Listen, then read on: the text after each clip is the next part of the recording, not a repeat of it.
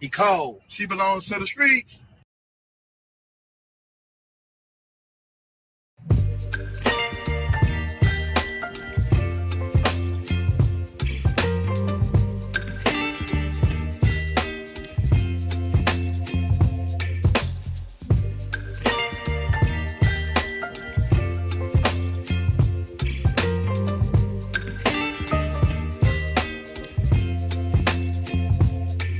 Baby, you give me ice and fire. You're giving me wind and rain. You're some kind of butterfly. Baby, you give me midnight.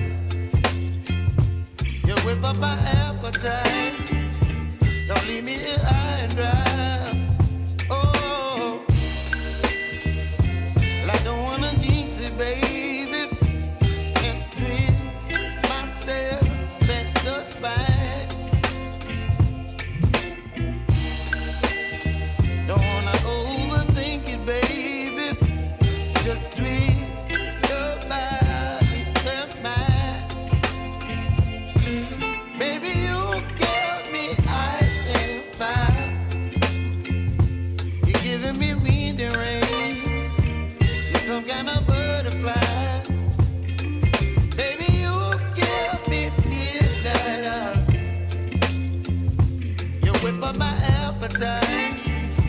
Don't leave me here high and dry.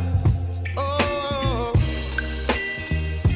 but I don't wanna jinx it, baby. Let's not get ahead of my time. Oh, but I don't wanna miss you, baby. So I stand up and speak my mind. Oh.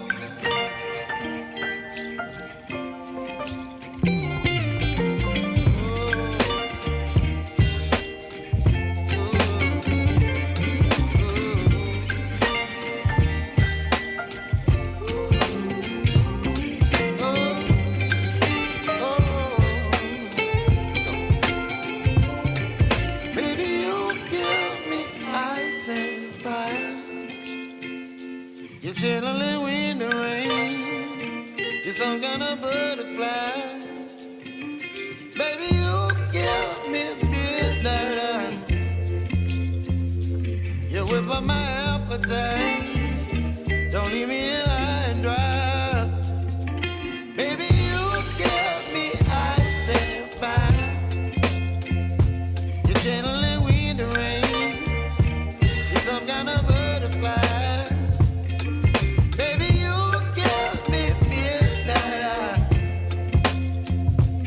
Whip up my appetite. Don't leave me here high and dry. Oh, oh, oh,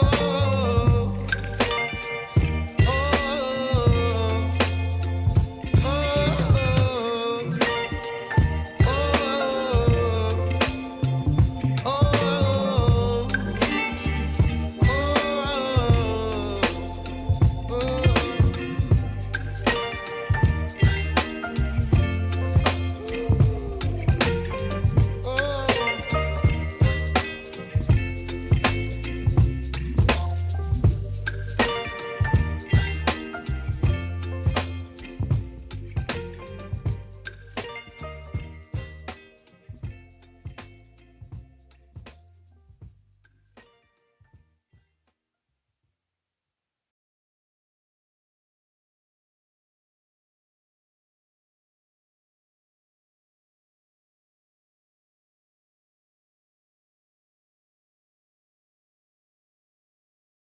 Good evening, Cart Before the Horse Nation. Live show starting soon. Make sure you get your popcorn, get you a glass of wine, roll your doob, whatever you got to do. Show starting shortly.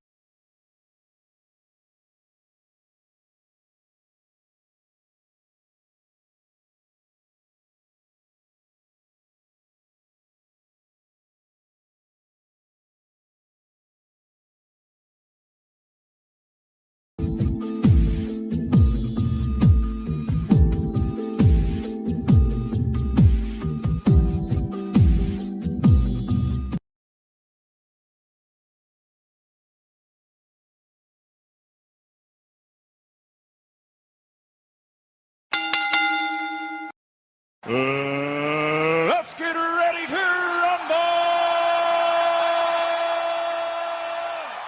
rumble! Welcome. Live Saturday night, Regal Rumble, brought to you by Cart Before the Horse Productions. How you feeling tonight, Mr. Walker?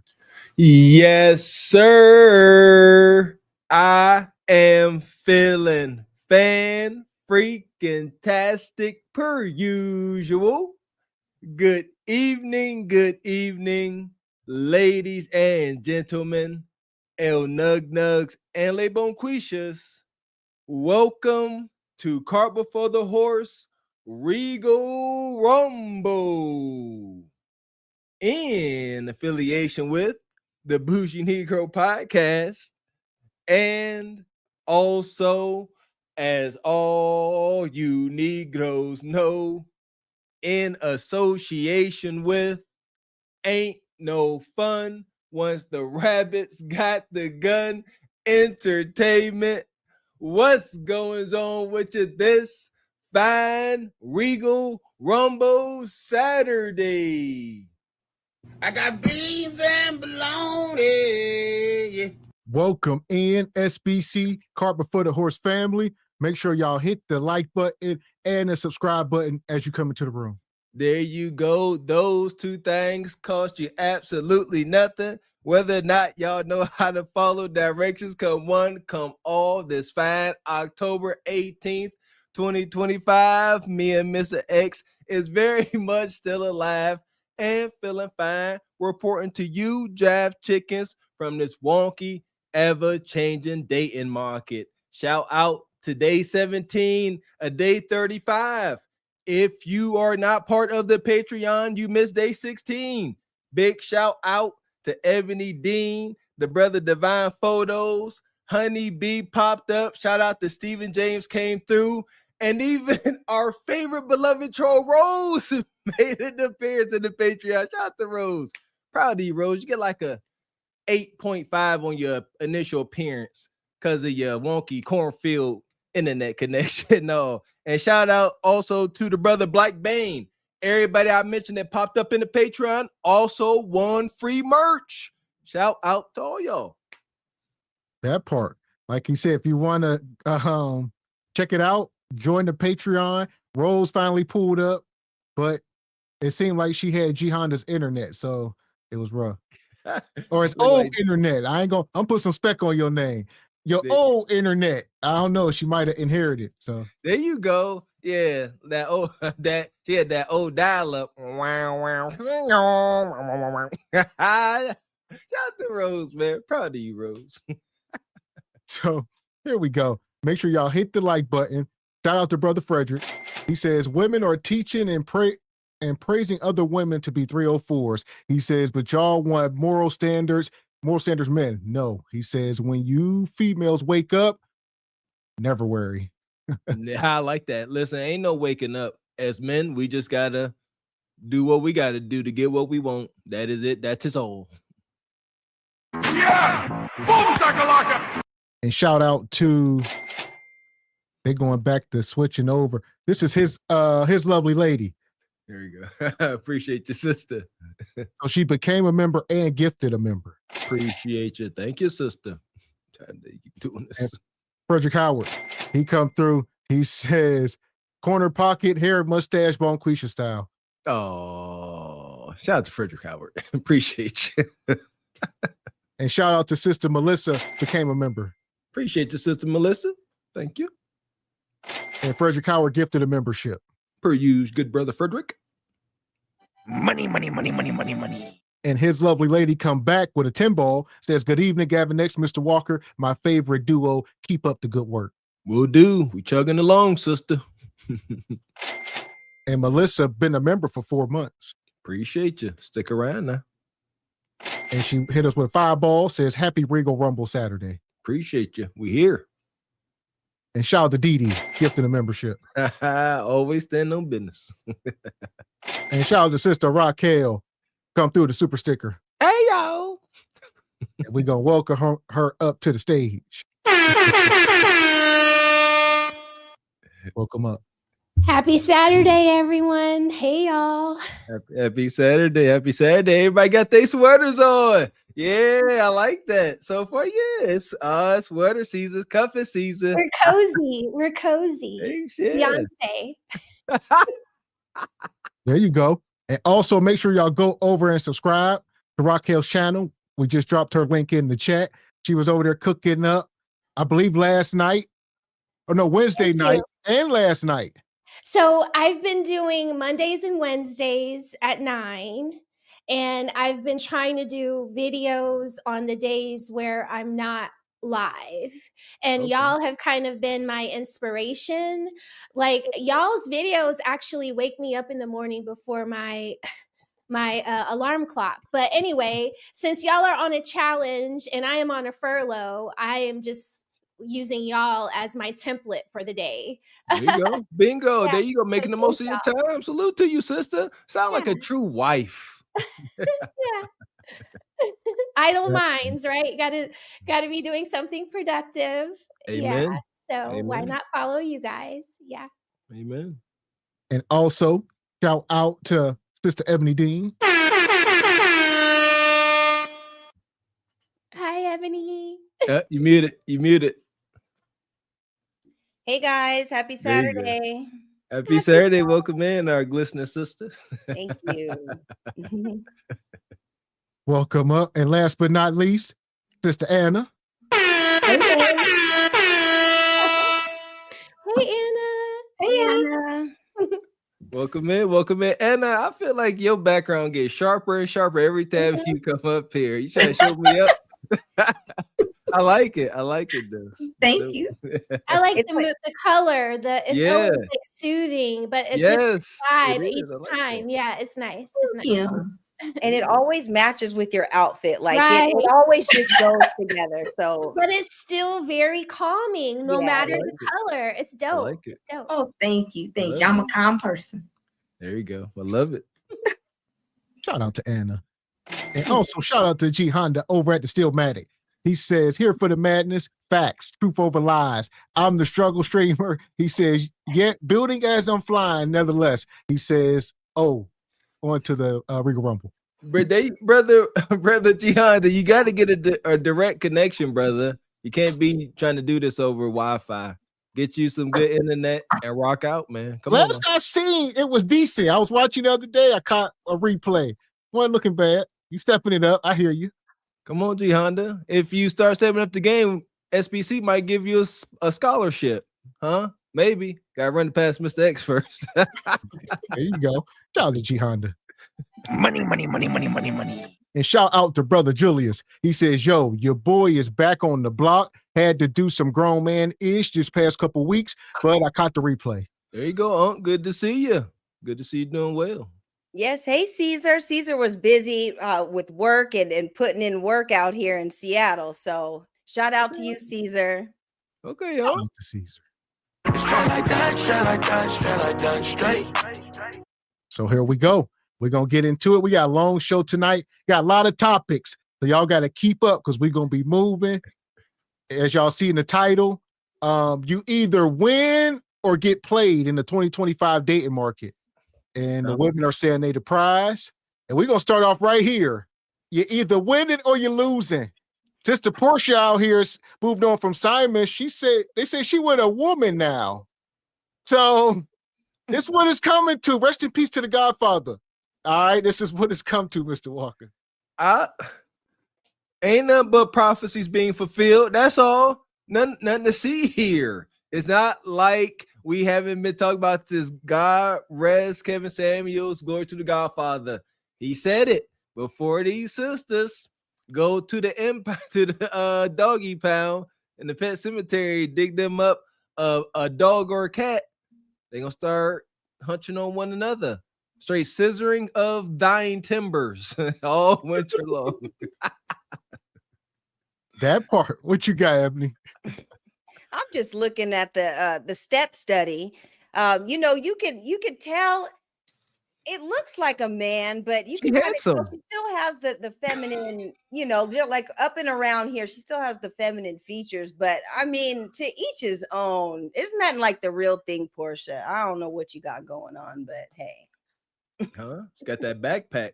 That backpack of fabricated phalluses. It's a thing.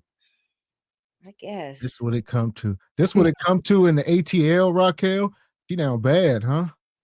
Don't wave your hand. I don't got nothing to say about this one because this ain't nothing new. But if this is what we doing now, I guess the new thing about it is that it's a step study and not like a lipstick lesbian, But See, it's they never kind like of norm. they never lipstick lesbians like that, like pretty on pretty. It's always brute on pretty. You know what I mean? When there's no man involved. Yeah, that's what I don't understand. It's like it's not authentic, but it's nothing new. And there ain't no longevity. They're not gonna last. Yeah, Definitely not. But she gonna get something out of this. Like this is gonna come with, like she broke right now. So this is dinners. Like, okay, so their broke is different. When I say broke, I'm not saying it like most people say it because I know that their money is a lot different. Their broke is a lot different than mine. Mm-hmm. But this ain't nothing new. But this person here is not lacking any money.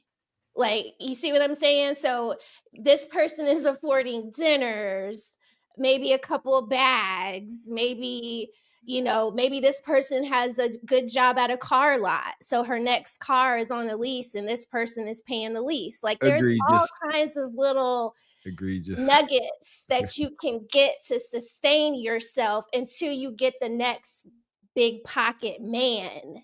So yeah, this is definitely temporary until the next steps up. I was gonna say, I seen a video where, like you say, Portia, she moved on from Simon. She won the case. She won that big house in Atlanta, the $10 million house, but she can't afford it.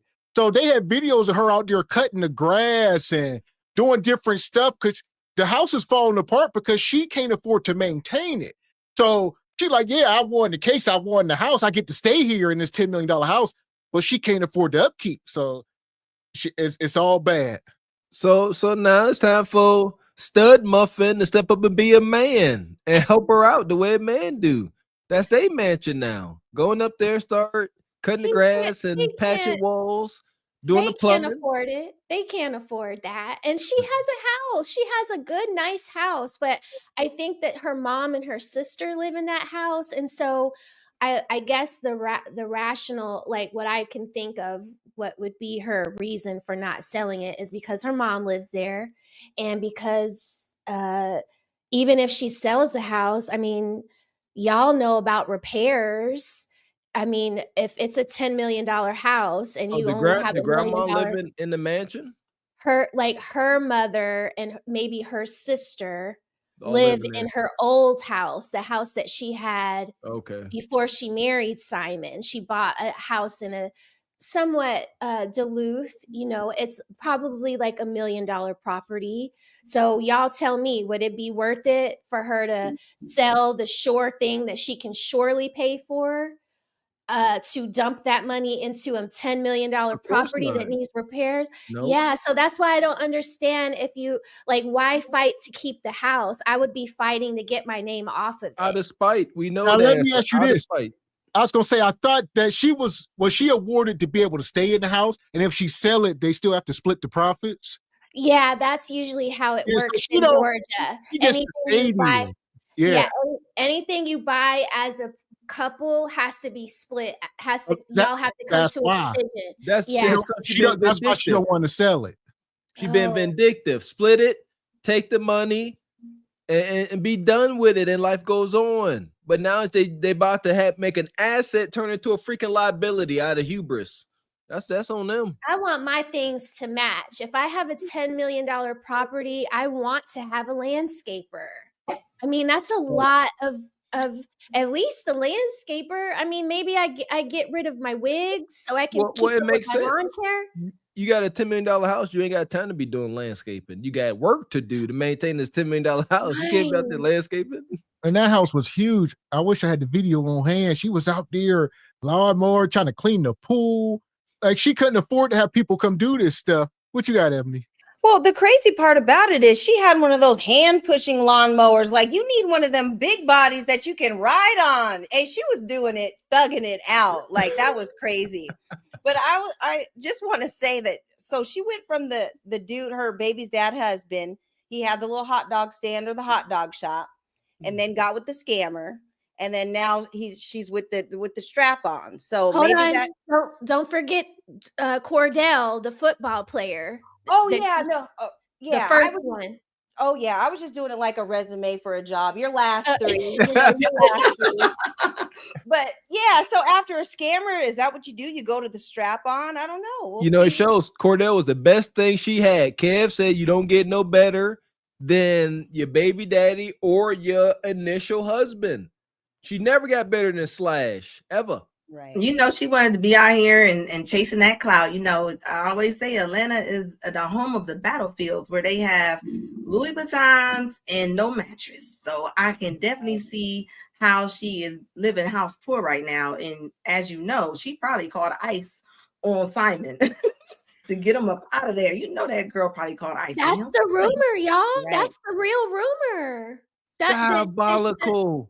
That's the rumor that she and her mother called ICE on Simon to get him up out the paint. Yeah. The And now market, you how and now can you over here gay by default. She gay by default. Who knows if she really is like, you got the ones that just go do it sometimes, but now it's by default. Meaning you didn't burn through all the guys. You There didn't you go. you didn't use all your best players. Now you gotta put her on the play now. Gay by default.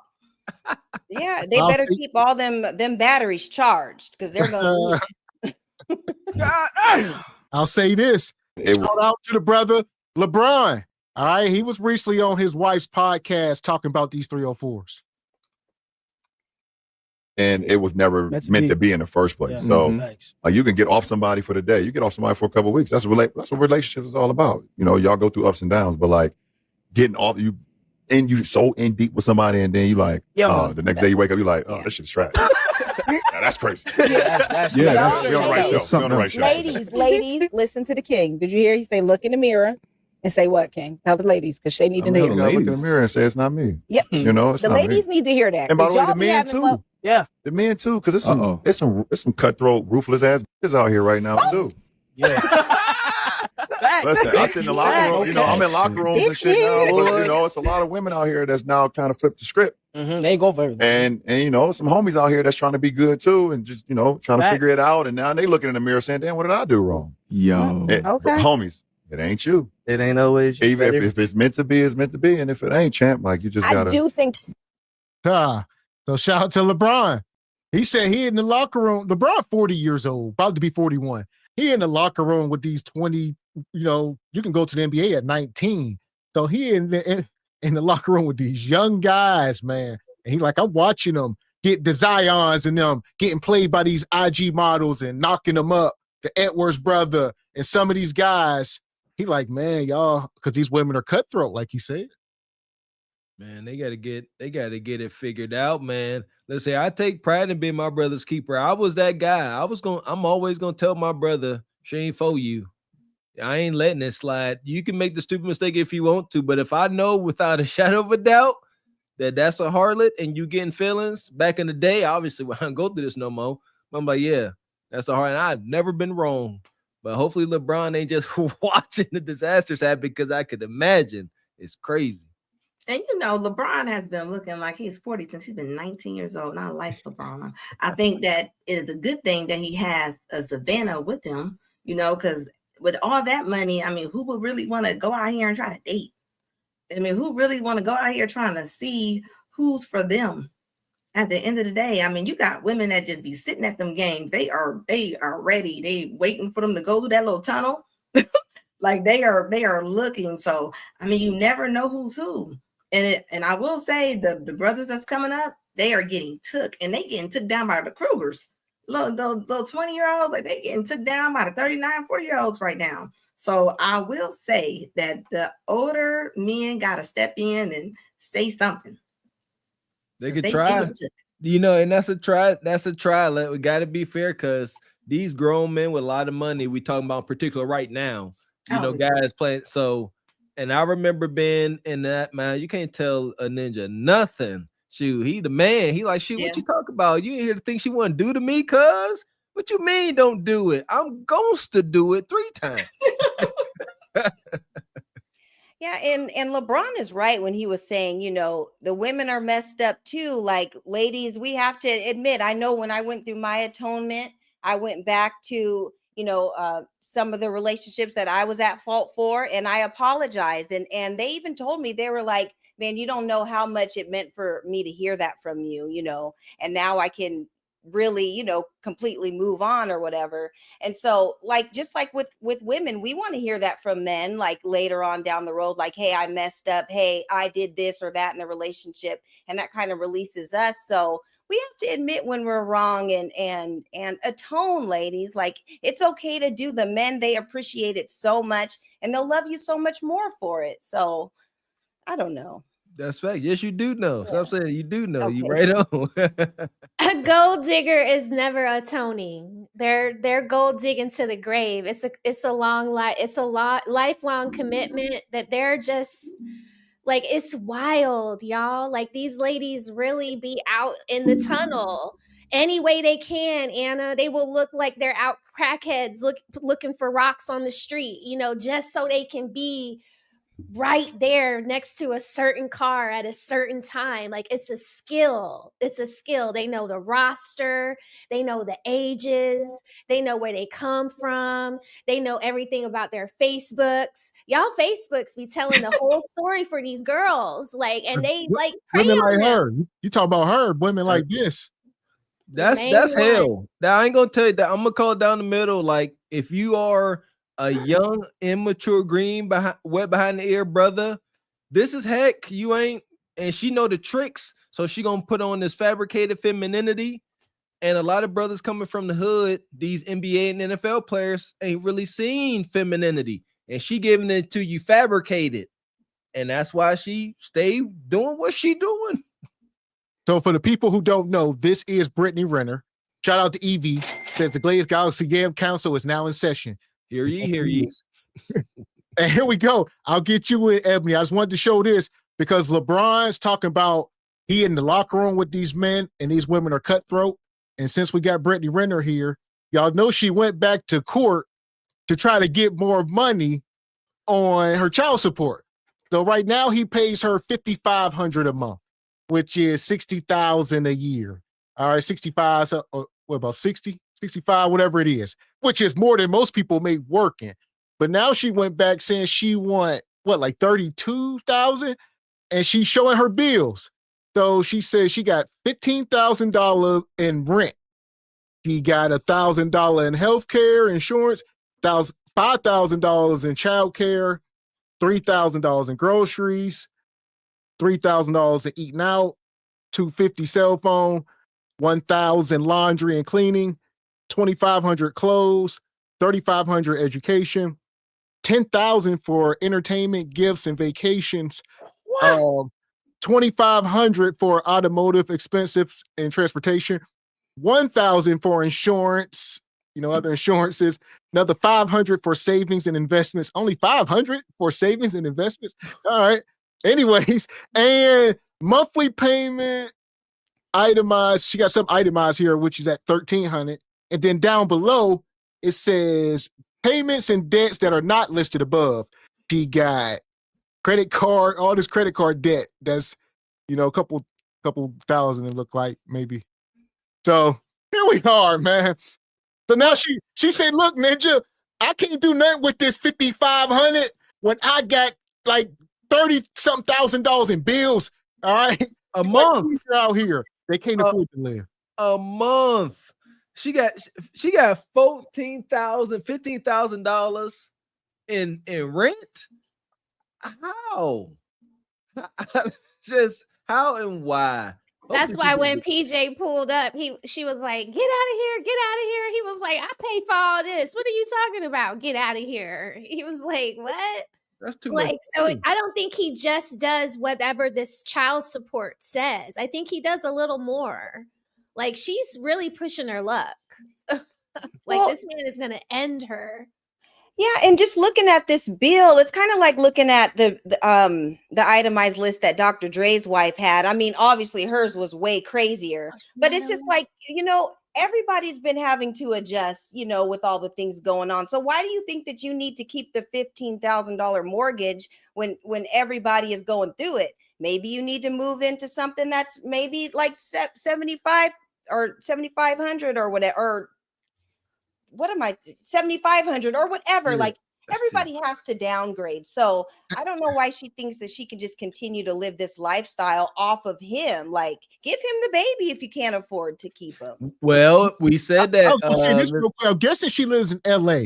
So this is probably when they want to live in these, $10 million house. You want to rent a $10 million house with a pool in the back, and all this stuff, or whatever the case. But they're not giving up the kid, Ebony Dean, because they had the kid for the money.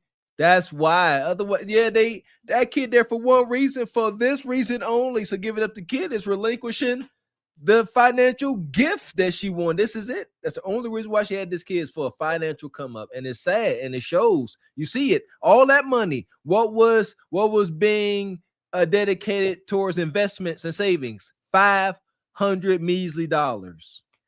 And just to think, a condom could have prevented all of this. And like you just said, she had that baby for money. And if she was to ever have any other kids, she would grab that baby's hand and have the other kids. They're gonna grab they're gonna be like, she's gonna be like, y'all get each other's hands. I got this one. Like, that is her prize right there. And what she's thinking is like, yeah, that's enough child support. But she's like, I didn't have this baby to get that little low amount of child support. Like, she's being greedy, because then he just signed like a 90 million contract, $90 million contract. Yeah, so he just read up his deal, and she said, "Well, Judge, he just got a new deal. I need more money." Judge, She's like, 30. Go ahead. Said she's being greedy. Yeah, and maybe you can't live in LA or like Beverly Hills in that immediate area, but you can go move to Pasadena or Glendale or somewhere like in the desert, which is like maybe 40 minutes out. You have to live beyond your means like everybody else. And we don't feel sorry for you, Brittany. And it's not like you're like going to jobs or whatever. You're doing all your content and stuff at home, or I don't know what she's got going on now, but she was in the show. I was getting my hair cut, man. She's in some daggone show. I was disgusted, man. So she working a little bit. Okay. She in some goofy little show like CSI. She made a little appearance. Oh, okay. All right. Well, downgrade, because everyone else has to. You're not anything special, Brittany. Exactly. So. All she had to do was be married to him. Why didn't she marry him? What was the problem? She ain't no wife. She is the opposite of this. She's the opposite of a wife. Opposite. Totally. Yes, agreed. And I don't know what possessed. It's just, to me, it's just all very like cliche that she would be acting like this. Like, she predicted all of this. Like, and lo and behold, some athlete, just like she said, athletes are dumb. One with a $90 million contract couldn't resist her coup d'etat. He had to get her pregnant. That it was a choice of his to stay there. You know what I'm saying? Like, he had a moment where he could have been like, you know what? Nah, let's be married first. But he didn't. I'm gonna tell you why he did. Her representative ran off. Like, you only can play your representative for so long. Her representative wore off. Her real personality came out, and he was like, "Oh no." Yeah, I'm pretty sure she was everything he needed within them 3 months. She probably did everything. She probably wore everything he liked. She probably cooked whatever he wanted. She probably agreed with him, and then her real self it's gonna come out. Facts. Well, it's gonna come out. And she built her whole brand off of like she's pulling up to these colleges and finessing all the young men and you know, and now the joke's on her because now they flipped the script and all the stuff that you thought that you were going to have, you don't have it. And so the joke's really on you. You're the one looking like a clown now. So. And she has a son, Ebony. Right. She has a son. It's not like she has a daughter who she can teach how to, you know, turn tricks. You know, And she has remarried. a son. And she remarried to Kevin Gates, didn't No, that was spiritual. No. Oh, spiritual. Oh, my God. Yeah, that was a meat ceremony at the butcher. Jump in the meat. Not jump in the broom, jump in the meat. But nonetheless, I'll say this. After this whole bill was round up, here's what it boiled down to. The total expenses are almost $50,000 a month. She says she only getting $5,500 a month. So she's now asking the court to give her, what is it? Was it 32 or 20, 30? Whatever she's asking for, 30,000 a month now. And she said, even with that 30 a month, she still got about 20,000 she got to cover herself. So it ain't like she's still in a deficit. All right, this is monthly. She claims to have $600,000 a year in bills. So I don't know. This that Kundra madness. Either they lying or they lying. Seriously, yes. Guys, it's lies. Ain't no way. Maybe they did this 1 month. You see what I'm saying? Just how these OF and these street workers talk. Oh, yeah, I made this in a day. Maybe you had 1 month where maybe you hit that because you goofy and dumb, but you can't sustain that every month. So she like, I did. Look, see, I got a couple receipts, but not consistently. No. Well, like I said, the bulk of this money is, you talk about mortgage, 15, entertainment, gifts, vacations. Like all of that is realistic. I can see this, that we have 25,000. She talking about child care. They be having nannies and cooks. That's another 5. We had 30,000 right there. That's insanity. That mortgage, I'm sorry, rent, not mortgage, rent. Yeah. $14,000 to $15,000 a month in rent. That's insanity. 2 months mortgage pays off a car. I mean, I'm sorry, 2 months, I can't even get it out. I can't say it because it's 2 months rent pays off a car. That's insane.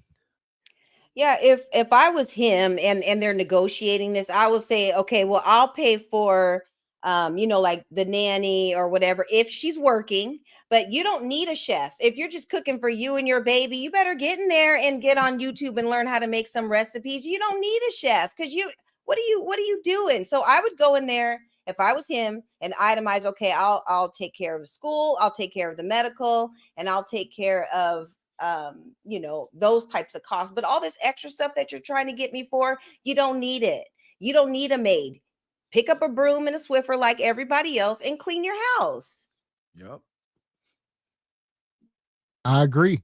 And I say right now, a lot of these women we're going to bring them back up. They want that LeBron and Savannah love, but I know I don't want to be alone. That's for damn sure. If I got to fight, crawl, scratch, fight, whatever to keep mine, I got to keep it. I got to do what I got to do. I don't want to be alone. I'm an only child, single parent household. I knew for sure.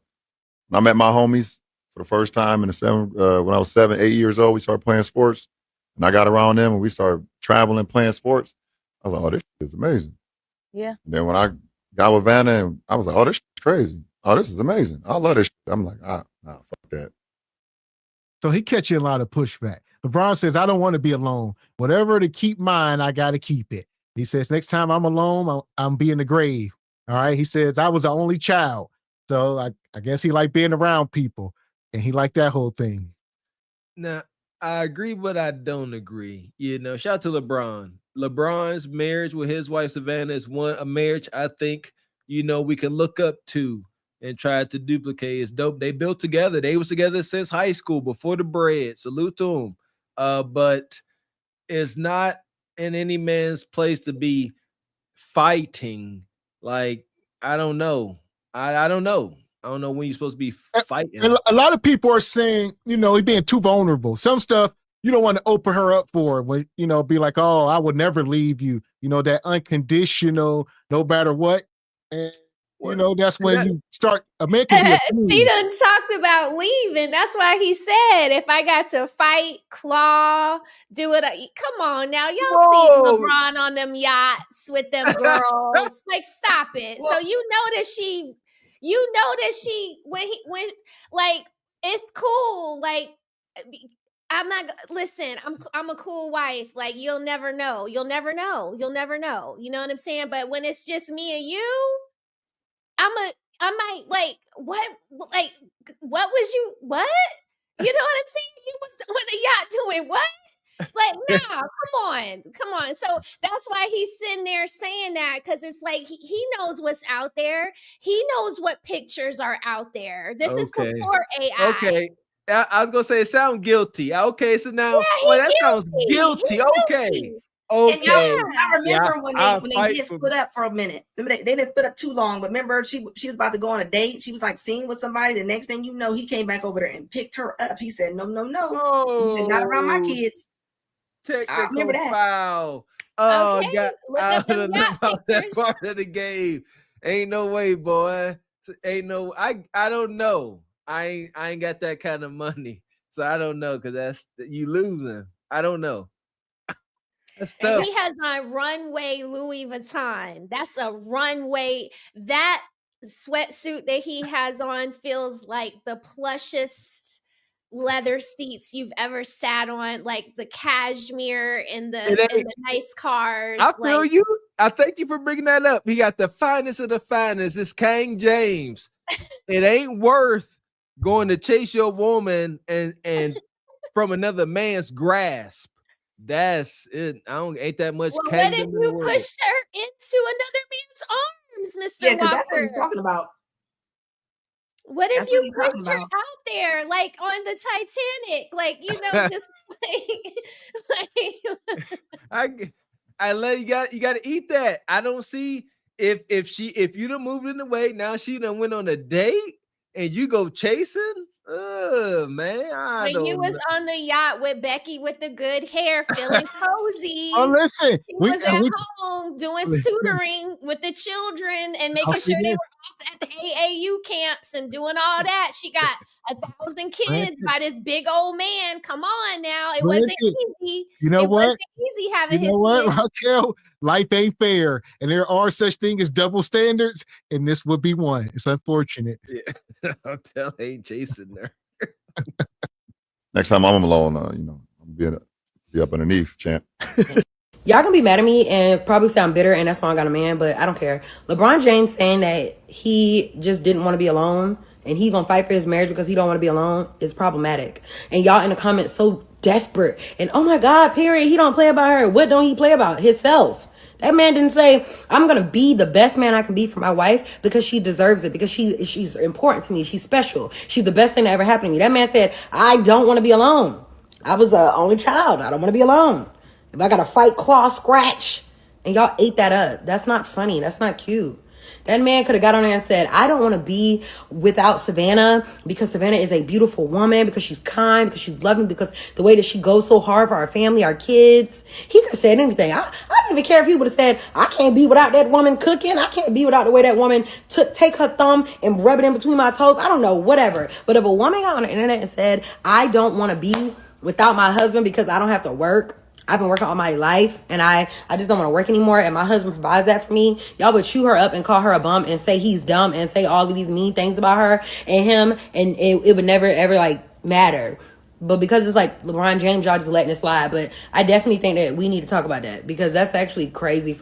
Ain't nothing to talk about. LeBron has devoted his whole life to his wife and kids. Savannah has never worked a day in her life. She has been living a plush, lavish life since she graduated high school, literally. So you have no clue, Big Back, what's going on in their house. I don't know why she up here speaking on this. You know what? Facts. However, shout out to Raquel for pointing out it. I guess the way he delivered that message is problematic because it's coming across as guilt, which he need to not have. I agree, Mr. X. Like, I'm taking LeBron's. I'm his probably pretender. He was on that yacht. He was minding his business. I would have to imagine He just don't want to be a it stick. really looks like he was minding his business. It Yeah, does. It does, but it looks highly suspicious. Yeah, highly suspicious. He didn't want to be a stick in the mud. You know, I've been in those positions and you just let it go. I ain't doing nothing. I can't these scuzzies around here. That's You all. getting pinched. You getting pinched like right at the rib. Like right at the rib. A pinch and a twist. Like really? All right, you know, okay, maybe, but going out on a date is egregious. You know, you stepping. What Jay-Z said, you don't get a ninja back like that. Nah, that's crazy. But I think this woman. Do you think she is projecting Anna? I mean, Savannah has never came out publicly. Savannah looked like she's very happy, but these miserable women are trying to project their feelings onto it. I mean, she came on here with a bonnet. Her arms look like bags of laundry, and she playing with her toes. So you can tell she already not in a good mood. I mean, but this is what they do. They come on the internet. You talking about something nobody probably ain't never went with that girl. She probably ain't never seen nobody past 2 months. You can tell. And look, I didn't take that from what he said. Like, you know, leave it up to somebody that just hates me and like she gonna turn into what she want to turn into. I'm pretty sure all the comments are on there praising her because they probably all look like that. Yeah, and you know, they're talking about how they ate that up. They'll eat up anything. Nug Nug tells her, I love you, bruh, just to get the keys to the Ultima to go cheat on her. And she eats that up every other month. So of course, you know, that kind of stuff happens. So we're talking about somebody who is not even in any of our leagues. We don't know exactly what goes on in their household. And you know, it is what it is. If they can work it out, then they can work it out. And whatever they got going on, it is what it is. But yeah, I mean, shout out to them. Hopefully they can make it work. Hopefully, like we all know that marriages and relationships and all that, they're not perfect. And so, you know, you do what you got to do to keep it right. But I do agree with him saying like, you know, like I'll fight, kick and scream, because that's kind of doing too much. You shouldn't have to do that in order to be with somebody. So fix the problems. You guys have enough money, plenty of money to have your own therapist right in that house to, you know, go through things whenever stuff goes down. So work out the kinks and figure it out, you guys. So, yeah, and who's she gonna get better than LeBron? Let's just say they do have a problem. Thank Where you. Going? I was gonna say that they 40 years old and they must make that work. Like, yeah, LeBron ain't gonna find they built together, man. That's the bond me and my wife got. You can't replace that. And yeah, she shan't never ever replace a LeBron James. Yeah, like, where you going? Impossible. He can come on, man. He can go out and have fun. He ain't never gonna have that kind of connection, but he can have fun. Savannah, she is in trouble because she is used to having the Kang as her husband, but she looks happy. I ain't never seen that sister with a frown on her face, and that's a good determining factor. She always smiling. She always look like she's light and not heavy. And I'll say the bottom line is the moment if they get divorced, Savannah instantly becomes a 40-year-old mom of 3 kids. Just the bottom line. You're a 40-year-old mom with 3 kids on the dating market. And that's LeBron James, a 6'9" billionaire. So look. Who wearing runway Louis Vuitton. Yeah, and that's kind of what the lane that Kim Kardashian is in now, because she's got the 4 kids and was with Kanye and I think her daughter North was trying to hook her up with Kai Cenat and some other streamers. Like it's just not looking good right now. So hopefully they figure it out. They're beautiful women, and I don't know. For him to say, and I didn't see not one person in the comments say, that's actually not a good enough reason to not want to leave your marriage.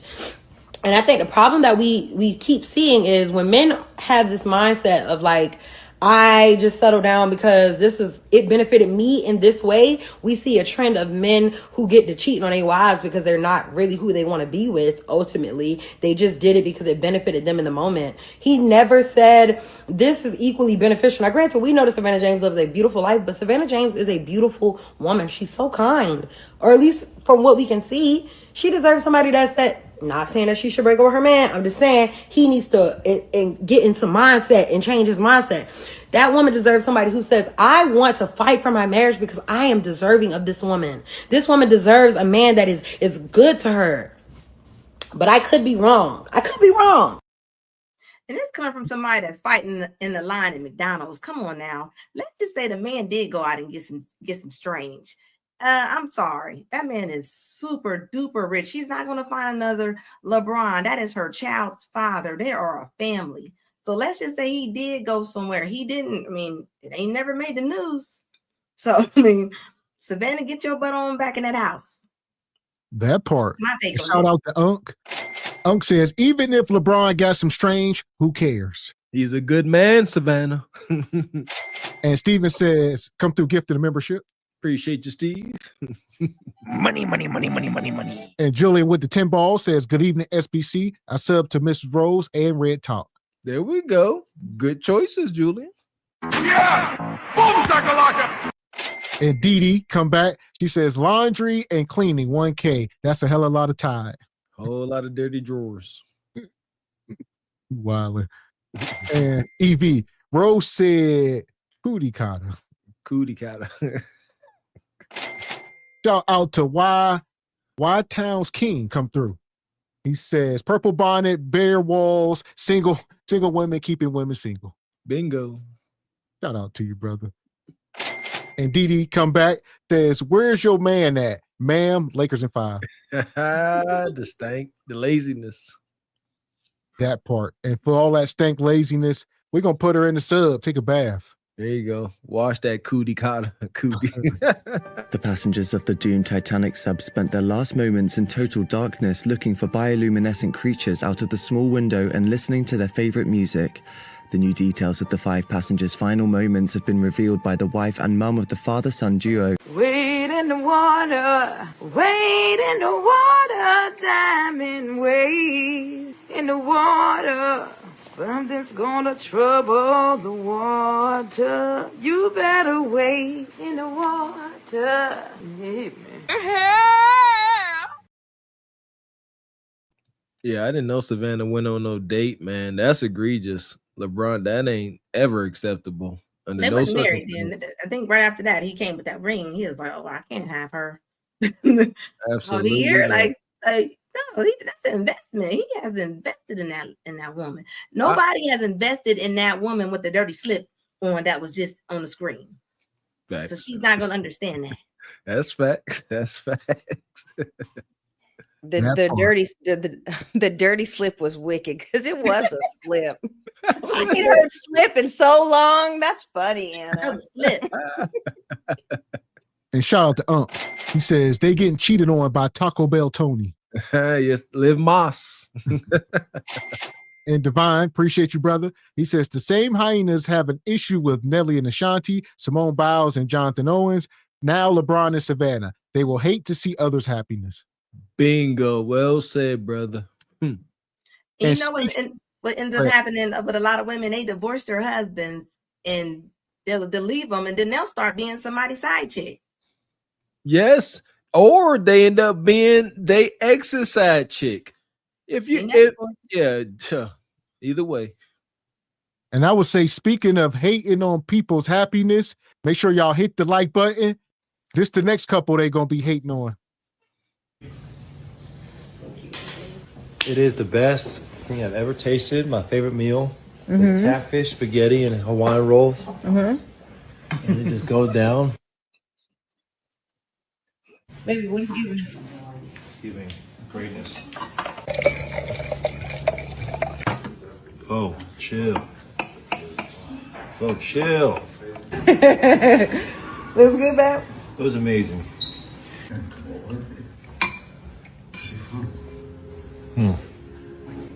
Didn't stand a chance. No, this. My favorite meal. Who would have thought? Catfish, spaghetti, and some red sauce.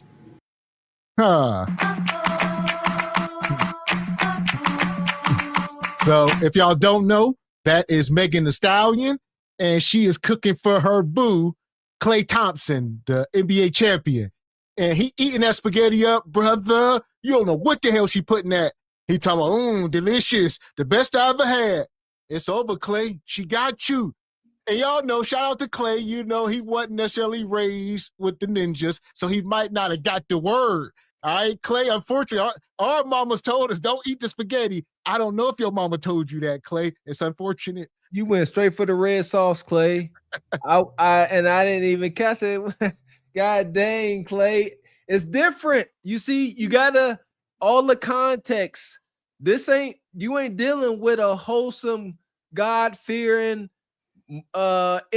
intact moral wife of a woman. You are dealing with the queen of WAP, the one of the queens of twerk, Megan Thee Stallion, her dang self.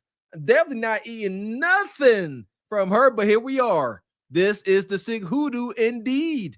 The easiest way to a man's heart is through his stomach. And another thing, a resourceful man does not want to be worried about where his next meal is coming from. This is a thing. This is the allure.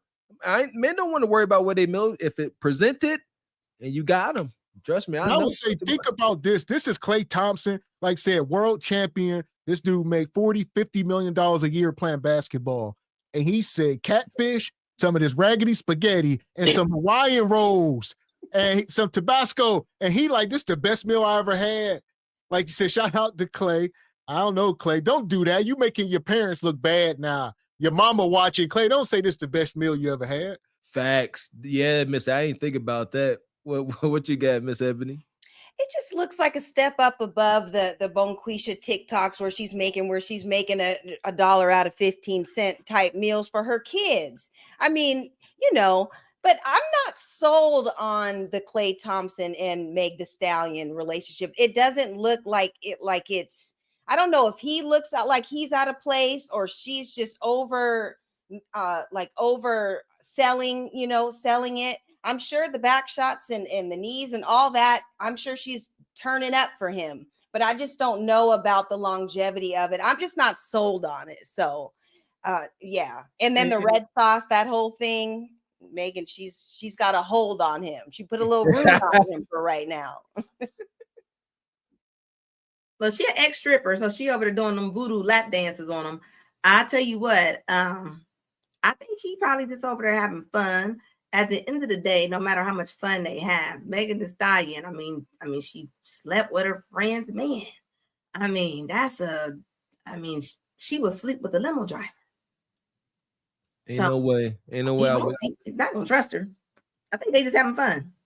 Hopefully, and it's all fun until the red sauce has come out and it's already out. Man, so what you got, Raquel? What's your take on this?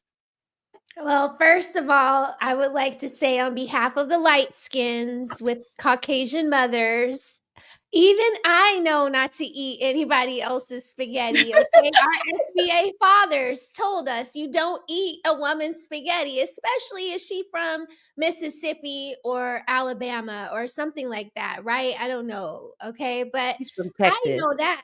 Yeah. Okay. See. Okay. So. Yeah, I was conceived in Fort Hood. Okay, but I was born in Germany. My dad was a bad boy. But anyway, this is clearly witchcraft, y'all. I think she been watching Sprinkle Sprinkle. Come on, did we not forget the Sprinkle Sprinkle? I forgot about the coven. The coven. Wasn't she in Texas with the coven?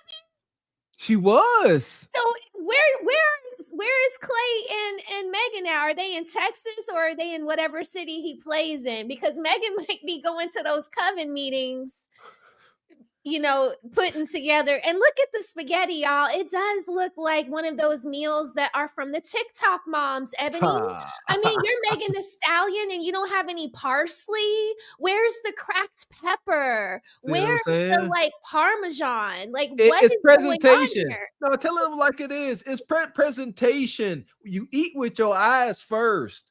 Yeah, see what I'm saying? Yeah, the more I look at it, I just try not to, you know, talk look down at it, Mr. Walker. Look at it. The more I'm this is effing pathetic. The plate all small. He ain't even got no room to work on that plate. Yeah, I'm getting agitated now.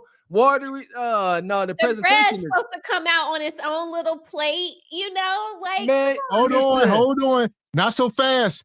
We talk about Meg the Stallion. So yeah, the plate might not, but Meg walking around probably in some booty shorts, twerking the whole time. It's an experience. Y'all done seen some of her videos, Meg. That thing be moving like the ocean. So y'all ain't never had catfish cooked while twerking? Cool. Yeah! Boom shakalaka! So it's kind of like him just being at the strip club. He's got his little, the 2 for $20 plate, and the stripper's right there to dance for him. So I get it. But Megan, get yourself some pasta twirlers. You're cooking for your man. Make that plate look sexy like you are. Like, step it up. You're That's Megan all the I'm Stallion. So here we go. She ain't done. Favorite meal? Who would have thought? Catfish, spaghetti, and some red sauce. So today, Clay is taking me on another adventure, and we're going fishing. We're going fishing. This is my sailor suit because this is the captain, and I'm No, that's right. the first mate. That's right. Bag is so cute.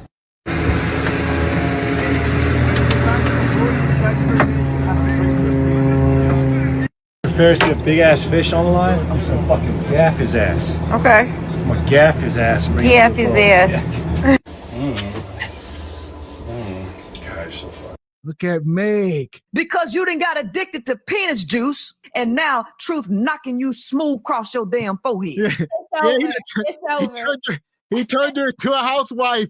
Yeah. Look at Meg. Y'all talking about that plate. Y'all don't understand the experience and the ambiance and the smells. And egregious. This is not okay. SBC, cart before the horse, truth over lies family. We do not agree with this kind of behavior. And he can't, because he's getting his feelings involved. well, two things though, Mr. Walker. He got her vulnerable too. She on the boat going fishing.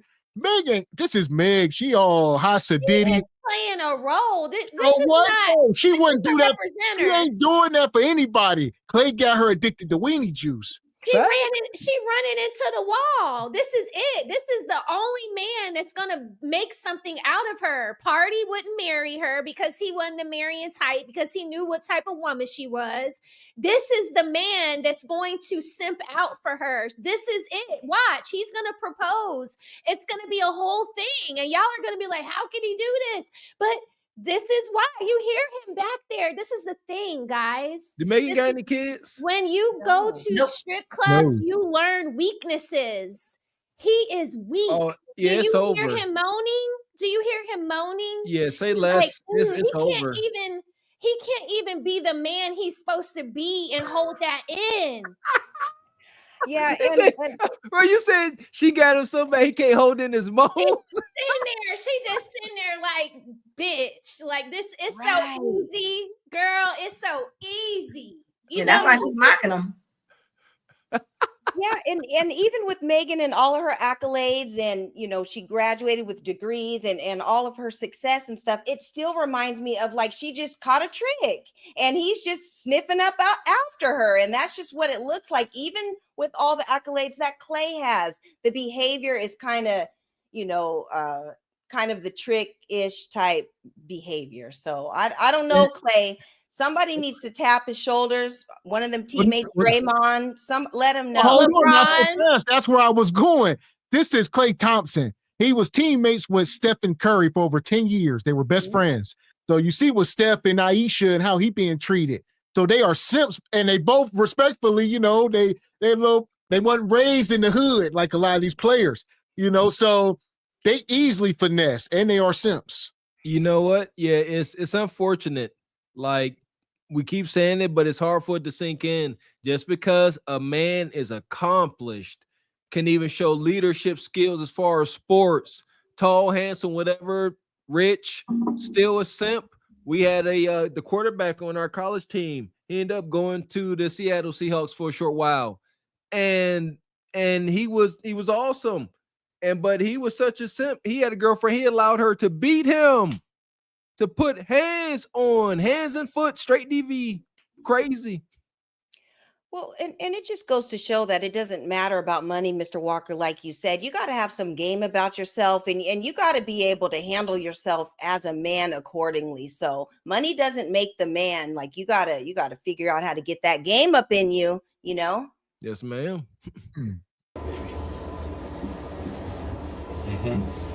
I'm in my element. I got my queen on board. Of course I feel cool. I'm the coolest guy. Yeah, they got the music. Well, that's like you look. It's so cute. They on the boat listening to Ashanti. Okay. What's this called, baby? This is a line. This rope is a cleat. Hold on 1 sec. All right, let me take the rope. Here we go. Safety first. Facts. Arrow Point, Emerald Bay, Eagle Reef, Cherry Cove. Let's go there.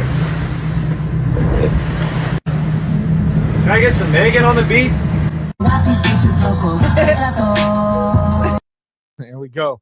And correct me if I'm wrong. I believe Clay has no kids either. So I don't think Clay's what, about 36 or so, in his mid 30s, Meg in her late 20s. So he older than her. They both ain't got no kids. They both successful. I don't think they're gonna get married. This just a fling. I don't know, Mr. X. I think they might look at him. He in his element. He all happy and giddy. He's sold, man. I get it. What's his record, y'all? What's his stats? Y'all said he played 10 years with Steph. Yeah.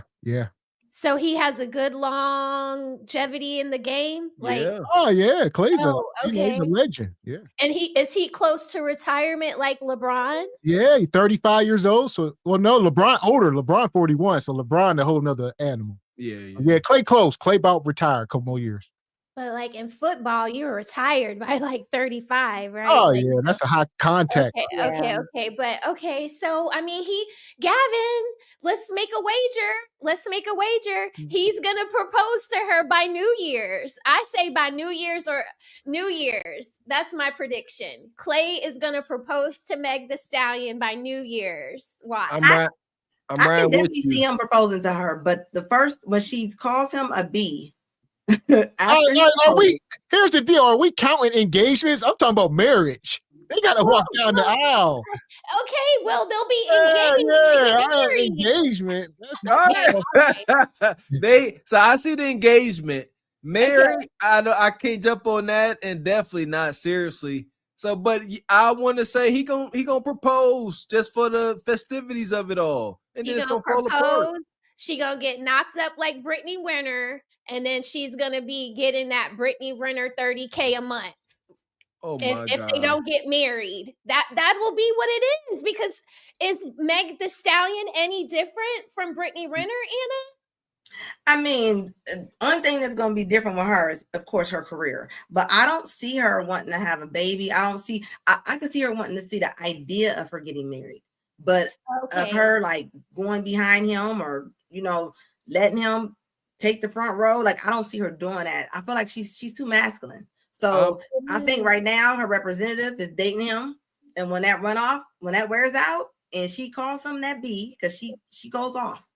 So she goes off on him. I acknowledge your wisdom on this type of stuff, Miss Raquel. I'm riding with you. I think they're gonna get engaged. She gonna get knocked up, and because she hitting the wall, I'm connecting all the dots that I can. She hitting the wall. Is my understanding. Her music career probably done. I can have to imagine all these charges, right? Supposedly, y'all have been telling us we hit the wall at 28. See, like 28. I think it's over. Yeah.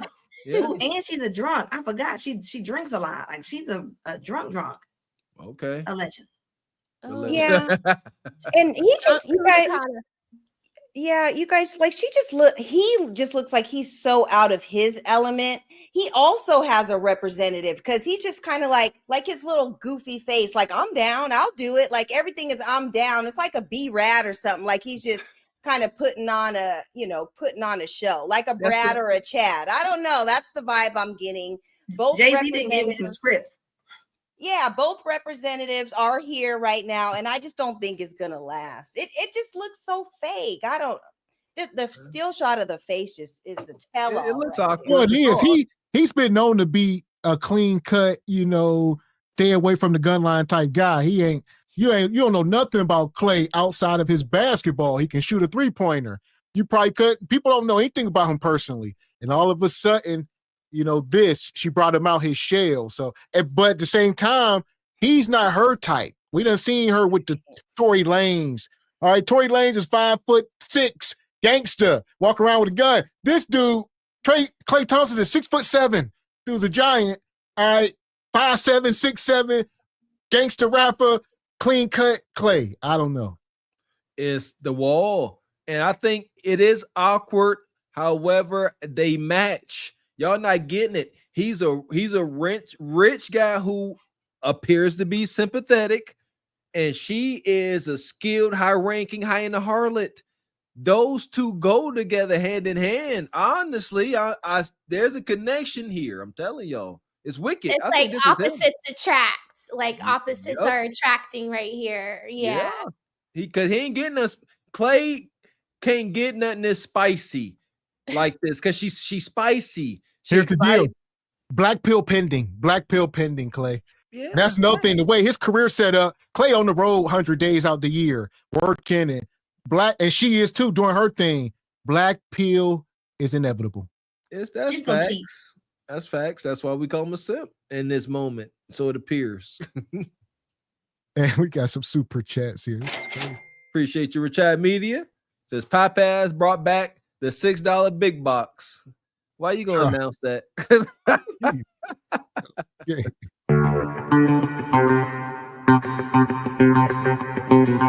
Appreciate you, brother Gary, coming through gifting 10, count them 10 Carpet for the Horse memberships. Thank you, brother Gary. Man. Yeah! Boom, shakalaka! Make sure y'all thank that brother and re-up after them 30 days. There you go. Appreciate you, Air Force Reek. Says this light-skinned ninja ate the dang on sketty. Ooh. Appreciate you, Air Force Reek. Says good evening, Jive Chickens, chat, and ladies. Appreciate you, brother. Appreciate you, brother Gary, coming through, becoming a YouTube member. Appreciate you, brother. Shout out to Truest Dude. Ain't seen you in a while, brother. Says Miss Ebony is right. This is just 100% fake. They're trying to change her public image. This is all fraudulent. Perhaps, however, sure, I see something happening. They ain't just gonna split ways. Something gonna go down. I'm with Raquel on this one. Optimism, huh? Okay. Not so much as optimism. Shout out to Frederick Howard. Says Meg was shaking that Jupiter booty, and more women and men was excited. Which is brew. Raquel said he was moaning. Yo, wow. Appreciate you, Uncle B streaming. Says Mega known Houston bust down way before the fame. Well, that part. Shout out to Slim Thug and them. So Meg was before she blew up. She was that part. Believe they all got a history. But do you do that on camera? Like you might do that if it's like an intimate moment personally. But there's a camera there and he's like moaning. Y'all had to have heard that. Come on, that's like against the G code, I thought. And I'm not even a man, but it's just like, what? Like, is that what we're doing, guys? Like, see, maybe he too see context, right? Kev talked about this. Know what you can and can't do as a man. Like he too yellow and too light in the face to be moaning. Too going off the hen. Maybe he had a little too much hen. I'll give him that, but it's wild. Money. Shout out to the sister Go Cree. Appreciate you come through the Timbo. Says I knew nothing about the spaghetti thing until my hubs told me when we met. I didn't make a spaghetti for the first year, but apparently you got to be careful not to eat sweet rice from us either. Sweet rice? What y'all putting in the rice? What you talking about? Sweet rice? I don't even want to think about it. I don't know what you going. Sticky rice. See what I'm saying? Y'all putting y'all pheromones in all the food. Come on, sisters. Jesus. Coup de cat cuisine. Shout out to the Real Books. Says, she added the catfish to master. God dang it. I don't Oh, know about it. y'all wildin'. I don't know nothing about it. Shout out to Itchy Bond. Says Voguish Venuses voicing valuable verbiage. I ain't dealing with you, Itchy Bond. Vivaciously? I don't know. Vivaciously. Vivaciously. Vivaciously. Thank you, Ebony. That's too much, Itchy Bond. Ouch. You did it on purpose. Man, got us up here like Family Feud or something. See what I'm saying? Appreciate you, Notorious NIG. Says Meg is currently on trial. See what I'm saying? I believe Clay is being paid by her label to clean up her image until the verdict. Shout out to y'all. Okay. I'm riding these crazy trains. Dots is connecting. Told y'all. Shout out to James Ward. Says he never had a hood chick. That hood thing hits different. Yeah. It does, James. It does. Just like with the nug. It's nug trauma. hits different too. It's because it's all trauma hunching. You're trying to hunch the pain away. It's a different vibe. This is wicked. Shout out to Divine Photos. Appreciate you, brother. Says being a simp is contagious. Klay Thompson is teammates with PJ Washington. So athletes fall for the same prototype, thus giving 304s hope they have a shot. Man, please let it stop. That's wicked. So yeah, PJ, that's the Brittany Renner's baby daddy. So them dudes is in the same locker room giving simp stories. See what I'm saying? See, back when I play, you get accosted. We was real physical as men. Like you come in there simping, you get punched right in your stomach. Come in there, And the NBA I was gonna say it's much smaller because there's only about 14, 15 guys on the team. I mean, you got probably the practice guys, so maybe about 20, but it's still a much smaller group. So y'all women y'all girlfriends come to y'all whining. Y'all be like, oh, it's okay. Us dudes like, shut up. Stop crying, you punk. Yeah, we only listen for so long because I don't want to keep hearing the same stories. I'll listen to 2 or 3 times, and then after that, what you gonna do? Because I don't want to keep talking about this for the next 15, 20 years. Figure it out. Facts. My friend messed up her taxes, and I told her last December, I said, you better get it together because you know your husband is going to come to you at the end of January, and we don't need to be crying in March. Like, let's just get this together now because I don't want to hear it. So there's gentle ways to say, to help your friends that keep having the same dumb problems over and over again. But yeah, you encourage them to get past it. Like, there you go. Appreciate your Air Force Reek. Says, nah, Meg is an alcoholic, allegedly. So if Clay can't get that under control, that relationship won't last. Wow. I believe it. Gotta see. I believe it. Appreciate you, the Gamma Effect. Says, shout out to Ebony for bringing back the shoulder-to-shoulder shiny slip and slide for our viewing internet enjoyment. You are my hero. Man. Appreciate you, Evie Ray. Says, has anyone seen Elder Gregory Kelly with $100? Shout out to EV. Appreciate you, good brother Kim Nato, gifting 1 single by choice membership. Shout out to Red Room Entertainment. Says, what's that? My SCs say truest dude, but it says Red Room in the chat. Crazy work. SBC Nation, stand up. We moving, man. Okay. See what I'm saying? I was like, what the heck? These name changes gonna get me every time. I ain't gonna hold you. Appreciate you, Richard. Says, I don't eat any food prepared by females outside my immediate family. Only my sister and my wife. See, God dang it. If they out here really just putting, kudakata residue in the food, you got other problems. I ain't gonna hold you. You're a good man, Rakai. You're a good man. That's right. You don't eat other women's food. That's right. Well, somebody better be cooking. If you're hungry, you gotta eat. Hold on now. People cook now. People cook. Hoes be cooking too. You know what I'm saying? They gotta eat. Okay. Don't do it. There you go, fellas. If your lady ain't cooking, just show up home with some food that somebody else made. She get it. Yeah, what are they cooking though? Because we be showing these struggle meals these women be cooking. So Yeah, box mac and cheese is egregious.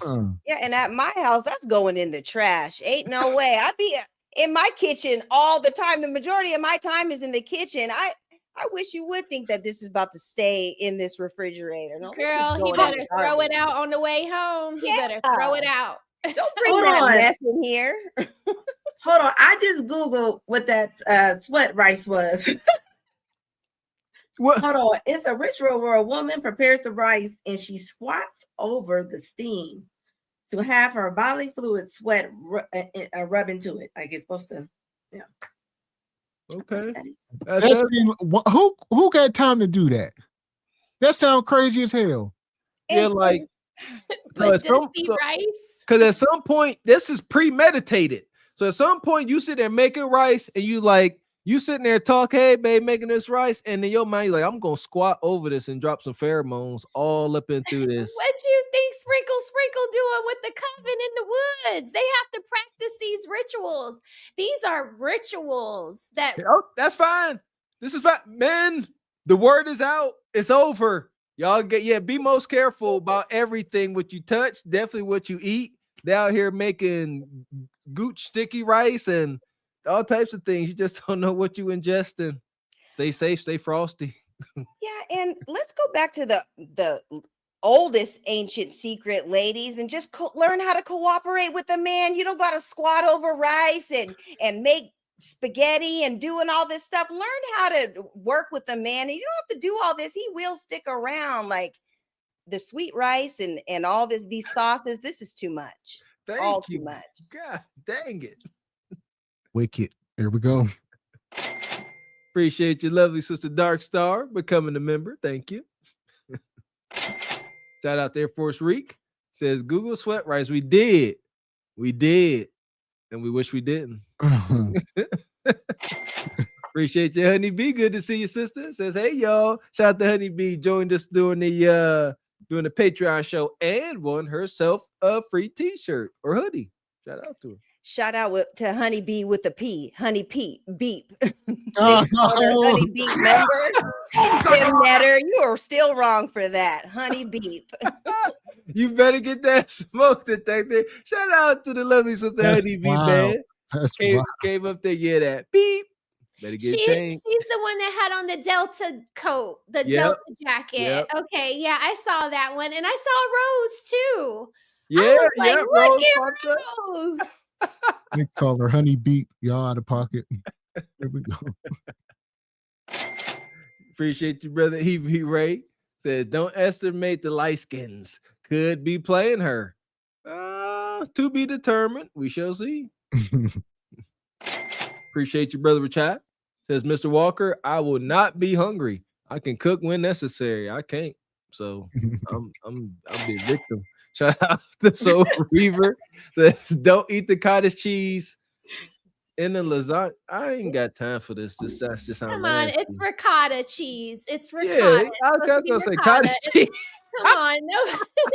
Cheese is too expensive. Rice is cheap. You know, you're not gonna put your ricotta over no cheese now. What? Ricotta cheese is expensive. Y'all don't even try to Google what he's talking about because I don't want to know about it. And I was about to Google and I thought about it. No, we talking about cheese, ricotta cheese. No thing. Come on. Can we? Why are we doing this? And if it's cheesy, you shouldn't. That's not right. That's not correct. Please say no to cheesy cooticottas. It's not good. It's an infection. Yeah, the abnormal discharge is not it. No.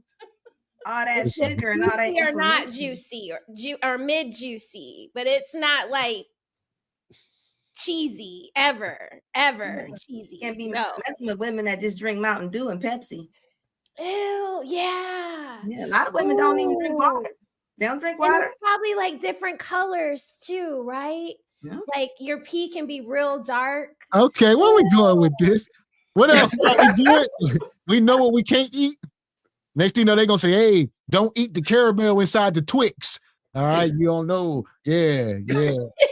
Okay. Here we are.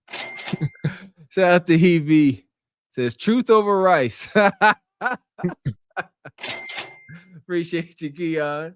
Says, give me the steamed cuticata, the sweat, right? I bet. See, some of y'all licked y'all lips today. Y'all nasty. Well, I guess it depends who holding the rights to their cuticata. So I don't know. It can vary. Yeah. That's See, true. that's why there's a market for everything. That's why there's a market for everything. Okay. Dang it. Shout out to Air Force Reek. Says Ebony Dean, I have to give pushback. A lot of women need to go to those extremes to get a man. They have no cooperation in them. Okay. So here we go. What you got, Ebony? Well, just on behalf of y'all, I mean, would you rather have a woman with cooperation or somebody bending over your food and releasing things? Cooperation. So I don't know. Cooperation, 100%. No question. Yeah. Cooperation. Yes, ma'am. Yeah, for sure. Appreciate you, Sister Dark Star. Been a member for 6 months. Says, hello, everyone. Don't eat the cream in the... Well, don't be in Twinkies, period. But okay. Don't tell them that, Dark Star. Let them eat the cream and the Twinkies. Come on now. Don't tell them that. Yeah. Don't put the cream on the toasted strudel. There you go, man. What can we do? They out here dropping off cuticata. Now, what can we do? We can put stuff in the food way easier than y'all. This is wicked. We gonna move on because we still here. Shout out to Clay. He done ate the sketty. Let's see if he all right. Start skeeting and stuff, Clay.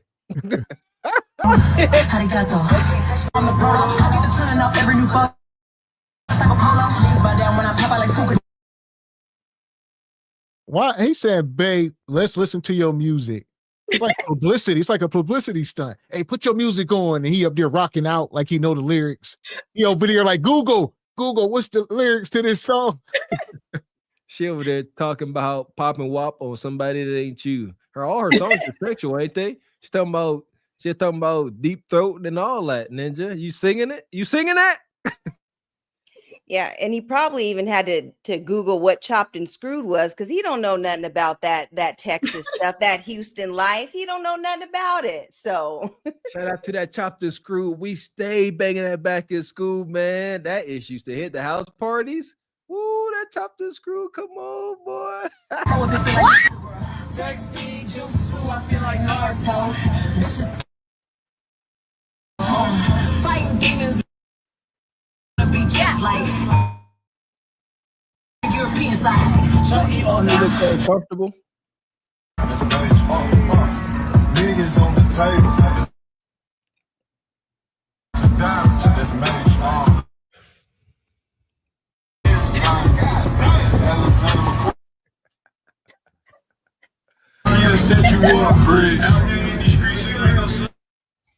I guess Clay is going everywhere. This is crazy. Hey, go a little right. Go starboard. So like you say, her cheeks is out at all times. So he always got, Clay, the blood is flowing. All right. This athlete. All right. He on different supplements and stuff. Clay always ready to hunch. Cheeks got it at all time. That's her trademark. That's got to be exhausting.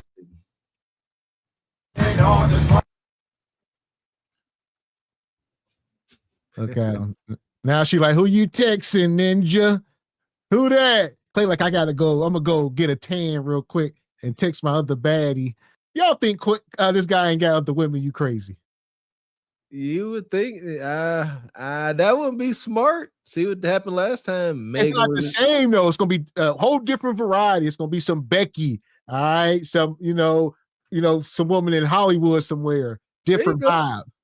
And Megan, she go both ways. There you go. Clay ain't got that. He ain't got that in him. He can't pull that because she claims she like girls. So there you go. Make it work, Clay. Yeah, and I'm just looking at them too. I know she's just putting it on him, and he ain't never had it like that before. So he's just in bliss right now. He's probably, taking a little 20-minute break out, and she's probably already ready. Like, come on, Clay, it's time to go. This is round 3. He's just trying to get a little break. She probably be in dominatrix outfits and stuff. Like she probably be in there with patent leather mask on. Like, is she over there tearing this Like man on up? Friday after next. The Yeah, hot like tea Uncle outside. Elroy. What's up, sexy? Just getting lubed up, babe, so I get this tight ass suit. This look like a motherfucking wrestling suit. You already know. That boy's Aquaman. That's her. Bitches won't be able to see me coming through the kelp, babe.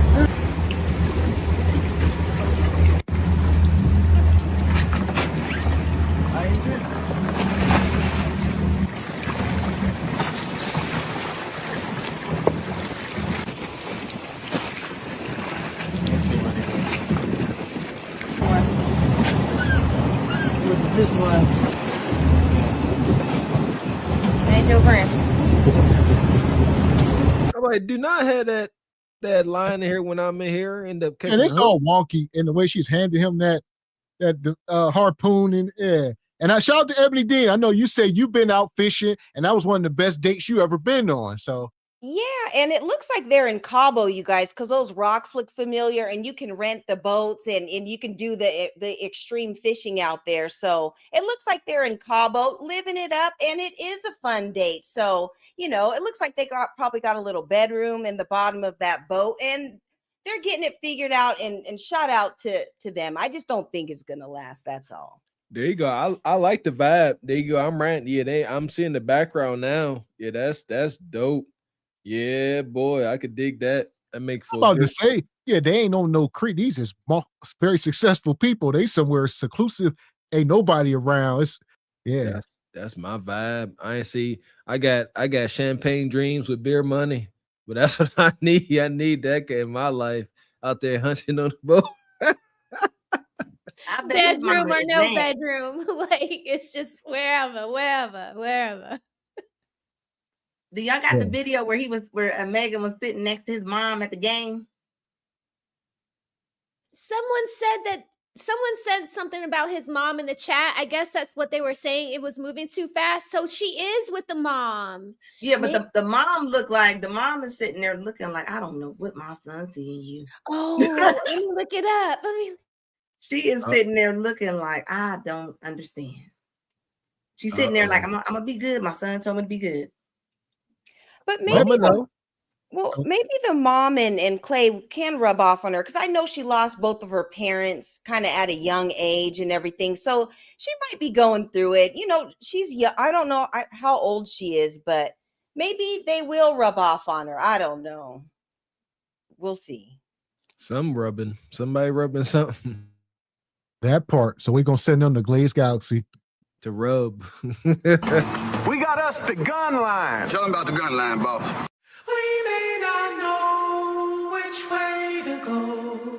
Oh Lord, see, this shit is gonna be dangerous.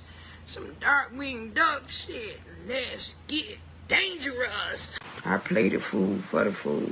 Everybody plays the fool sometime. And no exception to the rule. Listen, baby, you hear me?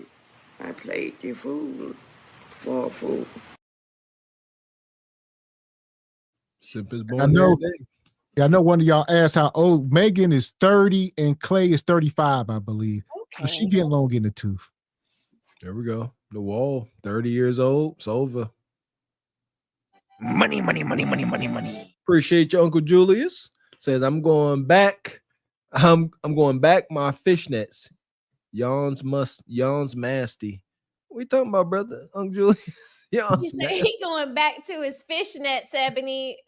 We got to pull him away. We got to see they got a weakness.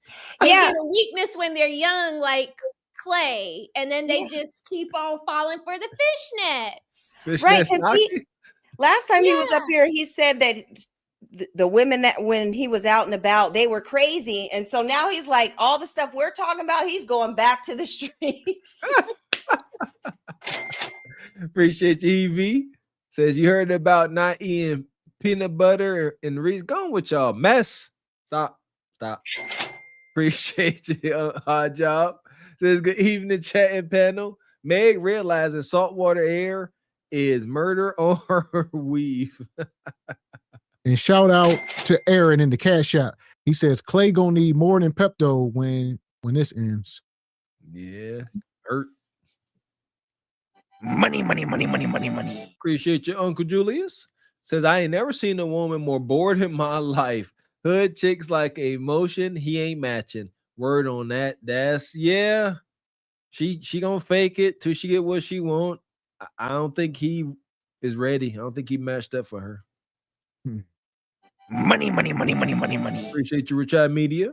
Says Klay Thompson is the son of former NBA player Michael Thompson and brother of NBA player Michael Thompson. What? And Major League Baseball player Trace Thompson. Holy cow. Klay, professional sports legacy. Holy cow. Wow. Had no idea. So it is kind of like a Steph Curry because he comes from previous NBA greats. He don't know no lack. Kai. Awesome. Okay. Straight Yeah. bread. That part. Yeah, Clay. Long lineage. So here we go. If you're just coming in, make sure you hit the like button. We talking about you either winning or you getting played in 2025. And fair use. Shout out to these brothers. Shout out to the brother Anton. These people over at The Pivot. They done had Stephen A over here asking him about marriage. You know what? I'm gonna hit you with how Oprah does it. Cause you know, she say your first name real quiet and stare at you. Yeah. Stephen. Stephen. Yes. If you know so much about marriage, Yeah. why have you never been married? Because I didn't know how to act. Is it in the book? Your fault. It's totally my fault. Totally my fault. It's not anybody's fault but mine. I was on the road over 200 days out of the year. I'm not going to be faithful being on the road 200 days out of the year. You can. I know. You can make that choice. No. Okay, just because you. I didn't say you can't. I didn't say you can't. I said me. I could not be on the road as much as I'm on the road all of those years and honor our relationship. I know how to treat a woman very well. My mother and my 4 sisters raised me very much. And I'm one of those guys that call it a blessing or a curse.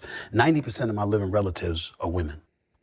Like St. Thomas, Queens. Let's slow him down for a minute. The dude asked him a question, you know, because Stephen A. starting to come into these spaces speaking on relationships and marriage. And he asked him, if you know so much, why ain't you never been? Because you can only know but so much, right? They say, oh, you sound like Bonquisha. My mama been married. Oh, my family. I grew up around women. What the hell that got to do with the price of tea in China? You don't know much. You know very little. There we go. We started with accountability. It was dressed up as accountability, but no, an excuse. He said he ain't married because he knows that he can't be faithful on the streets. I mean, out here on the road. That could be true, but then again, like we touching on, you can't speak on it. Then you don't know nothing about it, and the relationships that your relatives had have no bounds on you. If that was so, I sure as heck wouldn't be married. I ain't never seen a healthy marriage. Quite the contraire. Shoot, I should be out here hound dogging it, but heck no. That part. So I had to slow him down. Here we go. Brooklyn, Manhattan, upstate, the whole bit, Florida, Carolinas.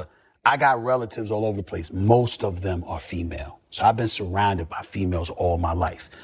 And you get to know what the do's and don'ts, what the wants and don't wants are, and all of this other stuff. That's a given. And there's a level of treatment that I'm never going to go lower than.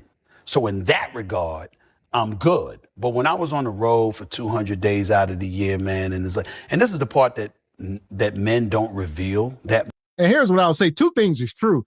I don't disagree with him, you know, wanting to be single, you're on the road, whatever.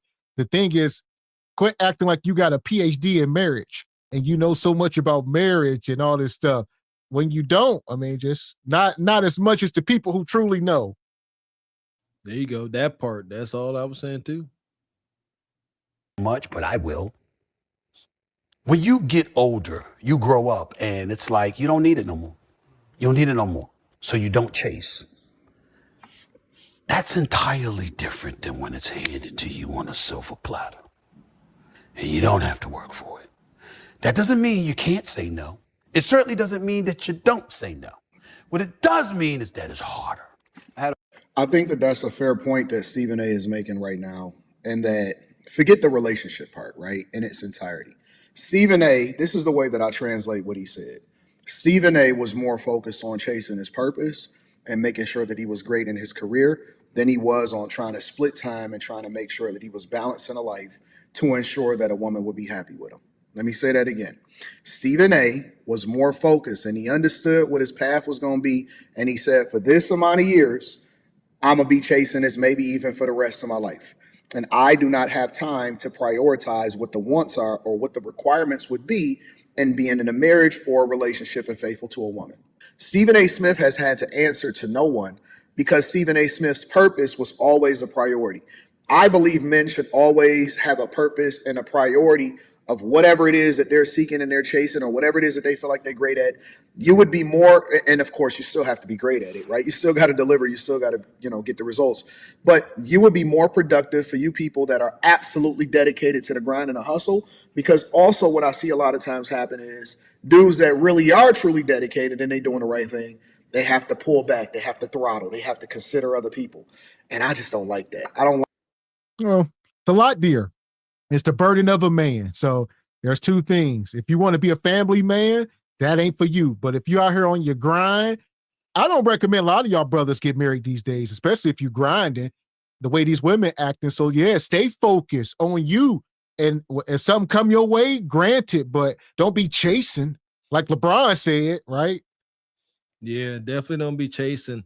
Folks like Stephen A. Smith, this is my take on gentlemen like him. Him and not Cam Newton, Nick Cannons of the world, they, came into their self later in life.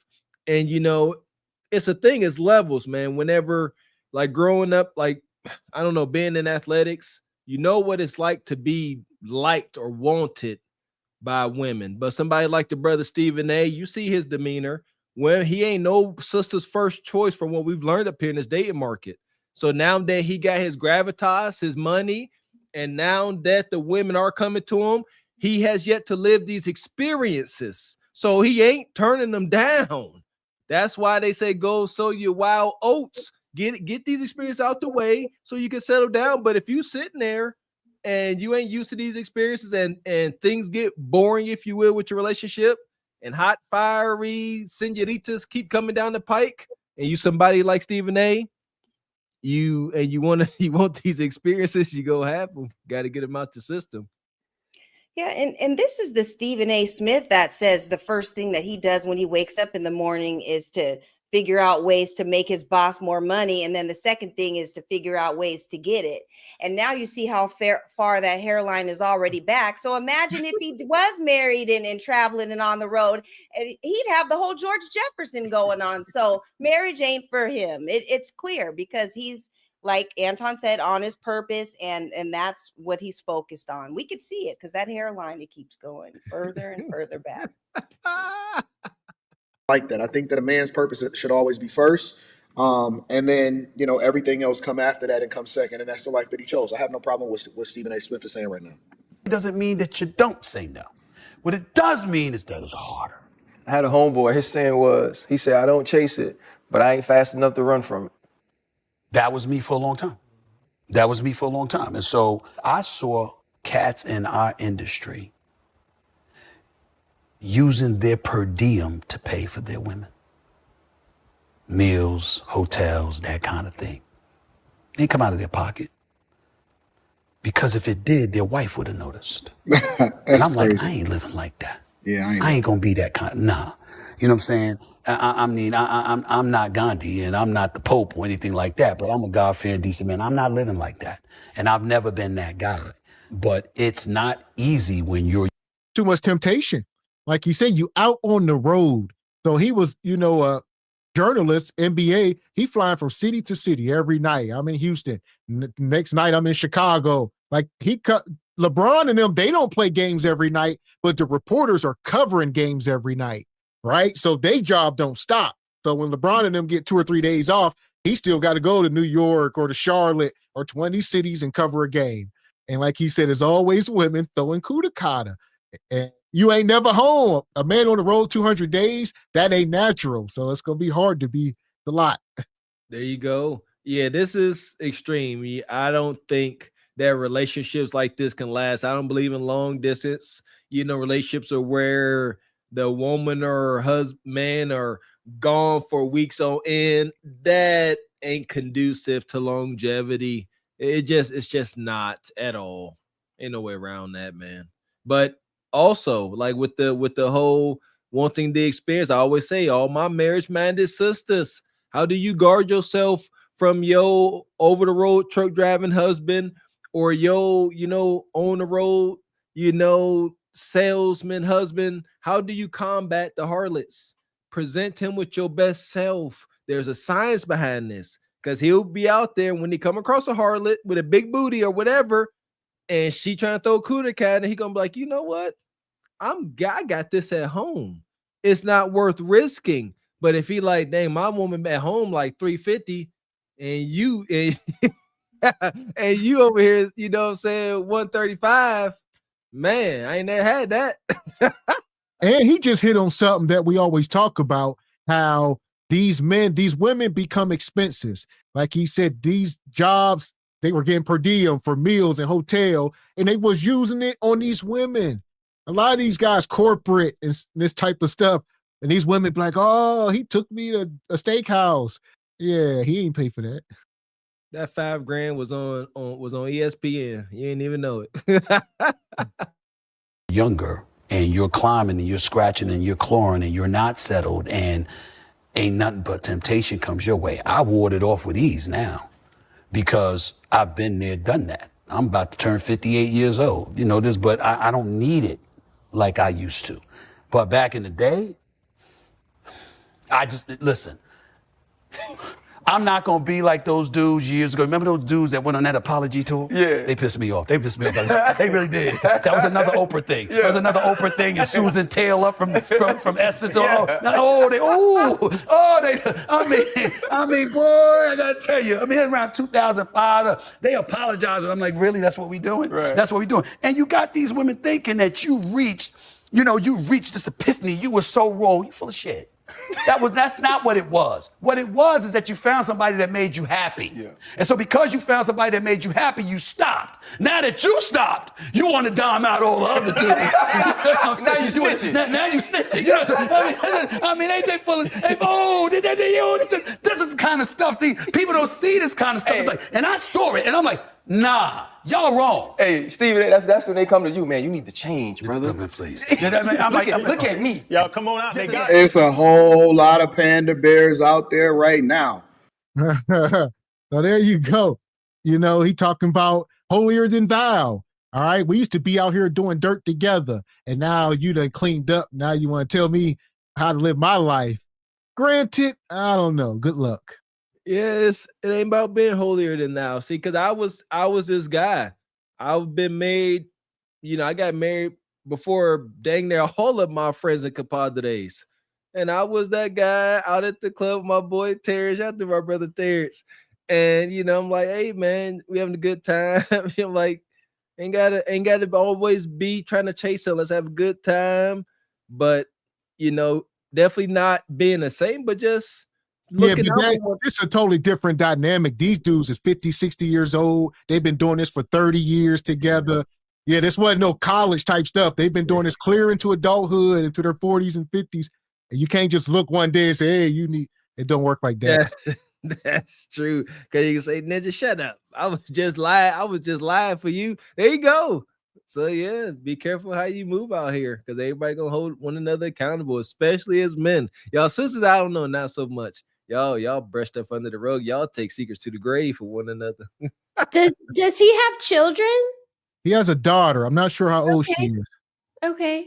So he doesn't have like 12 kids over his, 30-year career. He has one kid out there, Okay. I was going to say, I don't see a problem with it if he, hasn't been making babies and creating broken homes all over the place like a Cam Newton, or a Nick Cannon, because we were talking about him too. Mm-hmm. Yeah, but I love to like see the guys having a conversation I and will say all of this them though. looking so healthy. I will say this to that. Stephen A is no Cam Newton. He is no Nick Cannon. Oh yeah, Stephen he's A is a not like late Nick bloomer. Fit. So when Yeah. Cam Newton was 18 years old, he was the cream of the crop. Stephen A the cream of the crop at 58, not 18. So he ain't even of childbearing age. If he was, he would have 10 kids. Okay. There you go. There you go. Accurate. It's so many guys that's panda bearing it up. And now because they decided that they wanted to chill out, now all of a sudden they want to start having a conversation with everybody else, telling them that they got to follow them and do exactly what they're doing. No, you just give the information and you let it land where it may, and then you allow for people to make better decisions. Now, if you want to have a conversation with somebody, it's important to have a conversation with somebody about being responsible about what the decisions are that you're making, running the bag up, chasing your purpose, making sure that you understand and build character along the way. Those are the things. But these dudes, man, listen, panda bearing is at an all-time high, and it's crazy right now, and they are absolutely right. They got us. They got us. Y'all come on out. Exactly. They got it. You got yours. You see what I'm saying? And by the way, you was doing all this, right? But now that it's time to stop, now you want to reach this epiphany.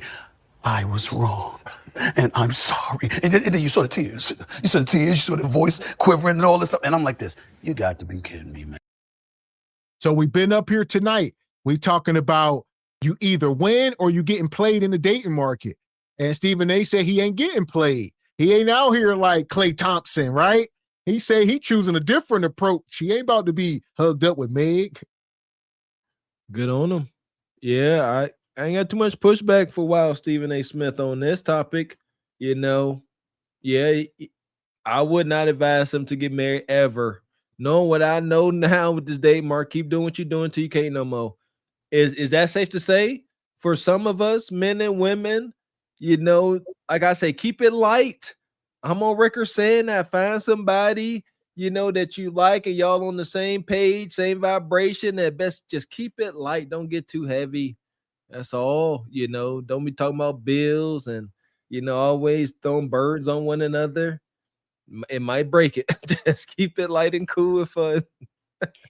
Yeah, and for any young man that's out there listening, that's chasing your purpose, it's okay to chase your purpose and still have a marriage if that's what you desire.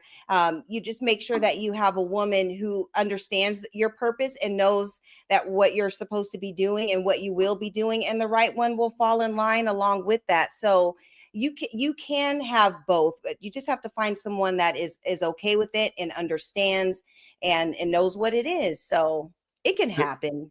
To drive the point home, find a woman that agrees and is okay with your purpose being first. That is numero uno. She needs to be okay with your purpose being first, because you ain't ish without your purpose. So she ain't gonna like you without a purpose. So the purpose must be first, and that's it. Then it works. But you put the woman first and not your purpose, you are going to fail. You are going to lose her hypergamous nature, and you're going to get hurt. I agree. Appreciate you, Travis Golston. Says it's a bird, it's a squirrel, it's a coonton. What? Shout out to the 5 photos. What was that? I said Stephen A. hairline keeps falling back like the NYC skyline. But we really need to cook Skip Bayless for getting on Travis Hunter for getting baptized. What? What's Skip talking about? Appreciate you, Uncle Julius. Says, I was a professional drummer for 14 years before I got married and had good women on the road will break you. Oh, man. Says, no matter what you got at home, Mr. Wilson. You mean me, Mr. Walker? Okay. Sheesh. Oh, yeah, that's what I was saying. Yeah, that's the context, not going to work and coming home every day. That, yeah, we know about that. But yeah, as a man, been on the road more than half the year. Yeah. Oh yeah, it's so hard. It's just so treacherous out there to just not fall into kudakata that don't belong to you. When I was young, yeah, me and my wife had these discussions. I said, yeah, I can't be on the road gone.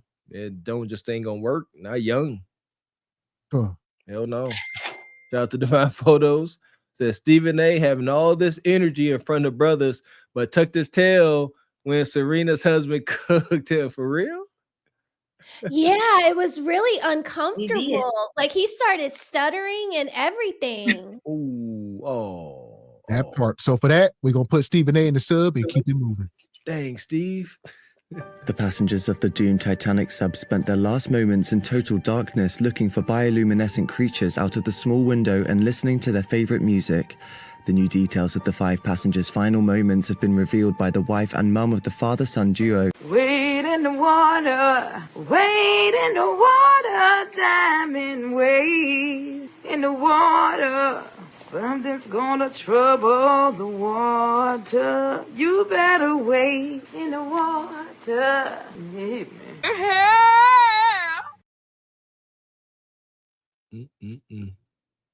So here we go. If you're just coming in, make sure you hit the like button. Where we at? You either winning or you're losing. Shout out to this guy here, my guy Cam Newton, NFL star, says he asked his girlfriend a list of her partners. I wanted to know her list. Of who she fucked? I want to Names, know. I addresses? needed to know. I have Oh to. my God. And I'm going to tell you why, though. I want to know. Because before I sit up here and really keep moving and elevating our relationship, I want to know who got one up on me. Mm. And if I'm willing to take on that burden, because why I want to know? If you had any type of relationship, intimacy, experiences with people that I really know, I need to know that. I'm owed that. Because if you don't give me that, you got me, hey y'all, this my girl. And you got somebody over there in that corner like, that nigga don't know. What's up, my boy? You good? She bad, ain't she? Yeah, that's mine. Baby, you want some juice? You want some punch? But you're a special man because a lot of niggas, they're too insecure to actually really hear that shit. That has You're a nothing special man. That has nothing to do with insecurity. But this is where I want women to understand. If she had been with somebody. I don't know, Cam. Before you go any further, before you take another step, I don't know. That's the problem with dating these around the way girls. All right. You better go somewhere and find her somewhere outside of, go to Nebraska or somewhere. All right. Don't be trying to find a woman inside the city. Somebody slept with her and she probably lied to you to stroke your ego. So it's just a bad question because they will never be honest ever. It's just the bottom line. I believe if you feel so moved that you got to ask, you obviously you got concerns in your heart. I say just abort the mission. And I also acknowledge I ain't built for today's dating. I seen what I seen in college. I know what it is. Yeah, baby. Hell no. Just dating this is why it's dumb. I understand this is why people can't be vulnerable and build interdependence because you don't want to hear these answers. Yeah, Cam, this is no, you don't sit there and say, I want to know who you've been hunching. That sounds so immature. I would imagine that's going to give a woman the ick. Like, that's nasty as heck. What you got, sisters? They ain't going to give y'all the ick. I don't care how rich or good you look. I doubt if she told him the truth. Like, whatever she said, I mean, she probably lied. I doubt it. Had been with somebody that was close to me, I would have had to respectfully, I'm not there yet. I can't. Not that grown yet. I can't carry that weight yet. Right. You cool, you're beautiful, but baby, that's my teammate. Right. Baby, we see each other too much. We in the same rooms. And even though he a good dude, my ego is gonna be, yeah. And that's where the simping come in. Why would you trust that woman at this point in your life, Cam, at damn near 40? We ain't talking about college, Cam, where you may have found something, somebody that loved you or whatever. These women now are strictly here for the money, the resources, the lifestyle. So why would she tell you the truth and fumble all of that? She's not. It's unfortunate. And the fact that you asked, brother, like he talking about one up on him. I'm sorry, but I'm getting some degree of insecurity respectfully, man. Cause I ain't worried about what another ninja done been doing. You know, like that's weird. He like, what another ninja been doing to you? That's what I heard, and that's disgusting. It's nasty. Like, no, I don't care. Like, vet properly. Like, just at least make sure she ain't Winnie drunk and Winnie traumatized at the very least, and then present your best self. You Cam Newton, Superman, one of the greatest collegiate athletes to ever roam this earth. You shouldn't be worried about the experience she had with another man. You like, I'm gonna top that. Ain't no way. That's my thoughts. Yeah, I can't ride his crazy train at all. Yeah, and I am getting insecure vibes, like you guys said. But there's other ways that he can ask those questions, like asking how many long-term relationships has she been in, or what's her longest relationship? Because then you kind of know, you can kind of spread that out for a time span and kind of know. But you just forcing the issue it's kind of giving insecure, like you're worried about other dudes when you're that guy, and you should be acting as that guy, so you're not acting like Cam Newton should be acting. So it is giving insecure, and then you're just getting these. I mean, I think she's an actress and stuff like that, but she's not. She's kind of been out there a little bit, and then this is the woman that you have 2 kids with. So just vet better, like you said, Mr. Walker. Just vet better. And that's the man's superpower if given the right way. See, that's the thing. People always say, oh, he's narcissist because he got an ego. No. Baby, a man's ego can make a relationship. Yes. Or break a relationship. You are absolutely correct. So that thing that makes me great, that protection, that bravado, when I walk around with my chest high and I know my woman is next to me and I know that she's giving me the respect to say, hey, baby, I'm coming to you pure.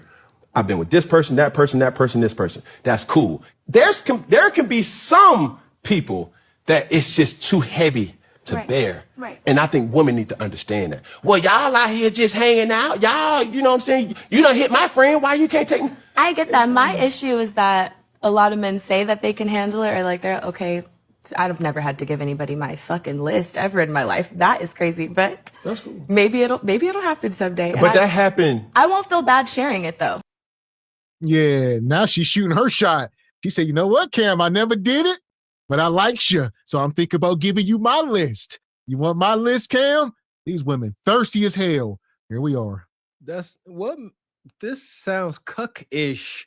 I don't want to hear no list of no dudes you've been hunching on. Oh, I'm thinking about us. Like, no, this whole conversation is wicked. Ain't no way. What you got, Raquel? This is wild. I mean, Mr. Walker is saying everything I feel inside. I've been feeling this way about Cam for a long time. Like, he is a 666, but something in him is broken. Something in him is just broken. Like, the software is corrupted. Like, it's just, it comes out a little bit in different ways with each interview that he does,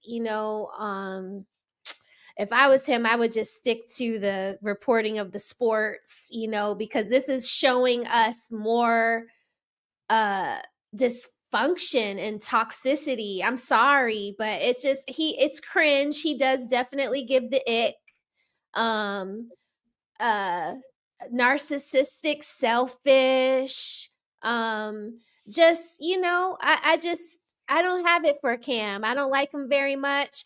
I didn't like LeBron the same way, but it's that have a different, since watching him on the podcast with Savannah, it's actually like softened my feelings towards him a little bit. Like, it's made him more human versus Cam's interviews and Cam's podcasts. Like it like further erodes at his image and the masks that he puts on for us. You know what I mean? I don't know. He gives me the ick. Yeah, and to me, I think the most important chart is the my chart. Okay, that's the only list I need to be worried about. And then, once that's clear, and when I slide in, if those walls are still intact, then it's a green light. But other than that, you're never going to get the right answer. So that should be the only list. You don't want the answer. You don't. You don't. Man, don't ever ask that ever. Like, just have the conversations. and feel her energy. Sit there, have a real conversation. Just let her talk. Ask open-ended questions, and it will come out. But don't you ever in your life ask that. Seriously. Appreciate you, Dee. Standing on business. Says, whose hairline will reach the finish line first? Kendra's or Stephen A's? Dee, we love you. We love you, Dee. Appreciate you, Black Silver Chair. Been a member for 14 months. Says, me and my ex once counted 17. She was a 304. Whoa, she said 17 meets. Sweet Jesus in the morning time. Man. Yeah, get that money. Money. Gotta get that money. Oh, money. And I'm going to get it. And it won't stop, and it don't stop, and it won't stop. You know what I'm talking about? Shout out to the International Quiet Storm. Come through like you do with the hunting ball. We appreciate you, good sir. Says, just supporting the channel. Hit the like button. Thank you, and thank you, brother. Appreciate you, brother. Sponsoring the show.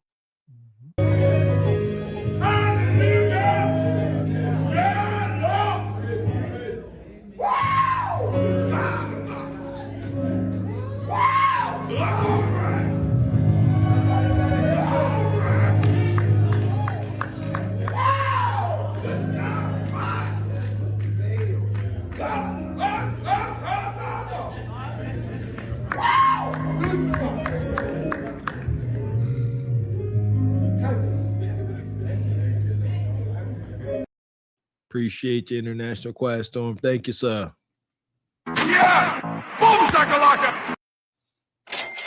Shout out to Divine Photos. We appreciate you as well, brother. Says, when it's all set and done, who will have the most kids in history? Cam, Future, or Nick Cannon? That's a heck of a race. It's anybody's race. I would say NBA YoungBoy. Them three dudes is old. Them is Papa. That dude's still like 24 years old. He got like 12 kids. Oh, Divine. Yeah, see, we all getting old, Divine. The new age taking over. Yeah. So this is Cam. As y'all know, the sisterhood got to come out. My whole hot take on the Cam Newton and Jasmine situation. You ever notice that there's men like Cam who are so fixated on a woman's body count? Mind you, this is a man that has 9 children. I think 3 baby mamas. The conversation is never really about the woman. It's about the men being obsessed with men. Because what they're really actually saying is they can't handle the idea that another person existed before them. Which is definitely not masculinity. It's more so ego, insecurity, and low emotional intelligence. Wrapped up in a goddamn fitted hat. And now men like him want to make the women responsible for soothing their wounds. They got to definitely heal that competition complex. Because at the end of the day, they're not protecting a woman's purity. They're just protecting their own egos. Her body count is not your competition. Heal that ego, king. And here's the deal. Stop. That woman did not have to answer a damn thing. But that's the same woman that went up on that stage and said, y'all don't know what the hell y'all would do until a 6'6" millionaire putting that pressure on you. So she told you women on the internet to shut the hell up because y'all ain't never had a man like Cam. Y'all don't know what you'd be telling him your mama's body count if he asked, Bonquisha. All that. Thank you, Mr. X. Tell the truth and shame the devil. Look at your dusty self. When is Bonquisha going to bring up a good representative up here? Because none of these are the messenger. Bring us up somebody that we can listen to. Yeah, what's wrong with just saying the number? If you have a problem with it, why did you let it get up so high? Amen, amen, amen. Because they let it get up so high. I think that's a normal discussion eventually. You know what I mean? Like it comes about naturally. Like, especially I guess for women, because if we're too promiscuous, that can affect our reproductive organs. So you might have never had a conversation with your wife about her number, but then you guys can't get pregnant for 3, 4, 5 years and you're wondering, why can't I get my wife pregnant? Well, it was because your wife didn't keep up with her cauda damage. She didn't keep up the maintenance on her cauda, and things like old infections create fibroids and all these other weird things that like muck up the cauda and prevent, what needs to happen, what needs to go up the chain to the ovaries can't get there. So the number discussion comes out probably because the husband is like, well, we have to do all of these surgeries. Like, you didn't know that you had all this scar tissue. How do you get scar tissue there? So gross. There you go. Yeah, there you go. Like I said, via vetting, like it should come out naturally. Like, back before me and my wife finally got together, we got through every question I had. But like you said, it wasn't like, what's your body count? Who you been hunting? Be like, that's weird. Like, say you be talking, and I believe this is old school now. We officially old school. That they will offer it up. They'll be like, hey, just so you know, I ain't been out here. They'll say it. I ain't been out here wild, but keep myself to myself. And and another thing, brothers, is you could tell a woman been keeping herself to herself if she ain't shaved. Because she ain't gonna present that hairy cat to nobody. So if she got that bush, that's kind of it could be. It ain't guaranteed. That's a good one, because if you ain't seen her and then you see her and it's just skin and bones, it's been used. I mean, come on, ladies. Okay. Be true. Because you're not. You might let it go crazy just so you won't do that. Right. Like, there are ways that you got to do it. You don't wear the same matchy. Like, right. That is true. Yeah, like, he can't see these grandma panties. Like, yeah, you have to trick yourself in the like the old saying goes is a shaved cauda is a busy cauda or whatever. So as hell. Yeah. So I'm convinced that humiliation must be Jasmine Brown's kink. Cause no way did I just see an interview. This man Cam Newton decides every business week he wants to get on this great internet of ours and embarrass that girl. No way did he admit to having her write down a list of every man that she has been with, for the simple validation of him not wanting to have any man have a one up on him. Because at this point, are you doing it for the girls or are you doing it for the gays? Because, sir, what does that matter? If she's with you and only you, her past shouldn't matter.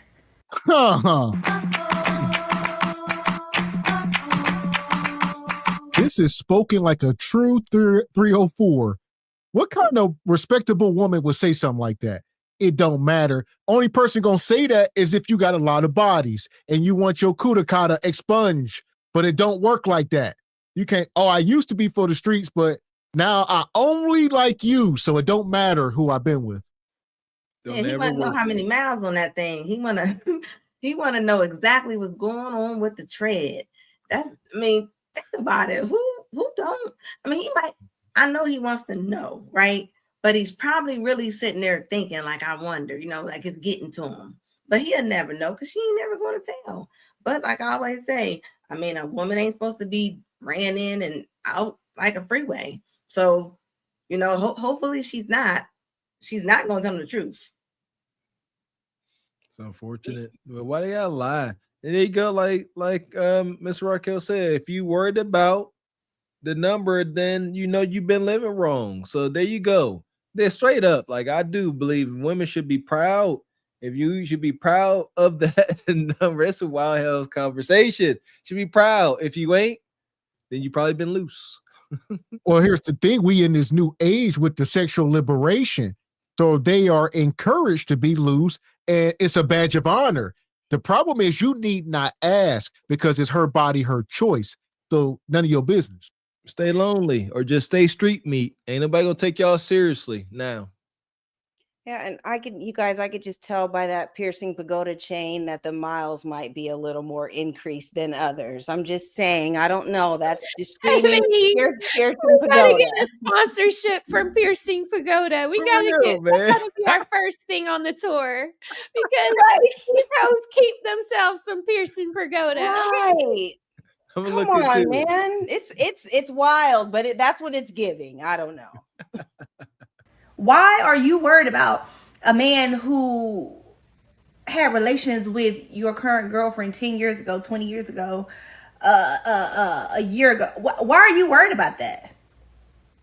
It makes no sense. Like, is the male validation that Cam Newton needs is sick. And then it's just so telling because he's not an anomaly. That happens more than we care to admit, more than we know. The male validation epidemic is sick. And then to Jasmine. Never do I want to be so desperate to have a man, any kind of man, that I would put up with such embarrassment. Like, I can only imagine who the hell your baby daddy is. You ain't never, like I just said, had a 6'6" millionaire approach you. You looking like a big back with the rolls on your neck. Come on, sister, why are you doing this? We talk about Cam Newton. Put some respect on his name. Even if you don't like him, all right, he got kids, all that stuff, whatever. But when you talk about the marketplace, you ain't even on the same scale. You ain't on the same menu. You on the kids menu. I Yeah, would talking about never. she would never. I would never deal with that embarrassment, and I would never. This totally different, you know. Nug, you find out Nug got another kid by the woman across the street, while y'all struggling just to get back and forth to work that third shift at McDonald's. It's totally different. And we all know why she's talking about she'll never. I mean, come on now. She don't even care about her health. So I'm pretty sure the people that do call her, they call her real late. So if she only gonna get certain guys that want that, a lot of guys don't deal with that. That's a lot of weight to be trying to pick up. Not the last call for the lotion. Right. And she doesn't look like Jasmine. Jasmine's a beautiful woman, Cam's baby's mom, and you know, the body type, you know, Jasmine's body is T, you know, even, you know, after the kids and all that.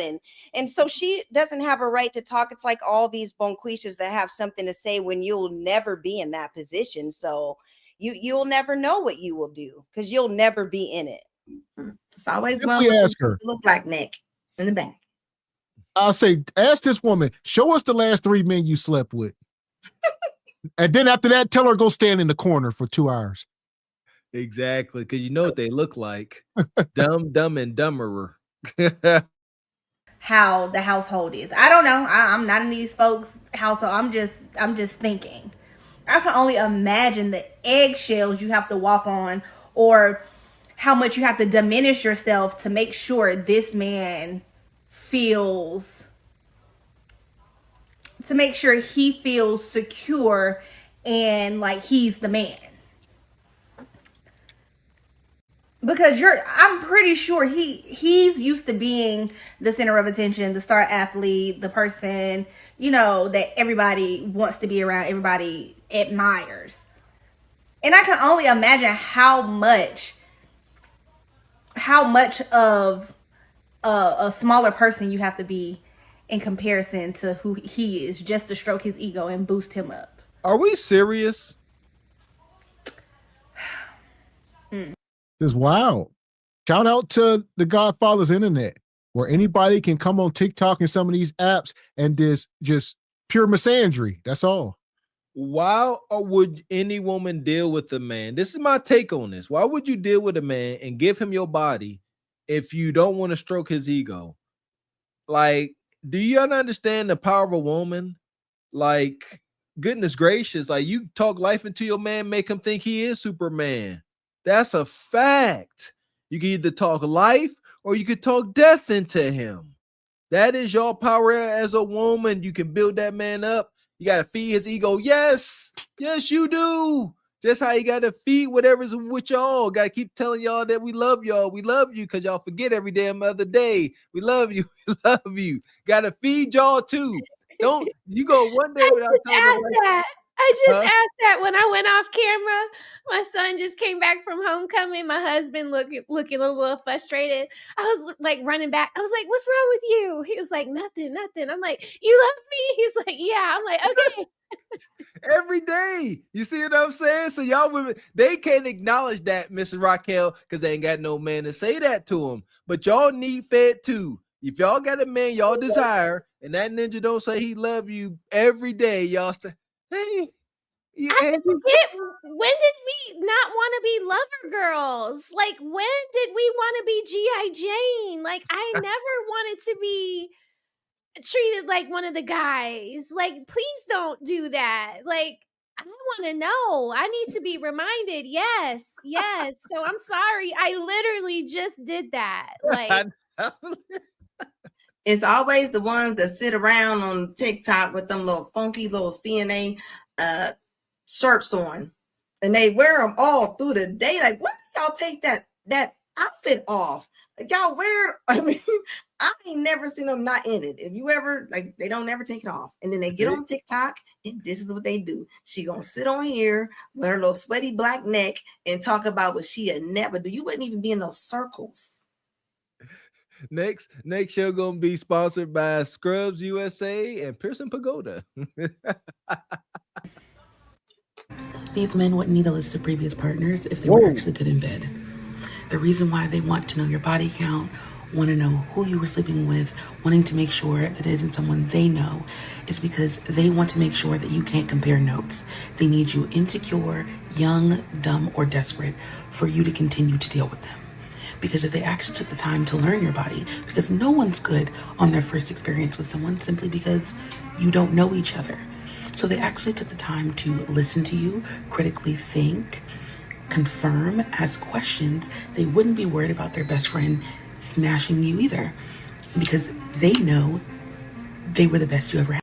Bonquisha, ain't nobody listening to you. We got one question. Could you unbig your back? No, you can't do shit like that. Could you unbig your back? No, you can't do shit like that. Could you unbig your back? That's it. Why? You should be at the gym. You should be somewhere burning calories. Last time I checked, running your lips burn minimum calories. Not eat nothing. And don't even measure. Go get on a damn elliptical, a treadmill, get some dumbbells, a trainer, some greens, all that. And if you notice, they always keep that camera so close. They do not want you to see the frame of their body. That camera be all forehead and chest. Every time they get on TikTok, you ever, like, this camera is right in your face. Girl, I had experience with the hyena up here on this panel. It was like every weekend she was coming for me. Her camera kept getting closer and closer. And so it was like the last time she fucked with me, I was like, can we get a Kendra cam? Because I'm sick of you. I'm sick of you. I was sick of her. And let me tell you something. It was the best. Like, I felt bad because shout out to Jay Walker. I felt like I disappointed my family, but I'm sorry. That's exactly what they do. They get close up to it so you can't see they full lineback shoulder. She mad. She probably was mad at you because she can see your collarbone. That's all.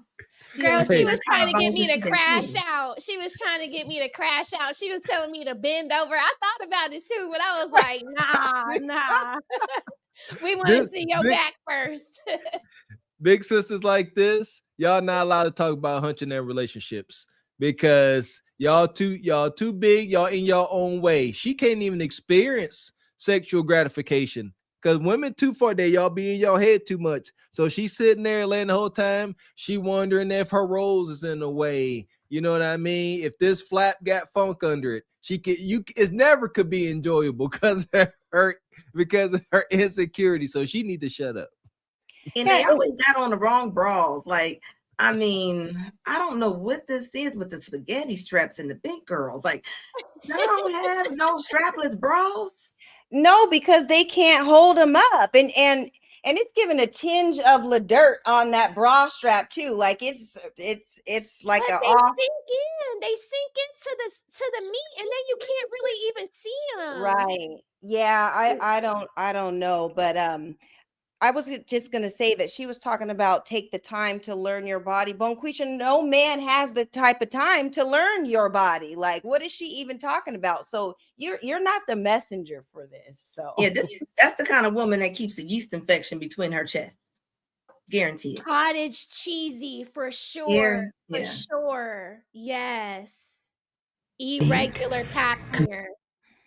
Confirm, ask questions, they wouldn't be worried about their best friend smashing you either, because they know they were the best you ever had simply because they listened to you.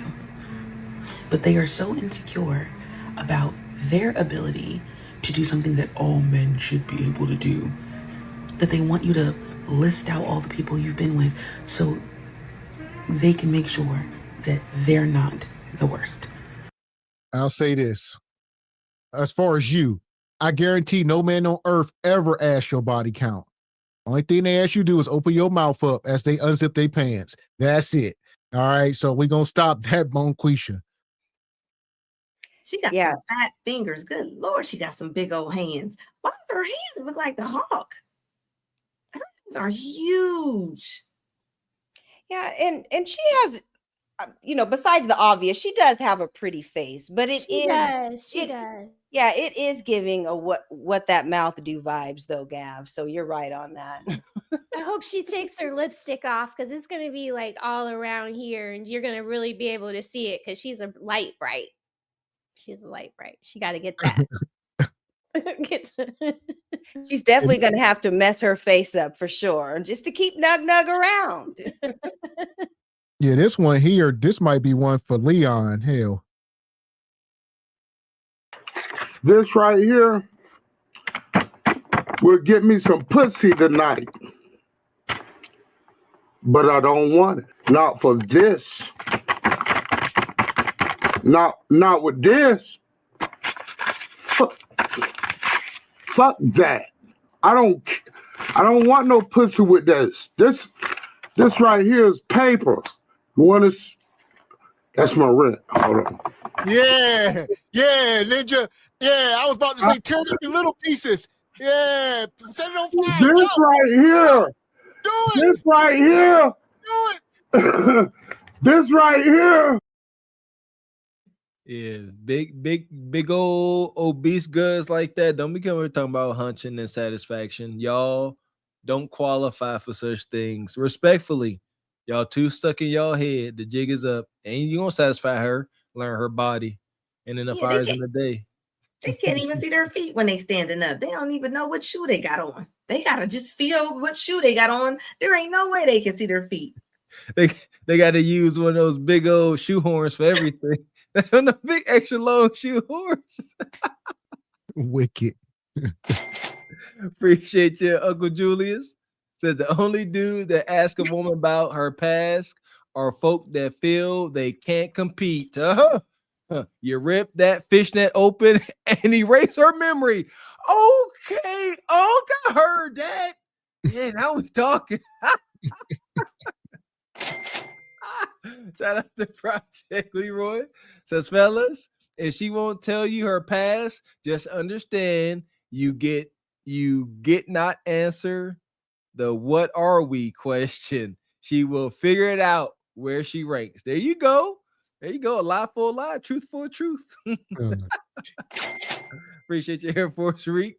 Says, I'm not asking about no bodies. I already know these women are dropping down and getting their eagle on.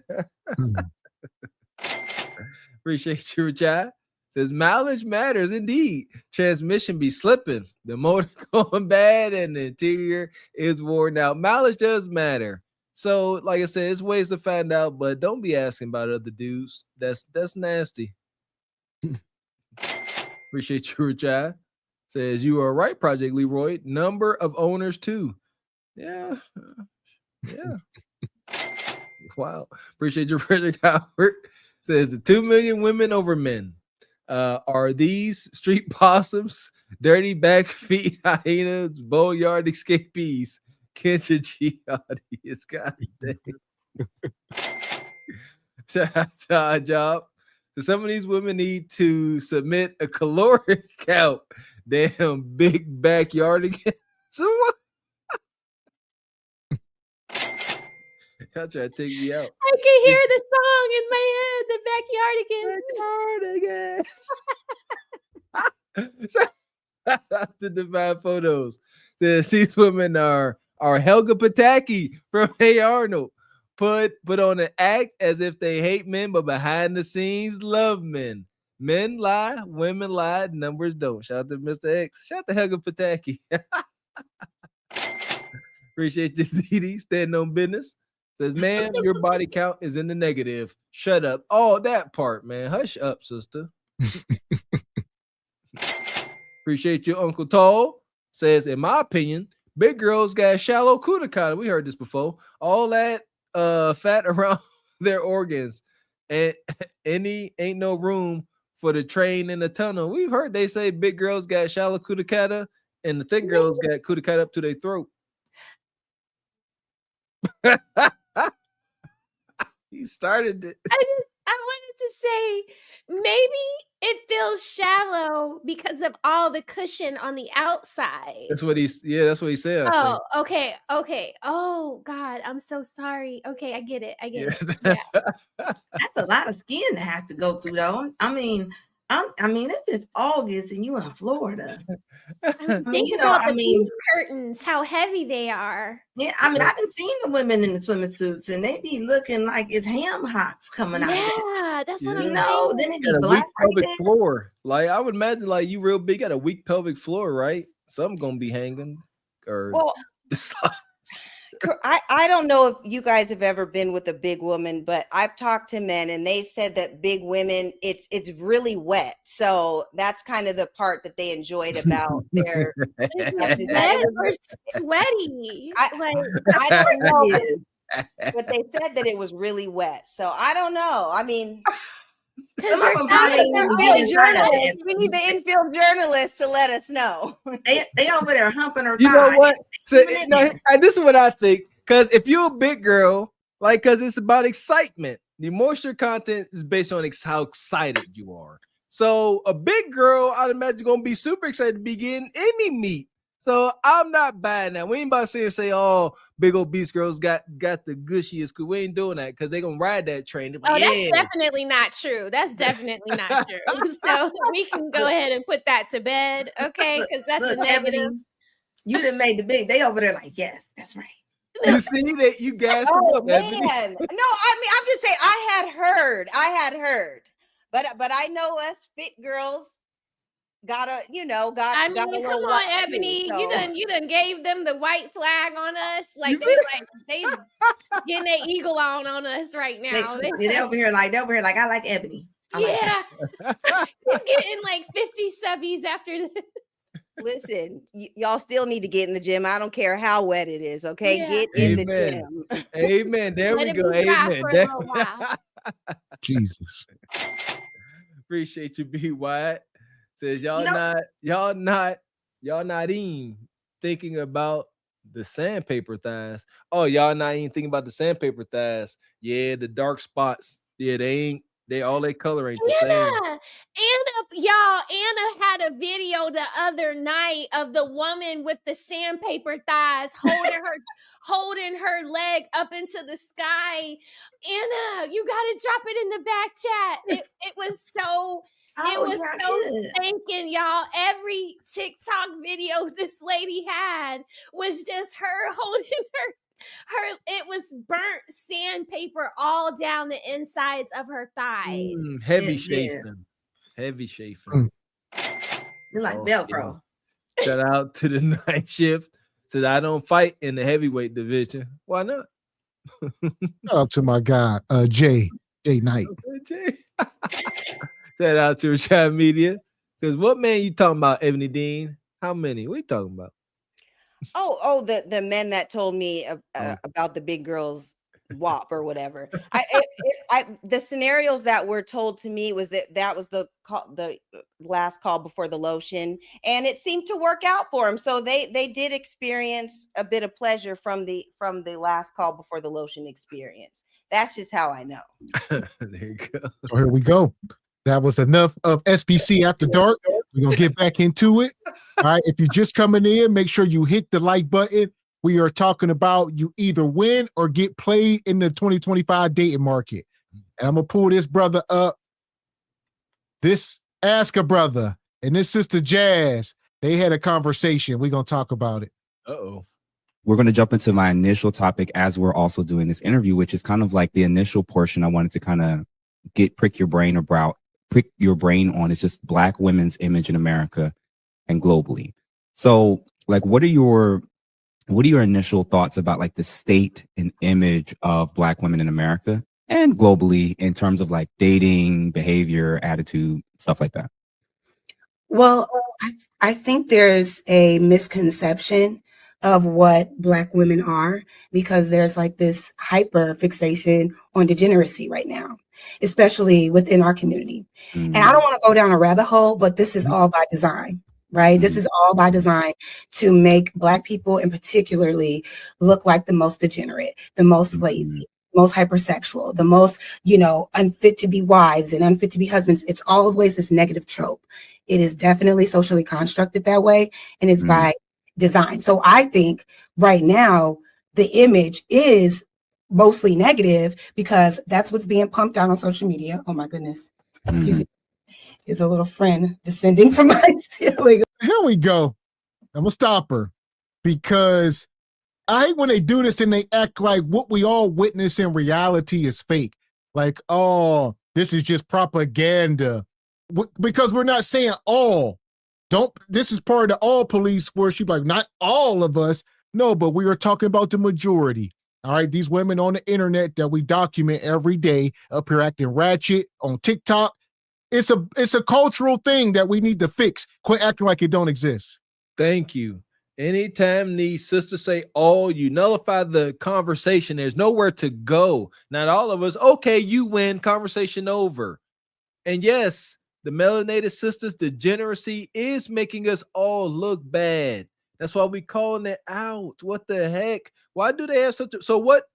We have a problem. Yes, everybody can say yes. They say, yeah, we got a problem. Just don't talk about it. We've been doing that for too long. That's why we are here now. This is wicked. What you got, Ebony? I think one of the biggest problems is everything is showcased now, because you got the TikToks and you got the YouTubes and everybody's posting everything online, and so everyone's seeing everything. So there's always been degeneracy. It's just filmed now, so everybody can see it. So it's all on display.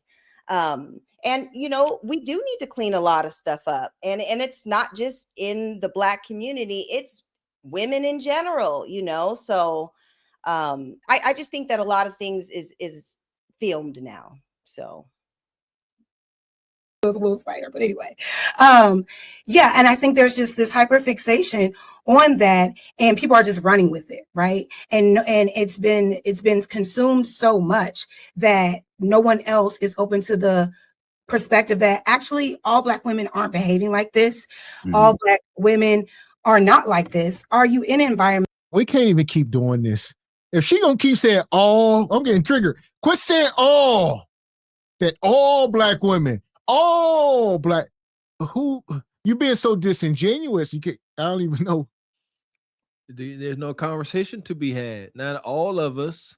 What about majority? That's how you got it. What about the majority? No. What about half of y'all? No.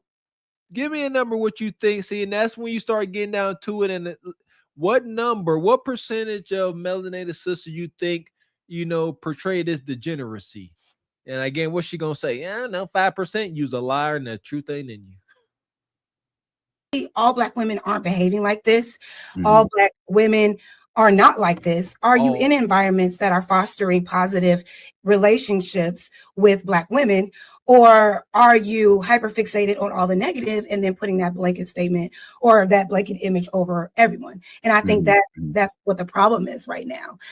There are plenty of women that are not engaging in degeneracy. And my question is, do you know those women? Are you engaging with those women? Do you even care to get to know these women outside of romantically? And I think that's another thing too. Black women are objectified first before anything. You know, we are looked at as body parts and, you know, what we can do for somebody first. That's all women, majority. So stop. So I say, stop trying to with the special snowflake. The majority of women are sexualized. It don't matter. You think Brad and Chad and them like, no, I don't look at our women sexually. No, every group, male nature. It's not black male nature. Men are men. That part. Love my wife. Shout out to my lovely wife. First thing I saw her was that booty across the street at the library, and I went over there to see what it was talking about. And I looked up. Stop. Ain't no dude like, man, she got a beautiful mind. No, we need to see someone on the outside that's gonna get our lower nature intrigued at first. Then we want to see what your mind about. But first, shoot, man, you know what I mean? Is you easy on the eyes or no? And nobody over sexualizes herself more than the women of TikTok and IG and social media. I mean, come on. I mean, it'd be a whole twerking fest sessions all the time. But don't sexualize them, though, Anna. My question to you, I'll ask you, Anna, do these women, do black women in particular sexualize themselves the most outside of corn? All right. Because granted, all right, Becky and all them, they do their thing, but on the internet, soft internet, TikTok and stuff. I definitely think they do, even when it comes to just wearing clothes, going outside. I mean, with the shorts, with the little tennis skirts, with the cheeks hanging out, with the really poom shorts on, with the one, and it doesn't even go with their body type. You got crop tops. You got stomachs all the way down to your thighs, and we're trying to make it seem like it's regular. It's not regular. And everybody used to get mad at Kevin when Kevin called it out, right? You know, and it's so sad because even now you got, y'all know that it's unhealthy to be that big, but you still got women that still sit up there and defend it. And yes, we all three of us said what we said, and we don't take it back. Amen. Don't take it back. So what you got, Raquel, before I get back into it? Y'all, she is a bad faith actor. I guess James is interviewing her because she done made it all the way around the internet getting cussed out by everybody from Anton to Fatty to Angry Man done cussed her out back and forth and sideways. You know what I'm saying? So I guess he's trying to open the dialogue so that maybe we can hear whatever her message is, because she's like a feminist. Like she has those Order 66 talking points. And so, yeah, like, I guess this is going to be like a contentious interview because she's basically, what she's saying is her argument on every panel with Angry Man, with Fatty, and okay. All right, well, here we go. We ain't gonna try to we're gonna try to keep it on this. All right, as far as her, we don't know her, her history on YouTube. We'll keep it to what she said out her mouth here today. Sexually than anything else. So it's just like, if we are so upset about this, are we actually trying to change the narrative and tap into the women that are upstanding, that are practicing healthy lifestyles, whether, that's whatever it is that they're feeding themselves, what type of, social media content that they're entertaining, what type of content and lifestyle they're putting out into the world? Are we really paying attention to those positive things, or are we so fixated on the negative? So that's, I feel like that's what it is right now. Yeah. I see a combo of a lot of what you're saying about how the degeneracy, the worst aspects of what happens in every culture. It seems like our culture is the one where the cameras and the music labels are kind of putting that to the forefront and saying this is a representation of them. I definitely agree with you with that, actually. My issue and concern is, and I've kind of mentioned it briefly on panel discussions, it seems like as a culture, we tend to operate in one of two extremes that doesn't really help.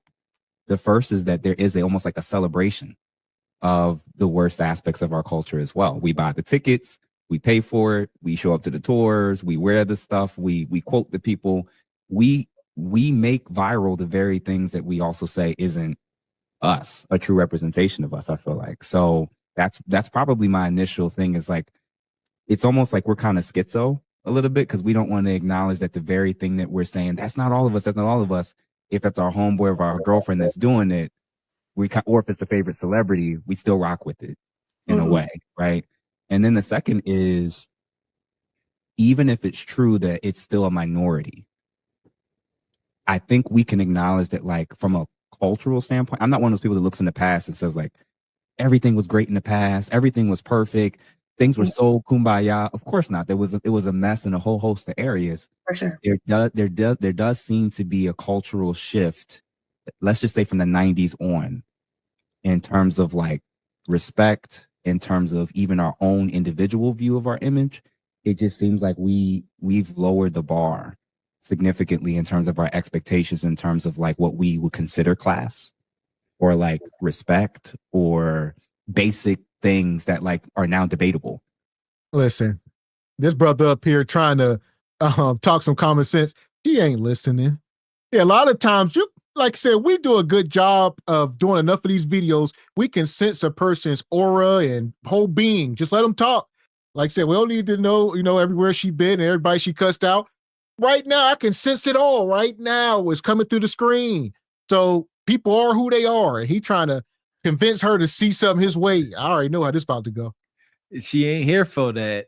She's here. Shout out to Mr. X. He opened my eyes to these characters up here. She's up here to spew her message, and that is all. She's not going to take in any new information. She sure as heck won't be persuaded one way or another.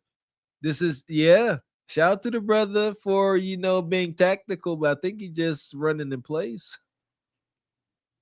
It seems like it's almost like on one end, anything goes. People can do what they want, wear what they want, say what they want, act how they want. And then on the other extreme is anybody who kind of points that out, we attack those people, not the ones who may not be living. I don't know. What are your thoughts about me saying that? I feel like I don't know that to be true, that we as Black people are constantly upholding degeneracy. Again, I think it's media propaganda. That's all you see. Because in my life, I'm amongst Black people that are learning how to golf on golf courses. I am at galas.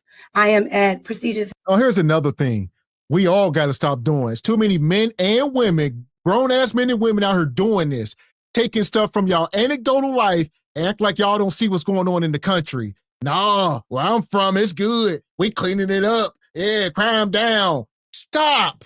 This stuff is all over the damn internet. It's not propaganda. We are all over the country. The people on these panels, these videos, it's not like it's concentrated to one area and this is where it's happening and it's only happening here. No. This is selfishness, if you ask me. We talked about this. Folks like her, like Jazz, don't care until it's literally in their backyard. Then they care. She won't care until she go out to eat with her family and her friends playing golf, and boom, Quisha and Nug in there acting a fool, trying to get free food. Then she'll start to have her eyes open. Yeah, selfishness. That's all this is. They don't care because it don't affect them, but I get it. Yeah, I definitely.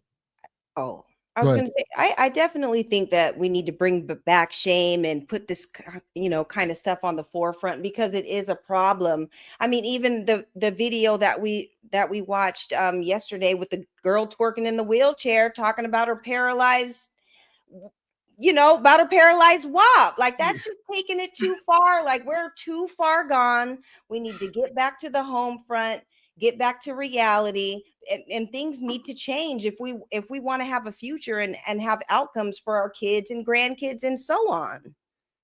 Amen. Events. I am at upscale lounges interacting with career women and career men who are, doing positive things within our community and making it progress. And of course, that's not being highlighted enough. Unfortunately, the degeneracy is what sells the most in our community. So it may seem like we're hyping it up, but when you detach from media and you detach from propaganda and really get into community, it's not like that. And that's why I want to start this channel that in pursuit of what I'm trying to do, because, okay, the good things are happening. Y'all don't know anyone that's doing it, or you're not seeing it. I'm in the field and I'm seeing the progress happening, and I'm seeing the class. I'm seeing the Black love. I'm seeing the respect amongst Black people. But being anti-Black, being degenerate, it's all clickbait and it's profitable. So I can't really. We do have a part to play in what we choose to consume, but just like anything, there's duality here. I can go all day and listen to Rhapsody, and a lot of people don't even know who she is, right? And that's one because of the dopest female MCs ever, but that's neither one of here the dopest female MCs ever, very conscious, very positive, dope. But you're not going to see her music being pumped out into the masses. Why? Because music like hers, music like other conscious rappers, that's not what sells the ticket. The people that has the control, that's not profitable. And then also it encourages Black unity. Well, here's the thing. Why can't two things be true, sister? Why do we only got to believe you? Why can't we sit here and say, okay, I will believe your anecdotal experience. Everybody around you is awesome. Granted. Now, why can't you at the same time believe ish is messed up out here? I mean, I'm trying to see, why is it such a hard pill to swallow? Why would anybody have a problem or gripe with anybody pointing to a problem that needs resolved? You are doing it too much. Y'all keep pointing too much. There's other good things. You don't have to, if it ain't broke, don't fix it. So the good stuff that's going on, there's no need to really observe and analyze it, because it's nothing to fix. That's awesome. Let it be. We say up here, I often say, folks need to absorb, positive content as well. Don't just be doom scrolling, send all this negativity. Yeah, balance it out. But at the very same time, we have something to fix. Stop hiding from that. Look, we can't fix something that we keep defending. And that's the honest truth right there. There you go, that. Appreciate your Retribe Media coming through this evening. Says, from what I see, with some of the females, the bigger the woman, the shorter and tighter the clothing. Appreciate you, Uncle Tall. Says, it's so sad because Jazz is so beautiful to me, but her software is totally FUBAR. Not bad looking, sister. It's unfortunate.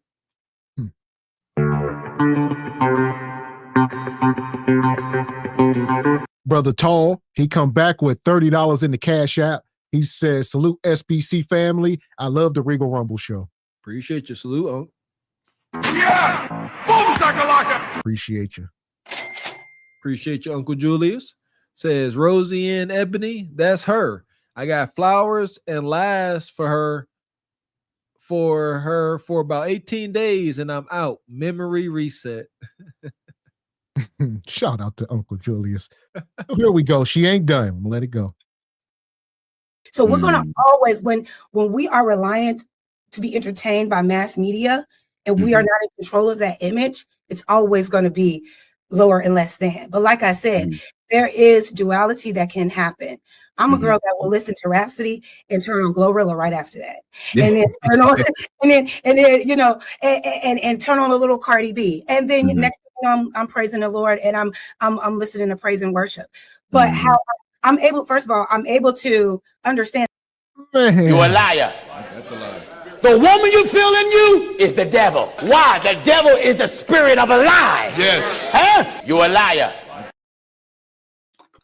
This is the problem with the culture, is we get women like her. She wants to act like she's the standard, the golden standard for Black women. Granted. And then in the next breath, you talk about how you twerking on tables, listening to Glorilla, and then you wake up in the morning and go to church and you sanctify it. This is why the community is FUBAR. I don't agree with it. this cotton-filled, convenient, fair weather, lukewarm Christianity. Swear to goodness, that's why I scoff at it. This is sick. That can't be a thing. I acknowledge how we should all acknowledge how music moves us, how it amplifies our mood. I remember being a youngster, wanting to get into trouble, feeling violent. I'm about to put on some DMX and some 3 6 Mafia. But today, I ain't about to sit and listen to that because I ain't trying to be violent. Let's do some smooth jazz. I'm going to throw on some Jay Tillman and chill, listen to some cool lo-fi music, soothe my soul. Some French horns, or what is he on to now? Some clarinets or whatever he likes. Yeah. Yeah. Some jazzy smooth. And the thing is, if listen to whatever you want, right? You listen to go. Don't sit here. The hypocrisy is what it is.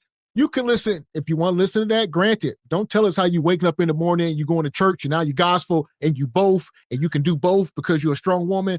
We ain't doing that. Can't do both. I'm saying it's impossible. Who are you? You know, like, yeah, I'm Big Glow and Kirk Franklin. How? How those two people live inside you? See what I'm saying? How can you be sitting up here? Oh, hell, not so fast. They got a song together, Glow and Kirk Franklin. God dang it. You got to stop. They won a BT award or whatever for it. They said, hold my gospel. I really won a gospel award for that song. I never heard it, but I heard about it. Yeah.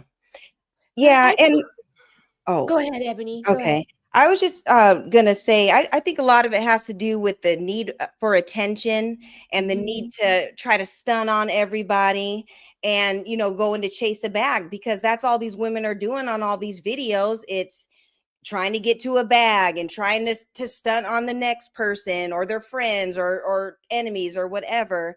And then, you know, just needing attention because they're not, you know, getting attention from men. It's only like sexual attention. So I think that has a lot to do with it. So if we stop that need for all that immediate gratification and think long term, I think we'll be in a better off position.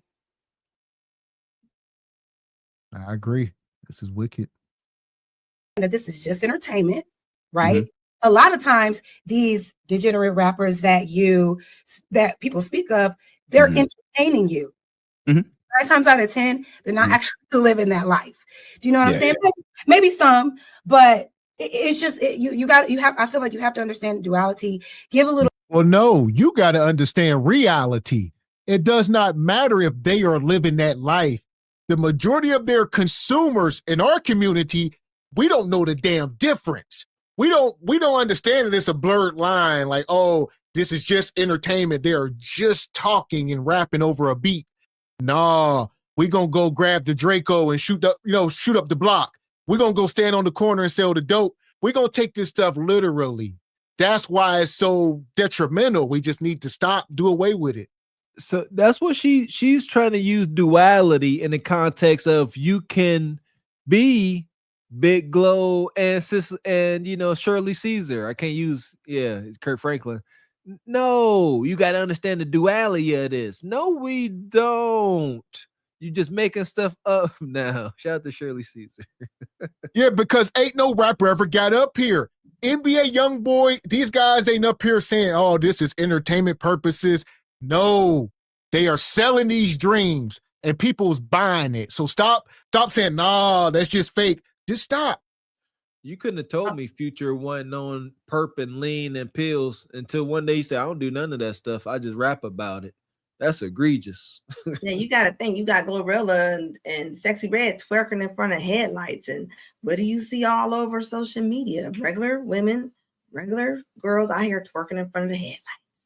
Like, I can acknowledge that my friends that are much like Ebony and Anna do not do that. I can acknowledge that we don't do that.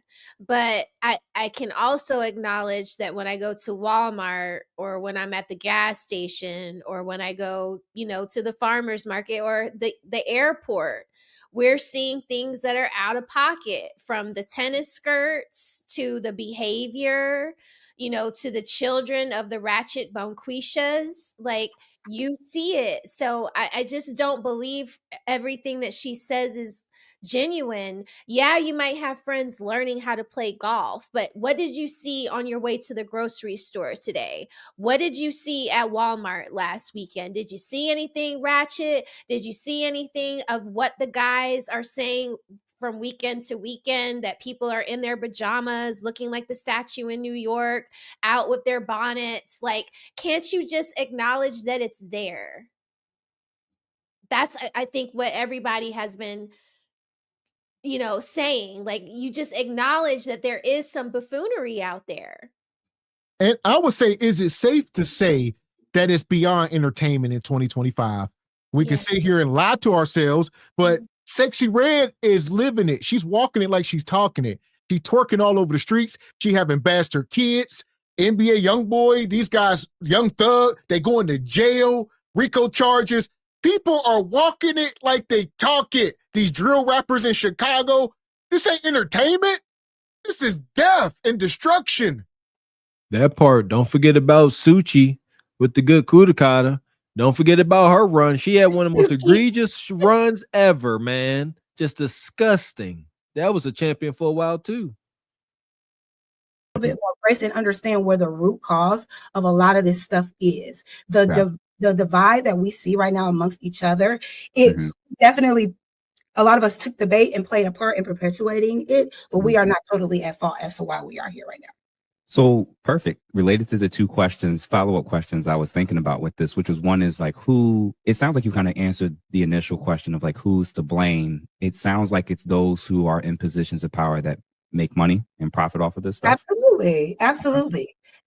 And we are to blame. And I feel like we continue the negative tropes when we like spend most of our time criticizing each other, shaming each other. We want to shame the single mom. We want to shame y'all, shaming people that just graduated from college. There was that viral video of young Black graduates having a time because they have accomplished something so great. And instead of saying, absolutely, the administrators didn't have an issue with it. The people involved, they had every right. Oh, slow down. You're moving the goal line too much. You see what I'm saying? You went from talking about shaming single moms, which we need to do. Then you start talking about, shaming the young girls that we covered at that college graduation and they was dancing. Granted, that could be water under the bridge, right? Life goes on. But bastard kids, these single moms, those two things ain't the same. That part, that is true, Mr. X. At the very same time, man. Like, got to think about the future. Always got to keep the future in mind. If I'm one of these young sisters and I done graduated and I'm out here twerking, I get it, you young, wild, free, you lit. However, life goes on. You're going to live, if you are fortunate and live a fulfilling life, you will live to be gam. Do you want your grandchildren to see you twerking and gyrating? That's what I think about. Like, do you have no shame? Do you not want to perish and leave this realm with some dignity and give your kids something to be proud of compared to, you know what, man? We done found out Gam was at the Freaknik freaking it. Like, no. To celebrate, but because it's dancing and it's whatever type of dancing they were doing, they had to twerk. We're spending too much time tearing each other down instead of lifting one another up. People on these podcasts, I find, have pedestalized themselves as the all-knowing, all-seeing, all-perfect. Everything I do is good. Everything you do is bad, and that furthers contributes to the divide. And I think once we start giving each other more grace and start really understanding each other and stop trying to criticize more than we support, then we can start to see the positive aspects of us in music, of us in entertainment, et cetera, et cetera. I hope that answers the question. I'll be rambling. No, it definitely did. No, for me, I agree with you in terms of like, obviously there's different culprits of who's to blame. We got some blame individually, collectively, as a group, corporatists or corporations or capitalists who are also profiting off of the degeneracy and the negative image that's been projected around the world of us. I think all of those are legit. I do wonder what's the percentage that we as a community should take. Even the question about the whole component of, in terms of the negative stereotypes and negative image of Black women, specifically in the States, what's the percentage of blame or accountability that should be given specifically to Black women from your lens? I don't know if I have that number. I'm not sure what that percentage would be. When you say, okay, when we take responsibility for the image, what would that look like? How do you feel Black women as a whole are contributing to that image? And what do you think we should do? Because I really don't know that answer. Okay. Yeah. If I had to guess first with my own percentage to that, I probably would say, and it's going to be a spectrum. So just to be careful. And that's what I was thinking, because I'm like, yeah, there's a spectrum of what this percentage is going to be to me. And it's actually in relation to your initial question about, there are women who aren't really going out of their way to perpetuate these stereotypes. They are loving, loyal, faithful, good. They're not really super consumed by like always what's on social media and following trends that's maybe even negative for themselves or their household or their family. Absolutely. I think that's still like actually the norm, like you said, in terms of experientially when I interact with most women. I'm going to give them probably like 20% of the blame. 20%. And it's related to the sisterhood, but I'll going to touch on the sisterhood later on. I don't know. I don't know if he's pandering or what, but 20% of what? What's this number represent? Of women, their responsibility to the degeneracy? I'm trying to follow him too. It seemed like he about to get into it because he brought up sisterhood and she got that look and he looked a little concerned, like she about to rip his throat out. But I'm not sure what that 20% was. I think she said 0. Like I'm not sure where we're going here. Yeah, because she couldn't answer the question because he asked, what percentage of the responsibility falls on Black women, and she couldn't give a number, and so he said 20%, which I think it is higher than that. But my question is, what's wrong with just saying, women, we messed up, we led, the younger generations astray, we did things the wrong way, and we got to get back right. Like, what's wrong with atoning and saying we are wrong and we want to do better? Like, that's the first step. It's uncomfortable because that doesn't feel good, Ebony Teen. It doesn't feel good to say we failed you. We messed up. What we thought was right was wrong, and all that. That sucks. That's shame, and that makes you feel heavy. They're not willing to do that. Why? Because a little understanding. Some of these women would have to draw from an empty cup, but that's how you break these curses. Some of us got to draw from an empty cup. That's the challenge. But it sucks, Ebony Dean. That's why they won't do it. And I'll say this, as he's sitting there, like, what do most men do when women are coming at them? Like, they don't say what they really want to say because society will bash men when they really say something about a woman, even when she's in the wrong. So what do? They walk around. He's walking around there. He talking about some 20%. I don't know where he got 20% from. He must be blind. I think he's slow roasting her, y'all. I think he's about to like walk her because he said it's a spectrum. He did. So maybe he's going to add in more percentages later on is what I'm hoping, because he usually doesn't simp. He usually tells them what it is, like, or at least what statistics say, because he's all about the data, allegedly. I don't know, but yeah. I think he's slow roasting her right now. And I'll explain my reason and rationale behind what I think the sisterhood should be versus often how it's seen, how it's experienced from people who's not a part of the sisterhood. And there definitely is a sisterhood amongst Black women, and there's a sisterhood amongst women in general. But I would say 20% for those that are not acting or doing any of those things that's really making us look bad. Those that are perpetuating and those that are benefiting off of the continuing to perpetuate these things, whether it's on social media, in family court, just in the way in which they view and treat and talk about even their own community or men or even their own children, it's probably like 40, 50%. 40-50%, because you got to realize that there's less and less examples of that, then it's less and less traction of examples of proof. Like you could hold up a phone to me all day, like record me and try to show, you know, what my life is like. It's going to be very boring. You know, you could follow me all the time, and it's like, you're right that they're taking the examples for us and trying to make it seem like it's the majority of us or almost all of us. But there's also so many examples in every city. And when you work in the hood, when you've lived in the hood, when you do nonprofit work in the hood, you can't deny the bodies. You can't deny the chaos. You can't deny, like, if I told you how many people in the last 4 or 5 years I've seen stabbed, shot, or dead, 1 block or 2 blocks are right in front of my job, you'd be like, what? And that's also a real thing. And I'm like, I'll factor in. And here's the deal. Part of her theory, and people that think like her, they're going to say the vast majority of Black people don't live in the hood. This is where we at. So she's going to say, she'll grant you that. Then she's going to say most of us are upper class and we live great lives. Yeah, we live in penthouses. I don't know what you're talking about. That's not true. That can't even be true with the single mom rates. Like, you can't even try to make that true. We wish it was, man. We don't want to see our people downtrodden the way they are. It's just not true. And my take on it is, just assume that it is and do better regardless. That's all. Just assume that it is. But we ain't no men don't talk. Men like that, brother, men like me and Mr. X, we don't talk just to talk. I don't like even hearing my own damn voice.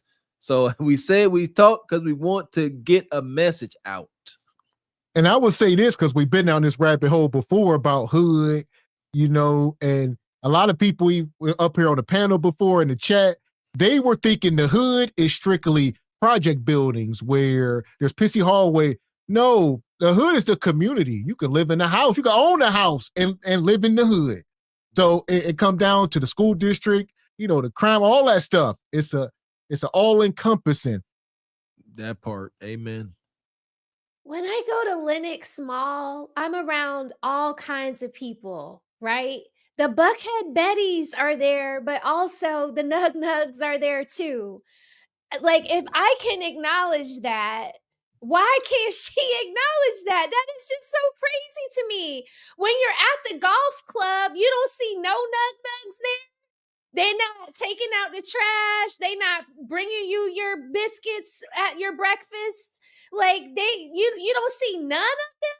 Like, you didn't see no beat up cars in the parking lot at the mall. You didn't see nothing crazy nowhere. It's like, come on, man. I mean, I have a white parent and I've seen some ghetto ass shit. I mean, on their side, not even on our side over here. So it's like, if I've seen it on both sides, why she ain't seen it on one?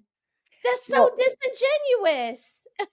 Yeah, and Raquel, you know, one place where she did saw it is when she went to go get her poetic justice braids done in the hood. Okay, so she pulls up to the hood. She knows what it is. She's just fronting right now because you didn't get that in the suburbs. That's straight poetic justice right there. Yeah, like Ebony, that was good. That was good. And the fatherlessness, the trauma, the Jim Crow issues, the racism of different things, like all of that. You have to factor all of that in. Because to me, that'll be the other 50%. Yeah. So that's where I would see. I don't know about that. I don't know about that number, brother. I don't know about that only because what you're talking about is a direct byproduct of systemic racism and oppression. And they have done such a heavy number onto us that we have been torn down mentally, physically, financially, and spiritually for so long that a lot of people are stuck. It's a cyclical behavior. You understand what I'm saying? Imagine if people would have just left us alone once we got free. Just imagine if we were able to thrive on our own, build our own, and be left alone. But because every time we made progress to be of a certain class and to not be of a degeneracy, there were so many roadblocks to say, actually, no, this is where we want. And because we have the economic power, we can do so. Now, here's the thing. I'm not going to, I know for sure that that's the root cause, but I do understand there is an accountability factor that needs to happen within the community as well. I'm not going to sit here and say that, well, it is what it is. And unfortunately, it's going to take people that, like you say, you like yourself, who work in the hood, who understands the hood, who's been in the hood, raised in the hood, that become something, right? Inspiring, not only inspiring, but relatable, that can then go back into our communities, teach one, reach one, teach one. Do you know what I'm saying? We go back, and we pull one up. A lot of times we get out of these situations just to go back and point the finger. So my thing is, we have a problem with it. Let's offer a solution instead of critiquing, because shaming, you shouldn't be doing this, you shouldn't be doing that. That's not helping. Well, I would say the biggest problem is it's not the people who make it out. She talking about, oh, you make it out, you come back, point fingers. No, it's the people that's still in the hood. They don't want your damn advice. All right. Now they like, oh, you think you better than us. You think you this, you think you that, when you trying to help. So they can take it all the wrong way. And here we are. Pretty much in all this babble, she's saying don't judge. She said telling people what they're doing is wrong is not working. Shout out to HQ. She said the same thing. What then? It's over then. If you can't correct nobody, my goodness, that's coaching 101. You uncoachable. You ain't worthless. Hit the bench. You out the game. I can't correct you. Y'all are insane. Don't tell us what we doing wrong. Fine. Enjoy. And that's the culture. The culture is it's okay to bash men, make fun of men, but you can't say nothing to the women. This is why I said the last time. This is why you got them walking around in pajamas. You got them walking around in bonnets. I mean, it's in dirty Crocs. I mean, they don't care. They come out the house, look like they just crawled up out of the sewer. They don't care. Shame is good, because back in the day, your grandmas and your aunties and your neighbors, they checked on you. They asked you what you was doing, what you got on, why your hair not done, what are you looking like? Right. Now, it's like, I mean, women don't even stand up with good posture no more. I mean, it's actually really sad. Yeah, and it just seems like the only person that can tell Bonquisha and the rest of them anything is Big Daddy Government, and he has rules and set-asides and stuff that you have to abide by, or their boss, because they don't listen to any men, they don't listen to their parents, they don't listen to, they don't listen to anybody. So it seems like those are the only two people that can tell Bonquisha anything. Otherwise, everyone else, you're all attacking, it's all shame and everything, but they'll listen to those two. They'll listen to their job and listen to the corporations. This is why it's so critical. Here we go. I've been looking for this phrase. Farrakhan said it best. A nation can rise no higher than the moral position of its women. End of all this discussion. Like, because you are raising the babies, we out working. There's these dots connect. That's why we won't stop. Is hit critical mass. We cannot raise any higher until our women get a moral compass. Otherwise, this conversation doesn't stop. And like you said, it has to happen in mass because they are raising the children. It ain't like we can get 5 or 10% of women to raise all the children. It don't work like that. It can't. Y'all gonna wear the good women thin. Appreciate you, honeybee. Says Anna, you said her hands are huge. Y'all have me crying, laughing, talk about her lipstick. I can't. Ebony and Raquel. Shout out to Sister Honeybee. Good to have you in the Patreon. Appreciate you, Project Leroy, always coming through. Says she is clueless. These artists are handpicked. Yeah, facts. Appreciate you, good brother Divine Photos. Says Drake said he can't call women the B words, but the B words love it. Reverse psychology. Imagine if dudes started calling each other other bees, ninjas, and all out war happens. Oh, heck shit. That part. Appreciate your Project Leroy. Says sorry, but Ask a Brother is just like Cam Newton. by not asking more questions after she answered.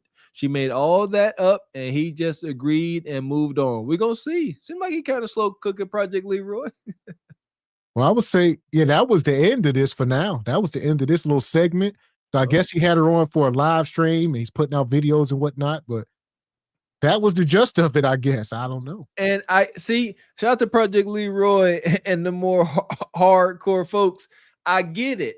Like, but in order to like have the conversation and maybe have a chance at trying to persuade these sisters to think with their common sense, you got to slow cook it. You can't come in like G Honda, like you a harlot, because now the conversation can't go nowhere. You gotta try, I guess.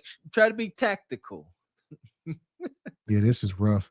Yeah, he was borderline pandering though. So shout out to the brother Dr. L. When we cover him and he was disagreeing and they were at odds the whole time, respectfully. Like you said, he's starting to pander and stroke her ego, try to make her feel good. Nah. It don't work. Yeah, can't stroke the ego of a hyena. She gonna make you regret that. Yeah, she definitely gonna make you regret that. Appreciate you, Uncle Tall. Says, I don't believe in going back to the hood. I'm about helping the ones that want to do better. I'll meet you on the outskirts of the hood. That part, Brother Tall. Yeah, I agree. My mentor just told me that. Facts. She was like, no. She was like, you work on yourself. Don't go volunteering nowhere. She was like, this is not the time. She was like, you worry about your own in your own house. You put your best foot forward. You worry about yourself.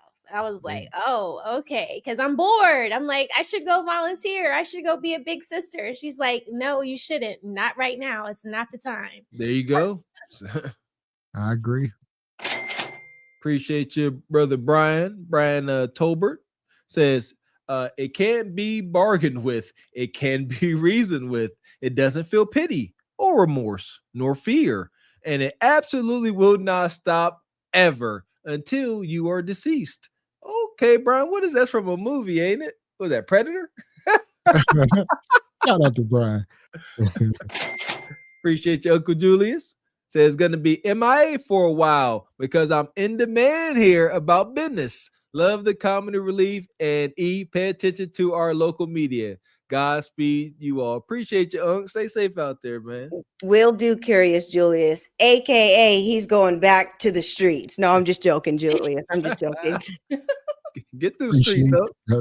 I was about to tell him, hey, spend some per diem on me so I can come see Ebony and you out there. Y'all can take me to lunch. Curious Julius. Salute to you, Caesar. Appreciate you, brother. And here we go. As far as these two, to the pit. For now. Madness. Fuck is you talking about? This is Sparta! You got to know when to hold 'em, know when to fold 'em, know when to walk away, know when to hide. You gotta count your blessings. You're sitting at the table. You hear me? Ooh, child, things will get brighter. Can't bargain with hyenas, boy. So here we go. We're going to keep it moving. We talking about where the prize. You either win or you get played in 2025. We done made our way here to the queen hyena herself. All right. The single Kundra in the house. She went up on this woman's podcast. I don't know who this woman is. I think one of y'all dropped it in the Patreon, but I had seen it. I don't know. It's like her first video. She got like 200 subs. I don't know what this is. It's ought to be interesting. I can't stand seeing her face nowadays. Come on, Kundra, give us what you got. But can I ask you a question? Yes. Would you forgive cheating if it would never happen again? No. I think that in life, nobody's perfect, right? Mm-hmm. So if it was an honest mistake, and I would want to understand, like, how do you fall on your penis fall on somebody else's vagina? Right. But I think that, listen, I think that I've been in relationships that were not perfect. So let me say that, right? And I think I tried the forgiving aspect. I think I could work with one time of let's figure out what happened, right? But I always say this: if a person breaks your heart and they see how much you cry, and I'm going back to like high school, learn this, right? My first boyfriend, and they see the amount of pain they put you through for the betrayal, right? That should be one time enough. If they do it again, then they don't really care about you. Exactly. So I think you can give a one-time pass if that's going to be the case. But I think that with women, this is why women were so amazing, because we have an intuition. And I think if women could be honest with themselves, maybe not honest with Kendra or maybe not honest with Stephanie or your girlfriend, but if you was just in your own presence by yourself, you know who you're dealing with, right? Like you pretty much know the man that you're dealing with, and you have to decide, can I deal with him in this way? If there's things that You a lie, and the truth ain't in you. Lies. You had absolutely no clue who the hell Ashy Foot was. You didn't know if he was Reginald Jones, Theodore Huxtable. Hell, we don't know who the hell he was. Ashy Feet? She gonna say you pretty much know. Yeah. She's still talking about her relationship from the 90s, Mr. X. She can't, that's all she got. It wasn't perfect. Yeah, I had a boyfriend.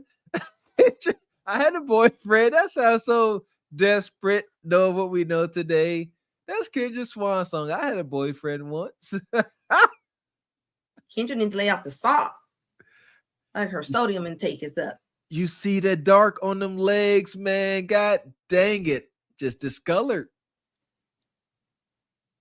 You don't want to deal with. So, because most men who cheat, they reveal themselves pretty early, right? Like, it's really not that hard to understand. And then the men who are not cheaters or who are just truly faithful and all those things, that's their cloth too. Like, things aren't difficult. Like, yeah, we could do Thanksgiving together. Yeah, you could call him and he wakes up and he calls you right back. Like, it'd be real easy when there ain't nothing going crazy on. So I talk like the red flag factor. Sometimes when being Six Flags, bitch, you right. Six Flags, So yeah. I mean, so what is it like? Would you not compromise on? Like, what would you not give up that you wouldn't put up with at all? So I've learned in my dating experience, I can't. So like you asked me like the one time cheating, right? So I'm like, and before she move on, I guess we will ask y'all the question to get you at Raquel. Do women know? He said pretty much all women know if they got a good man or a bad man or what. Y'all got intuition. Y'all always know. Yeah, we know what kind of man we're with and what options he has. That's why we're with him. We know. So like when I say little things on here that's really telling if you're paying attention. You know what I'm saying? Y'all know, I mean, Mr. Walker, he picks up on it a lot because you pay attention to me in the chat when Gavin is doing his thing. But no, yeah, we know, and we're not stupid, but at the same time, we better not find out. Right. You feel me what I'm saying? It's a certain way it better be going. Because if it come across my desk, then I got to make a move.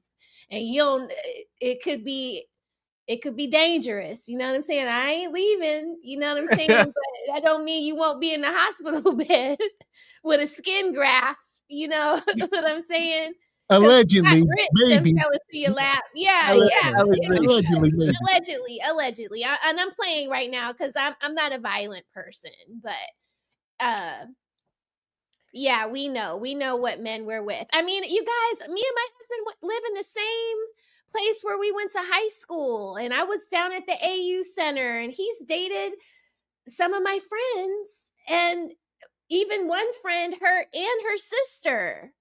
I don't feel no type of way about that. They feel some type of way about that. So y'all got intuition. So there you go. So y'all sisters got intuition. So where do these other sisters be going wrong? If y'all, and I believe it, I'm on record saying that I do believe y'all have some type of intuition. They just will forego it because the one sister said it. She said, if I like the way he look and the way he talking, I don't care about all the wild stuff he got going on. So they will let the little man in the boat override that intuition, Raquel.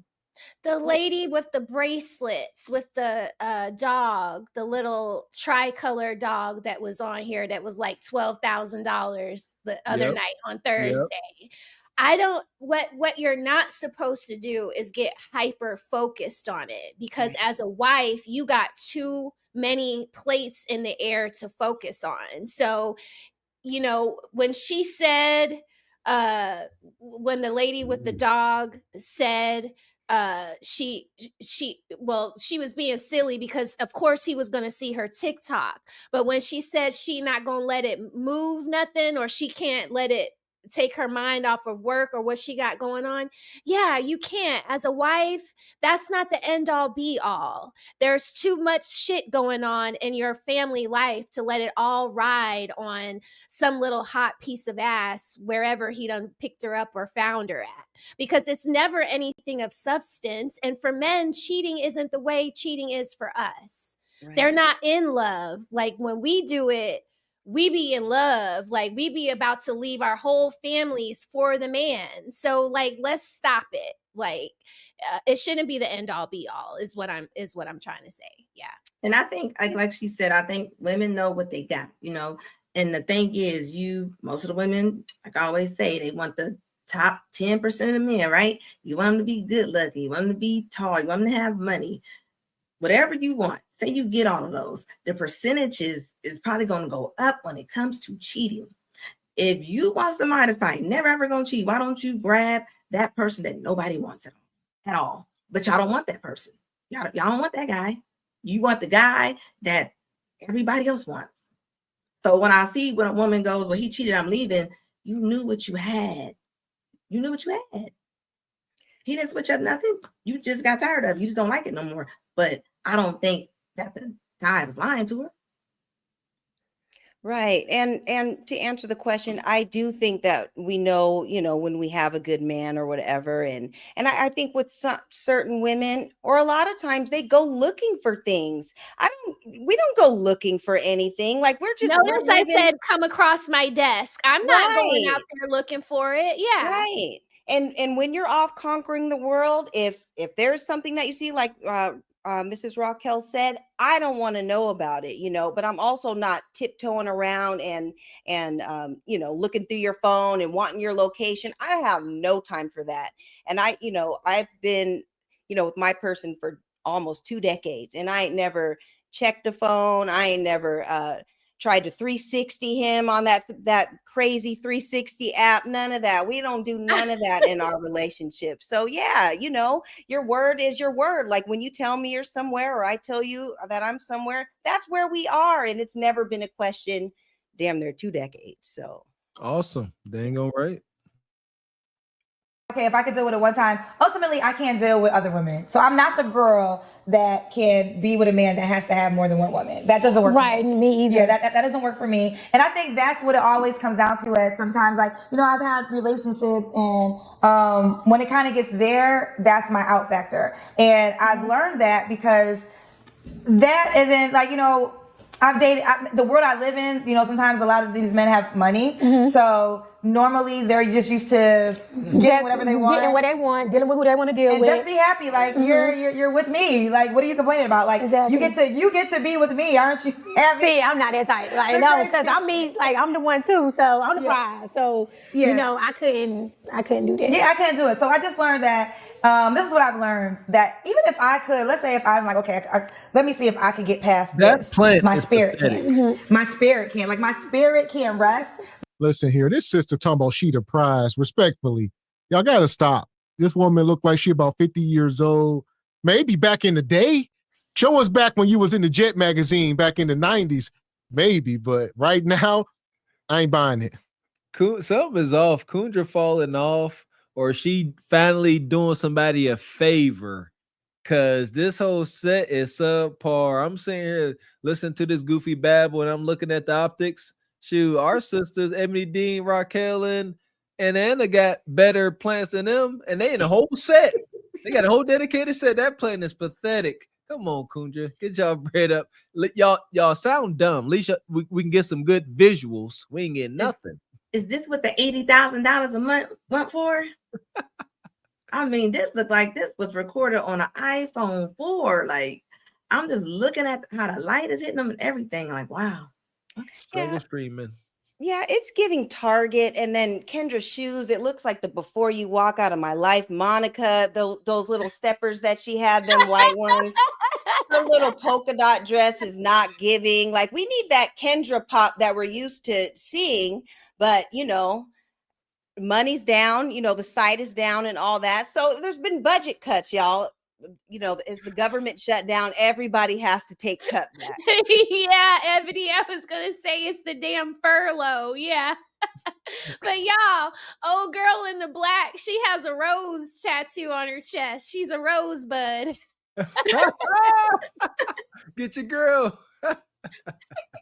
My spirit can't do it. My spirit is just like, no. And maybe it's your intuition, but when your spirit can't rest in a relationship, then there's nothing else you can do. It's over, right? Yeah, like I always say that men say they want a woman that gives them peace. You don't think a woman wants peace too? Like literally, I just said this recently in my podcast. A woman wants peace too, and I don't have peace of mind if I can't trust you. If when you're going outside, I don't really know what you're doing. If you're going outside and you're talking about me with other women, like if you don't got my back, that doesn't bring me peace. So just like you need peace, I need peace. But what you have to realize is you might have to disconnect from that human, and if they won't bring you peace and they're not who you say you really want to be with. And sometimes that's hard too, because you gotta disconnect with the perks. Right. And the perks are all different things that might be valuable to you. And that makes it real difficult.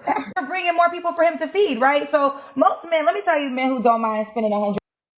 Says, if you have kids, do you expect your new man to pay 100% of the bills?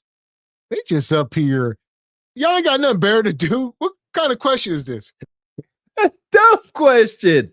I keep like, these is 50-year-old women. You got no kids. They stuck. They stuck. There are no goofy questions in no man's land in the shadow realm. They got to keep their brains. Shout out to AI and virtual and mixed reality. These kundras and hyenas got to keep their mind back in their youth.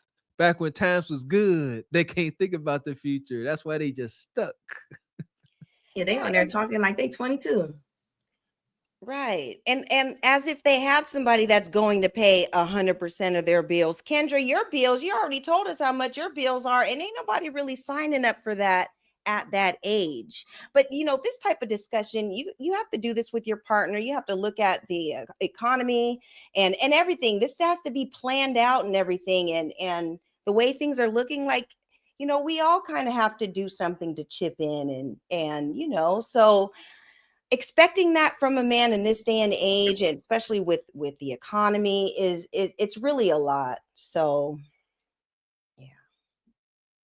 I've heard this conversation. They're like, I'm already taking care of myself, right? So you moving in my place, that's not a big deal because I'm already holding down this house. Now, let's say you come with 4 kids. You just can't move in his place. So he has to get a bigger household because you're coming with more people. And the expectation is still for him to pay 100%, even though you're coming with extra bodies that he did not create. Let me correct that real quick. But see, with me, because I have been in that situation, but I also pay like I weigh. So therefore, I never put my responsibility on anyone because I have, as you say, 7 kids. So with that being said, I always make sure. Hold on. Hell! She got 7 kids and she talking about she pay like she weigh. Well, hell, you must be paying a lot because hell. God, okay. 7 kids? What kind of conversation y'all about to have? You got 2 women, respectfully. I don't know what the sister on the left. Well, all we know right now is she blowed out and she got 7 kids. What take do y'all have on relationships that mean anything? Kundra and Miss 7 kids, 7 for X. Like, what do we got? And I looked it up.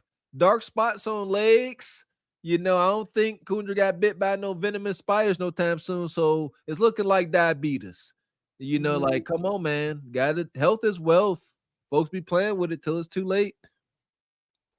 Yeah, I don't think that they have an answer. And I definitely don't think they have an answer with the fashion going on, because the other chick looks like she just kind of freaked a hefty black garbage bag and just cut it on the side. And she came on folded the it like a show. fan. She folded it like a fan, ironed it, and then put it on. Right. Yeah, it's just giving struggle. And DeAndre, if you're in the chat, it's just the dust for me. It's just dust. But don't Kendra's boobies look like 2 Cornish hens? Like just sitting up there on her chest, ready to be turned over for Thanksgiving? like a She booty. look like she about to pop. Like if you Yeah, just look poked her uncomfortable. one time, she would explode like the Marshmallow Man. Yeah. And it's like when you're nursing, like when you're engorged and you need to pump or you need to feed, that's what they look like. They're very, very engorged. Remember how prickly they felt? Like you felt like you was about to die, right? Yeah. Shout out to the engorged boobies. Got massage him. They over here having young girl conversation. And they I old. hold my own. I don't that means expect what- the man to. Maybe I can need to rephrase it. I want him to be able to provide, but I'm not saying provide for my baggage, as you said, or my kids or my family. But if we together, I just can't just say we together. We got a house together, and I have my children. I'm not asking you to take care of them, buy them anything, do anything. I'm gonna handle that. But when it comes down to the mortgage or anything like that, I just feel like that he should be able to provide. I feel like he should be able to pay that, because you should realize I'm coming with a package. So you see that before anything, you should know if you can handle that package or not. I just feel when it comes down to that, I just feel like I want to be with a man that's secure, that he can handle it, that he can be there, because also I'm going to be able to back you too, because I'm the type of woman, if you need me or you in the corner or something happened to you, I'm going to be able to back us. So basically what I'm saying is be able to back me. If something happens, if you fall, I can catch you. If I fall, you can catch me. Can I jump in? Sure. That's some bullshit. Okay, let me tell you why. Let me tell you why. Because here's the deal, and I think a lot of women have that mindset. But listen, I'm not saying that it's impossible, but here's the deal. If you come with 7 kids and you're coming into a house, that means he has to get a house that can take care of enough bedrooms. And you're like, okay, and then you're saying I'm not going 50-50. Girl, he has to get a whole bigger unit because of the kids that you're coming with. And I think that's selfish to have that expectation. I think you should want to contribute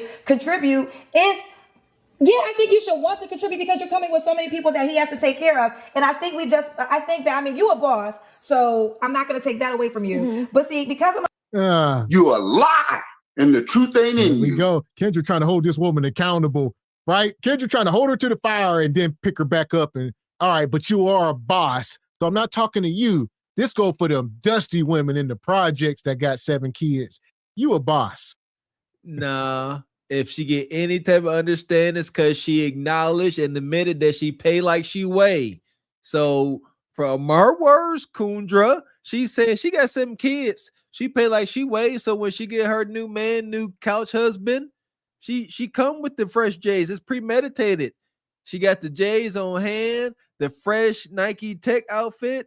And she know her lane. Kundra, you don't. It ain't BS. She gonna say everything she said was BS. No, it ain't. Not necessarily, Kundra. Everything you say is BS. It's proven. It's documented. You gotta have an RV just to come pick up her and the kids. Like, that's what I'm like, the audacity. And that's the difference between men and women, right? Men are normally straight shooters. They're not gonna play with her with this conversation. Kendra's over there like, but you a boss in the middle of a conversation. Boss of what? You don't probably need to even date. You got 7 kids. You done had 7 humans come out of you.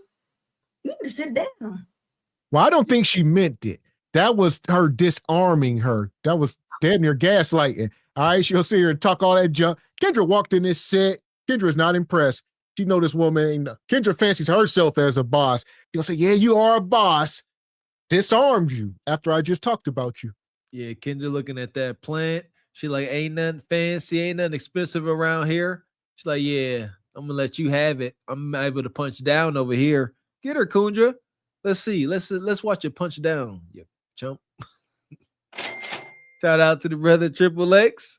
Says this is the Lulu. Can't play both sides of the field, or can they? Triple X. Appreciate you, Stephen M. Says real deal. If it ain't 50-50, she will get 0%. Okay. Appreciate you, B. Wyatt. Says now Kundra still a KS bigger house talking point. Yes, of course. Are you surprised?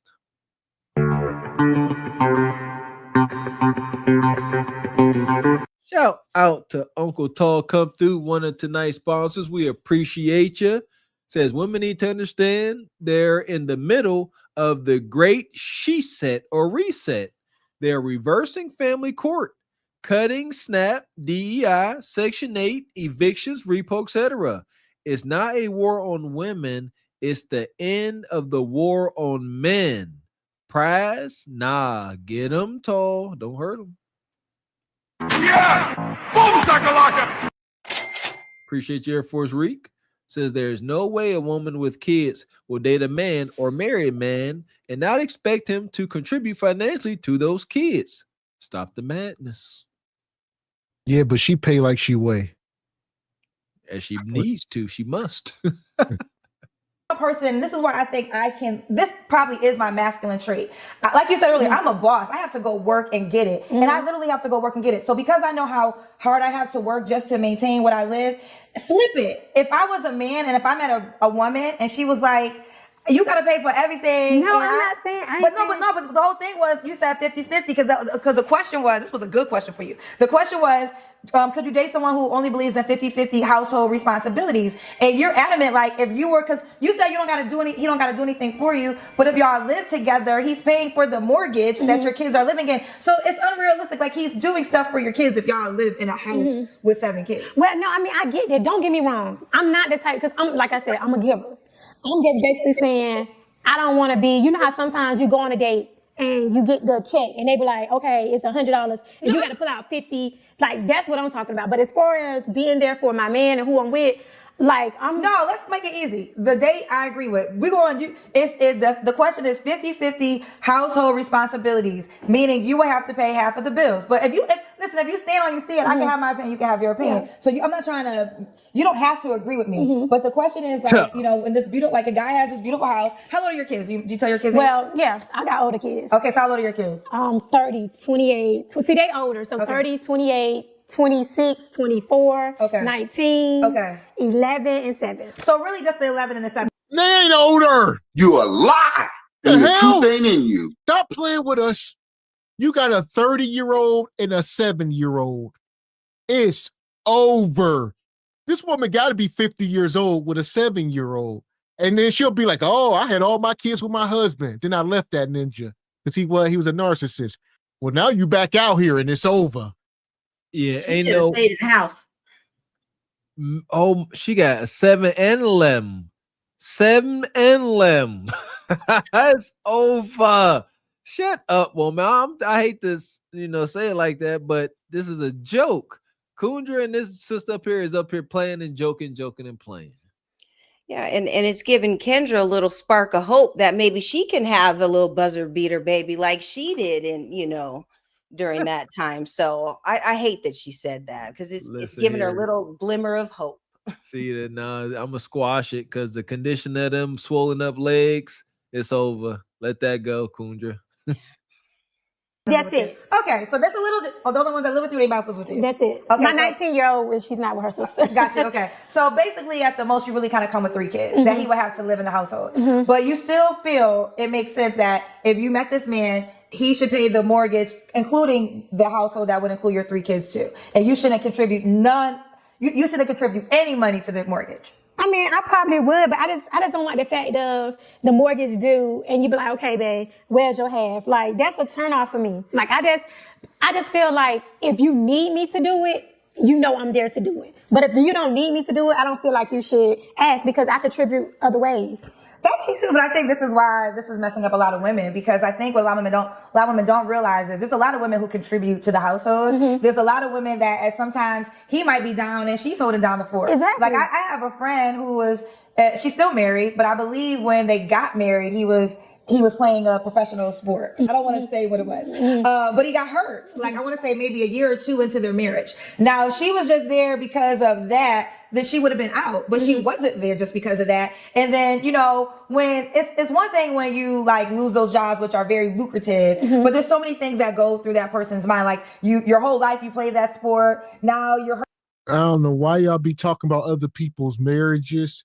I think that's just wicked, especially your friends. How many good friends do you have that are married to former professional athletes? I mean, people can probably start narrowing stuff down. Just stop talking about folks. Kendra is the anti-marriage, anti-relationship guru. Like that daggone card games. That card game is full of questions that will only cause a divide in any relationship. She asked the dumbest, what would you do, Miss Raquel, if your husband's phone went off at 2 a.m.? Girl, what you gonna do? Meanwhile, y'all wouldn't ever think about no ish like that. And anytime it did went off, maybe it's a, business partner, somebody needs something, email sent.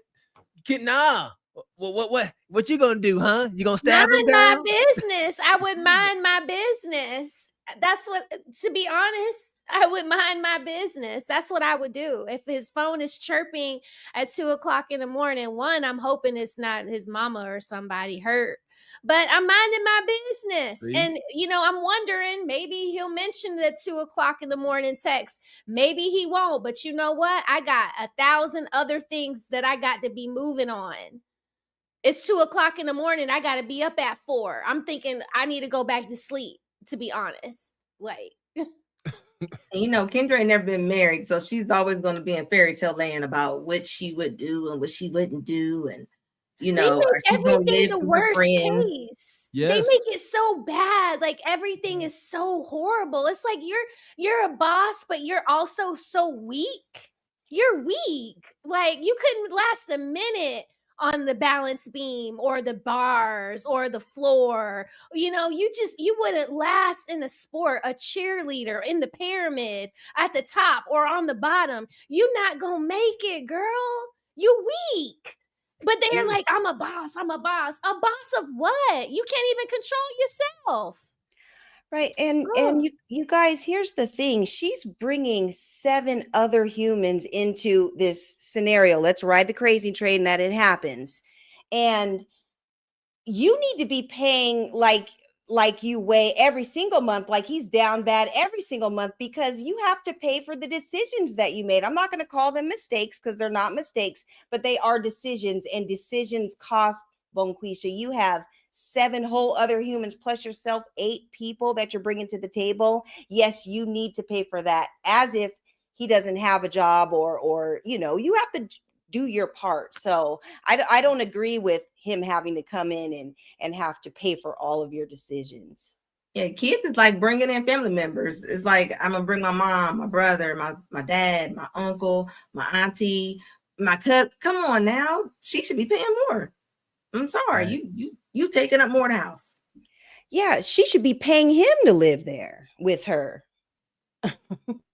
So you can't ever fulfill that dream to the highest of the level. Mm-hmm. That money that you were making is now gone. What do you do next? So she had to deal with all those emotions too. But while her husband was going through that, she had to woman up and hold down the family. And I respected it, right? And then, tables turn again. But that's what marriage is. Like, anybody married for many years are going to tell you, like, yo, sometimes it works, and then I had to hold it down, and then, he got sick or I was sick and he held it down. Like, it's really that partnership where that job title of provider with income can switch several times throughout a marriage, right? See, I'm cool with that. Like, that's the point I was trying to make. Like, you be there for me, I'll be there for you. It's just you baby get half of the rent, or go in your account and or the mortgage. I just can't. Okay, what do you say to this? Right now, you pay 100% by yourself. So if you pay 50%, why? I mean, no, it's not that. I just feel like, I guess it depends on how the man want to carry it. Because you know how some men be like, they want you to be submissive to them. They want this. So I feel like if you want that, then you should leave. And that's what you get. If you want the old school type, the granddaddy out working, the mom at home with the wife and kids, but as you know, now it's totally different. Right. And see, I lived that life before, and it's crazy. Now I'm almost 45. So you lived what life before? I was married before. And then, oh my God, this just keep getting worse. She's 44 years old with a 30-year-old kid. All right, so she got pregnant at 13. Well, I thought I was gonna give you the benefit of the doubt. I thought you was a wife. Maybe you had all your kids with one man. This woman, 44, with a 30-year-old. Wow. Did you hear when she said that she's not going to respect him if, like she said, if he wants me to be submissive? She's like, I mean, if he ain't paying all the bills, I'm not going to be submissive. Like, when did you? It's almost like being nice to somebody. That's like you saying, well, I ain't going to be nice. I mean, if they pay more, I'll be nicer. Don't fight it though, Hannah. Let her talk. That's exactly what she said. Conditional femininity and cooperation. You want her to be nice and sweet to you and say kind words and not poke you in the forehead, you gotta pay for everything. Anytime she reach into her pocketbook, you better smack her hand and throw a wad of money at her. Don't you dare if you want any type of cooperation. And good catch, Mr. X. 13. Her math, 44, 30. She got knocked up at 13. It's unfortunate, but it always makes sense why they wind up like this. Early set on trauma. And you were the But I was younger. Was you the breadwinner? No. Okay, so he was the breadwinner. Mm-hmm. So you had it. So why did you leave it? Oh, I would have to sit on your couch for that one. But and then also, I have a fiance and that's going on too. But, so you're engaged right now? Right. Okay. So that's going on too. So it's just a lot. It's a lot going on. Is your fiance on the board of you? Is 100% he paying all the bills? No. Oh, okay. So you wouldn't do it. That's what I'm saying. What I'm saying is the part of you saying 50-50. It ain't like, okay, you be like, okay, well, this is 50-50. And he gonna ask for my half in the mortgage. You don't want that? No, it's just asking part. I just feel like you should just go ahead and do it. And if you need my help, then I come along, you know. Is that the dynamic with your fiance? It's somewhat. But that's a little complicated. Okay, well, you gotta cut wow. Okay. Okay, let me just package it. I will say this. Every girl. And I will say, I bet it is very complicated. He getting what he deserved. This what happened when you play the cleanup man and, eating other people's leftovers. This ain't fresh food. What are you talking about? She said she paid like she weighed. If this sister here on the left could tell Kendra, give her an existence that she think Kendra would applaud her on, she would say, she'd be like, no, girl, he paying. Yeah, we do this. But no, that she don't even know if that ninja got a bank account. You know what it is. It's complicated, Kendra. He's sleeping on the couch. I pay for everything he got. But he promised me once his music career take off that we going vacation in Italy. So it's complicated, Kendra. You wouldn't understand. Yeah, she said she left her husband that was paying all the bills. Like, and now you out here, now you saying that the guy that you're with, supposedly now he's not paying all the bills. Like, she might as well stay where she was at. Her fiance, she engaged.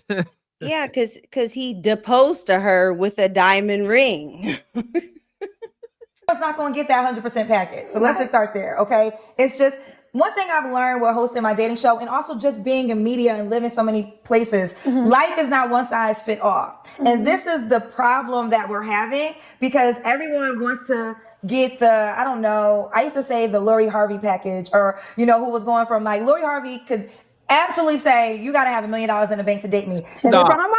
Well, the only reason I can say it is because that was her reality. Like I have here is the rule of thumb if you want to know if you're being unrealistic or not. If you have two options that want to date you in the way you say you want to be dated and are willing to do the things that you require, then you're not unrealistic. Because you have so let me give the full example. So if your requirement is you got to be 6 feet, you got to make a certain amount of money, and you have to be willing to pay all of my bills if we get together, and you have 2 or more men who are chasing you and who can fulfill that, they're not unrealistic because that is some women's reality. Like some women absolutely, that is their reality. I live in California. These girls they so beautiful, they don't pay rent. Right. Like that's just what so that's some girls' reality. What happened is that girl got an Instagram page and now everybody sees this beautiful girl and her lifestyle. So now that became the standard for every girl. And the bottom line is it's just not the package for every single woman. I'm okay with knowing that I probably could have received the lifestyle I live via a man, but it wouldn't have been a healthy dynamic, right? Like it would have, I know it would have been some toxic shit I would have had to tolerate to live the way that I provide for myself, right? But I love that I don't got to compromise. I got to work, but you don't have to compromise. I don't got to compromise. I got the stress of the work part, and it could be stressful at times, but I don't have to compromise my integrity because I figured out a way to make it happen for myself. And it was so interesting because now this is wicked. These women couldn't be, as far as their life results, they're about the same age, but as far as life results, they could not be more opposite. It's like a complete 180. But yet they are both in the same exact position FUBAR. This woman claims to be engaged, an engagement queen. Coon just talking about she didn't compromise. Huh. We got video footage confirming that she compromised beyond all recognition and repair. Hence why we say FUBAR. F beyond all repair. It's over. And she's talking about the girls in LA, talking about there's so many girls out there and they don't pay rent. I mean, she's saying other women see them women and then they think they can do it too. I'm sorry. The women that she is talking about, like, I'm pretty sure if the ones she's talking about, they're probably 9s and 10s. So you got other women looking at their life and thinking, oh, I can get that too. No, you can't. You can't. Yeah. Shout out there for us, Reek. Said, let me ask the panel a question.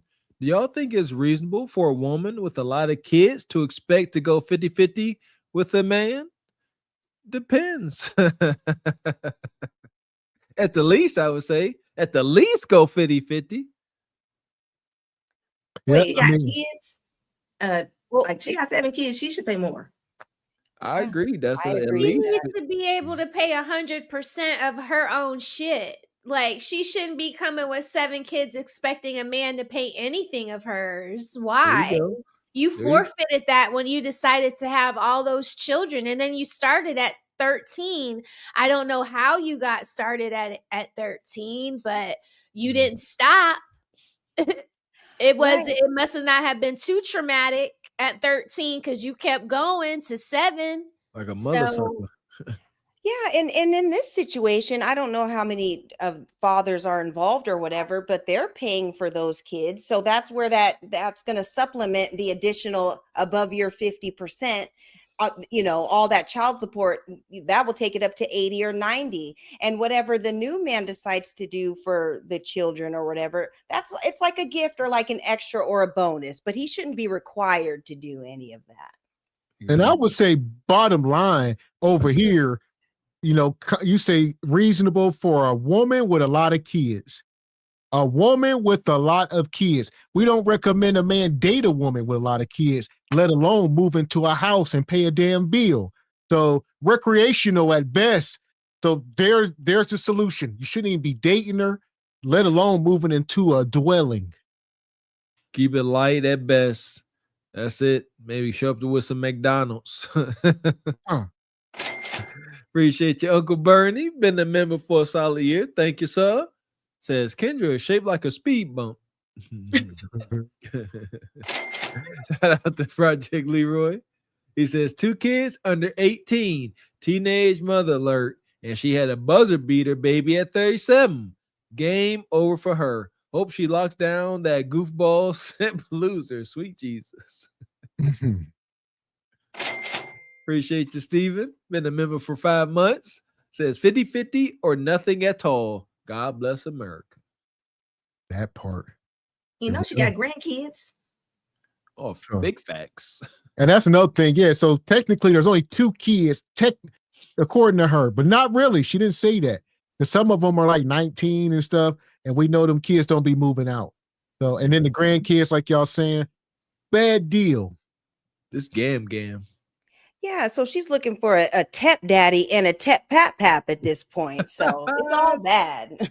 Tep daddy. And I don't know what I posted, but there's like an algorithm on Instagram of women teaching girls where wealthy men are. Like, this is where you go if you want a wealthy man. This is what you need to do. Yes. And then and there's a woman she's married. I don't know her name, but she's like, there's a couple of them though. There are a couple of women who are married to like, and their husbands are older. So their husbands are older, and they're giving the advice on how these women could, where they need to go to meet men like this, and what they should look for to meet men like their husbands. And I'm just like, that is crazy. I just feel so it's not real love anymore. It's all about money and fancy. I want real love. I mean, I'm not about. I know I said what I said, but I'm not about money.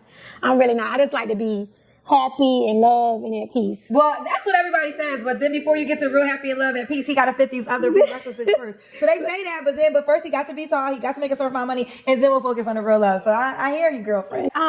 So Kendra girl, cousin, what would you give some advice if you had your own situation, of loving wrong, what would you give to me, any women, your cousins, anybody, Yes. Loving wrong, I've loved wrong. I hope people don't think that I have like this. No, I have a lot of things that I speak about are the lessons I learned from my. We know it's documented. Yeah, I don't know who think, Kendra doesn't love wrong. She doesn't love ashy feet. That is as much accountability you're gonna get out of the Kundra. I loved wrong. That's all my experience. We know you ain't said nothing new. Yeah, shout out to the sister to the left, big blow down 7 for whatever. Yeah, that's a good question. I'm so happy Kendra come here and say, I got advice. Kendra says she don't give advice unless she giving advice. Own personal experiences. What I would say about loving wrong is give yourself grace and get the lesson, right? Because give yourself grace, because sometimes you might have a reason that the world can't understand. Like I had to learn grace for women with children because I think, we talked about this because I'm not a mom. There's a lot of risk that I can take, a lot of things that I can do that if you're a mother, you probably can't take those risks because it's not just about you no more. You got other mouths to feed. So I've learned grace for women in particular that stay with men in dynamics I probably wouldn't stay, but they chose to stay because of the family dynamic. And I have to respect that. Like Mama T, who I love, Beyonce's mother, she talks about this in The Matriarch in her book. And I think if you are a woman who's married or children, get Mama T's book because I think it's going to help you get Mama T's book. The book is called The Matriarchy. All right. It's brainwashing. Tina Knowles, the same woman who still carried her first husband's name. All right. The guy she said cheated was a narcissist. Why the hell you still got his last name? Mama T. Get the book. Get the book, ladies. Get the book so you can remain single. She's the older Tracy Ellis Ross. I mean, she divorced that man, but think about it. Like in her mind, she Beyonce's mom. Like there's nobody that's going to be able to make this woman happy. I mean, so it's going to be really easy for her to get a divorce from that man. She divorced him. She wanted out. And then that's what I'm talking about. Kendra promoting, how do you promote that a rich woman that's Beyonce's mama's book? Who is she relatable to?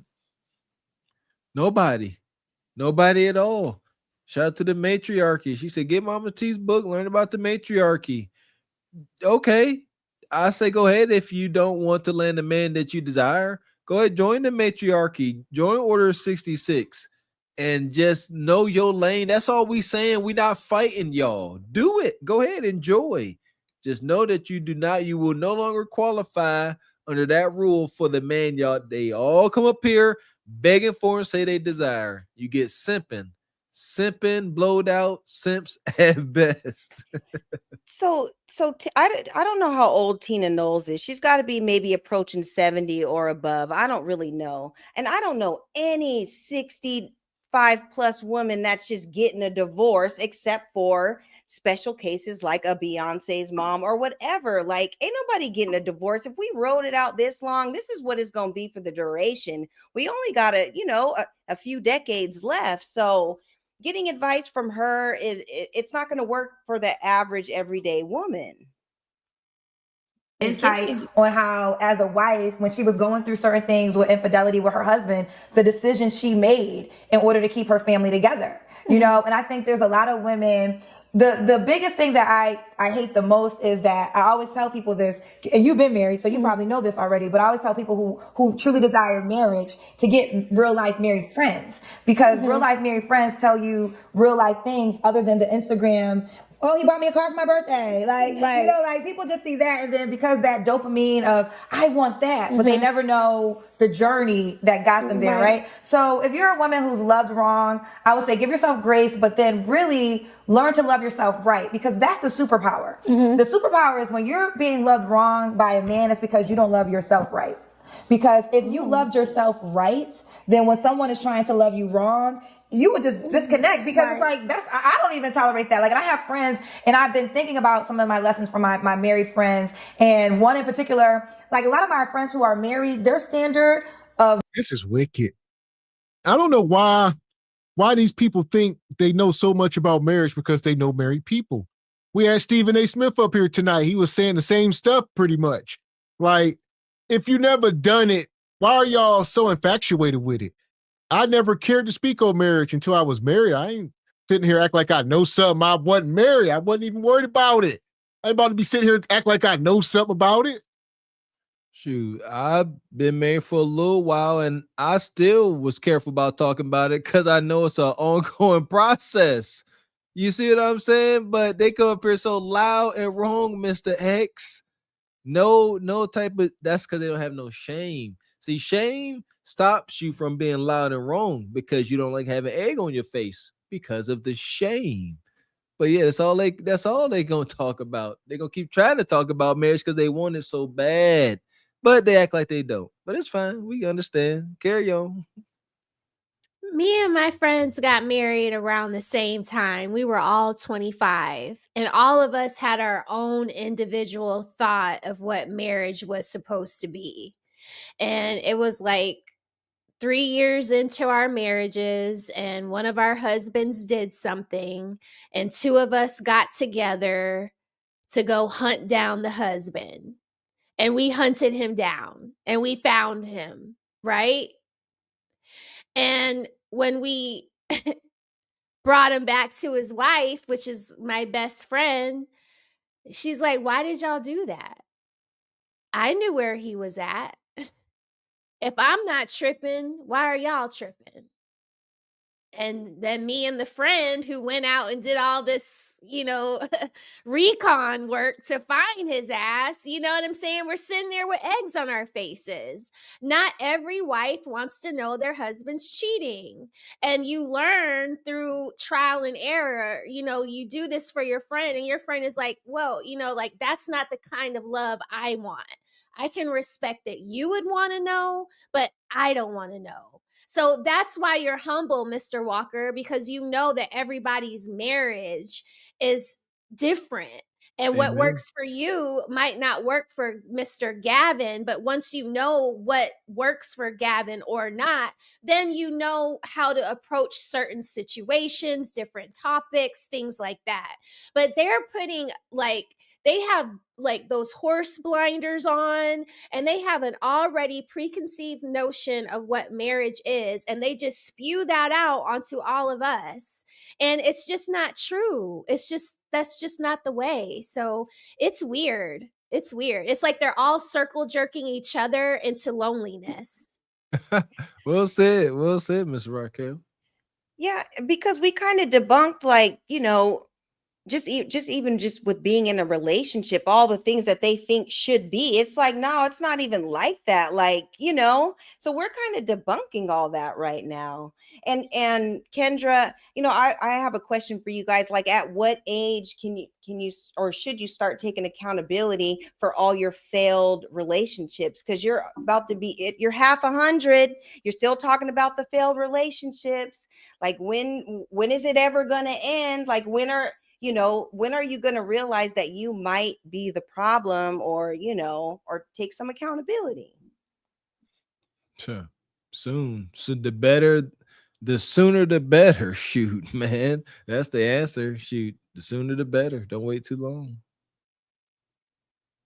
Non-bullshit is like non-negotiable. And I remember during my dating times, one of my girlfriends was like, "That man don't like you." And I'll be like, "Girl, how you know? Like, he doesn't like you, because if he liked you, da da da." And it's like the things you don't want to hear, but you need those friends in your life. But really, real friends. You need real friends. But really, what I had to realize is, why don't I like me? Because it's never about other people. Other people are just giving you a mirror on how you treat yourself. So if you're loving someone wrong, find out why are you loving yourself wrong and fix that shit immediately. Because once you start to love yourself right, then everybody else is either going to rise to the occasion, or they're going to fall off, and you're not going to care because, listen, because you in love, you loving yourself. This is my standard. Like, look, sometimes you got to let go of friends, family members. Like, we spend so much conversation about relationship, but I want this to be a standard for our relationships, right? Like, don't just make it a standard for your romantic relationship. Have a way that is a standard for how your mama treats you, your best friend treats you, your coworker treats you.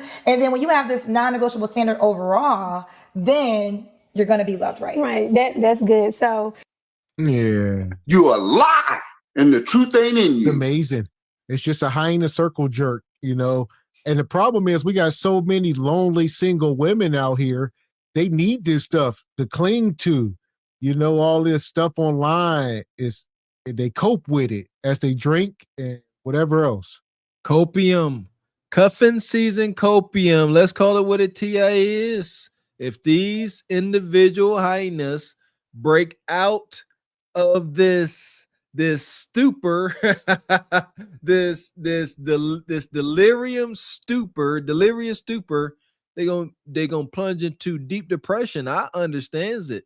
So they got to keep this circle jerk going on, these empty feel good words, because if they sit alone in silence with their own conscience, I'm trying to tell you something. I got wicked predictions. I'm gonna keep them to myself. Hopefully it ain't true, but they got to keep this going. They can't sit alone and start doing the shadow work. They can't sit alone and start dealing with themselves. The voice in their head is not going to be very comforting. And another question I have is, how are you planning your future relationship without even having a future partner? Like, each relationship is different. The last relationship that I was in is way different from this relationship. And if I'm ever in another one, that one's not going to be the same as the others either. Each relationship is different. You know, every man, you know, different men require different things and vice versa. So you can't plan a relationship without even having a partner, because that's not how it works. It's built together. So well said. Well said. They cart before the horse, and if you will. And Kendra don't think anybody's on her level. Like, she's overvalued herself, and the women that's around her, they pump that up. Like, she honestly thinks that she's supposed to be with somebody that's like Mayweather or something. Like, she really honestly thinks that she's supposed to be with 50 Cent or something. Like, she doesn't think she's supposed to be with her married friends, cousins, or like, I guarantee they try to introduce her to somebody. She doesn't want them. She wants something out of her range, because nobody is being honest with her. That's so funny you say that. She definitely thinks she deserves a 50 Cent or somebody, but this is what would happen, Anna.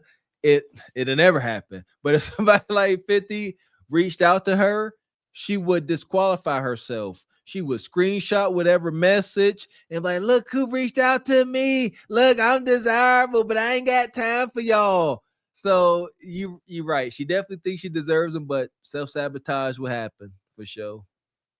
You know, she's like the single friend all the husbands hate to have to be around. It's like, why did you invite her to the Super Bowl party? You know, she's going to come and rub somebody the wrong way. You know, she's going to make everything about the Super Bowl party about her.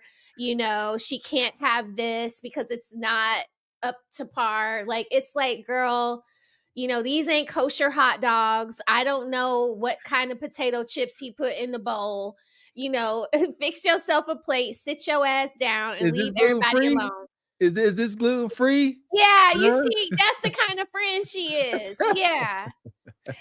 Yeah, and a Mr. 40 hours or just a regular guy, just a regular 9-to-5 guy would love to come home and rub her swollen ankles, and it will probably do her some good. So don't count out Mr. 40 hours, Kendra. That might be your guy. We've been stressing that, Ebony Dean. She can't hear us. I'm on record saying that he'll let her talk bad to him. Just pay how you weigh and let him rub out that inflammation and that water retention in them ankles. Like a whole compression sock. The diabetic socks. Shout out to Steve, been a member for 5 months. Says 50-50 or nothing at all. God bless America. I think we got that one. Appreciate your divine photos. He says, no wonder Gen Z is drifting away from relationship advice along with dating apps. When they see the dysfunction of the elders, they go their own way. We're trying to change the dysfunction, Divine. Money, money, money, money, money, money. Shout out to Notorious NIG. Says, don't be a childless man. If you are a childless man moving a single mother to your house, she should be paying more than 50%. That's what the child support is for. Golly. Man, that part. So here we go. As far as Kendra and this woman, to the pit. Yeah, bye, Kendra. Fuck is you talking about?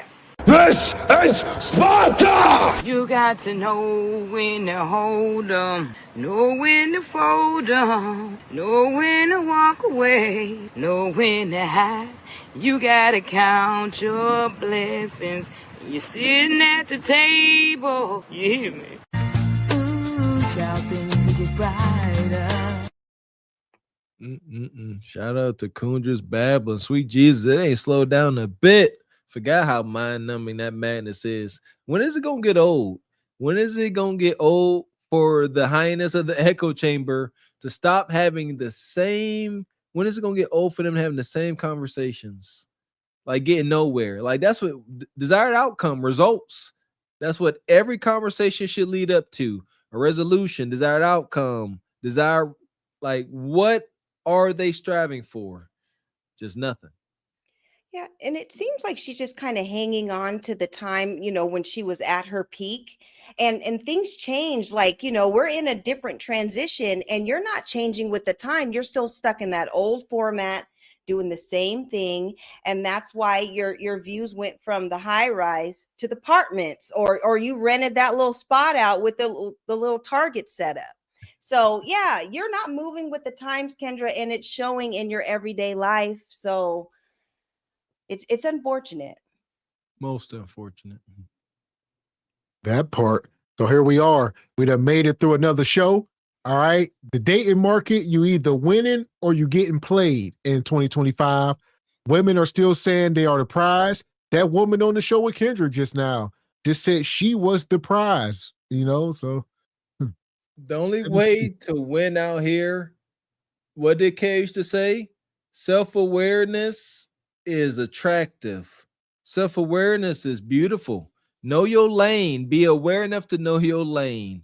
If you are Kundra or her blowed out friend, your lane is to pay how you weigh, like her blowed out friend. Let her know. Just know, and then you won't get played if you know your lane. But if you want to be out here over kicking your coverage as a man or woman, fellas, I'm gonna speak to the fellas right now. Don't be out here being Mr. Wholesome 40 hours. You just modest guy and trying to go get you a well-known IG thotty just because you don't do that. I don't care how much she claims she like you. I don't care. Like, know your lane, ninja. That part. So what's your final thoughts here? What you got, Ebony? My final thought is, basically all the things that we reviewed today. The guys don't be out here being simps, to these women, and ask the questions, vet right, and keep the situations for what it is. If it's play for play, like then keep it at that, but don't try to really wife her up. And for all the other women that we went over today, it's just all about taking accountability and doing your part, to kind of help the next generation, taking accountability, atoning, getting up under some instruction. Like, it's all these things that just need to happen, and you can get the outcomes that you want, but it takes looking yourself in the mirror and figuring out what you need to change. But it starts with you. So well said. So what you got, Sister Anna? I mean, I think that, as far as until we start talking about the truth, I mean, we ain't never going to be able to fix anything, because everybody want to run from the truth. So people love a beautiful lie. It's just how it goes. I mean, whether we're talking about women's weight, health, or anything, I mean, people don't want to hear it. So all I can say is, be open to some things. Listen, it's a reason why things are not working out sometimes.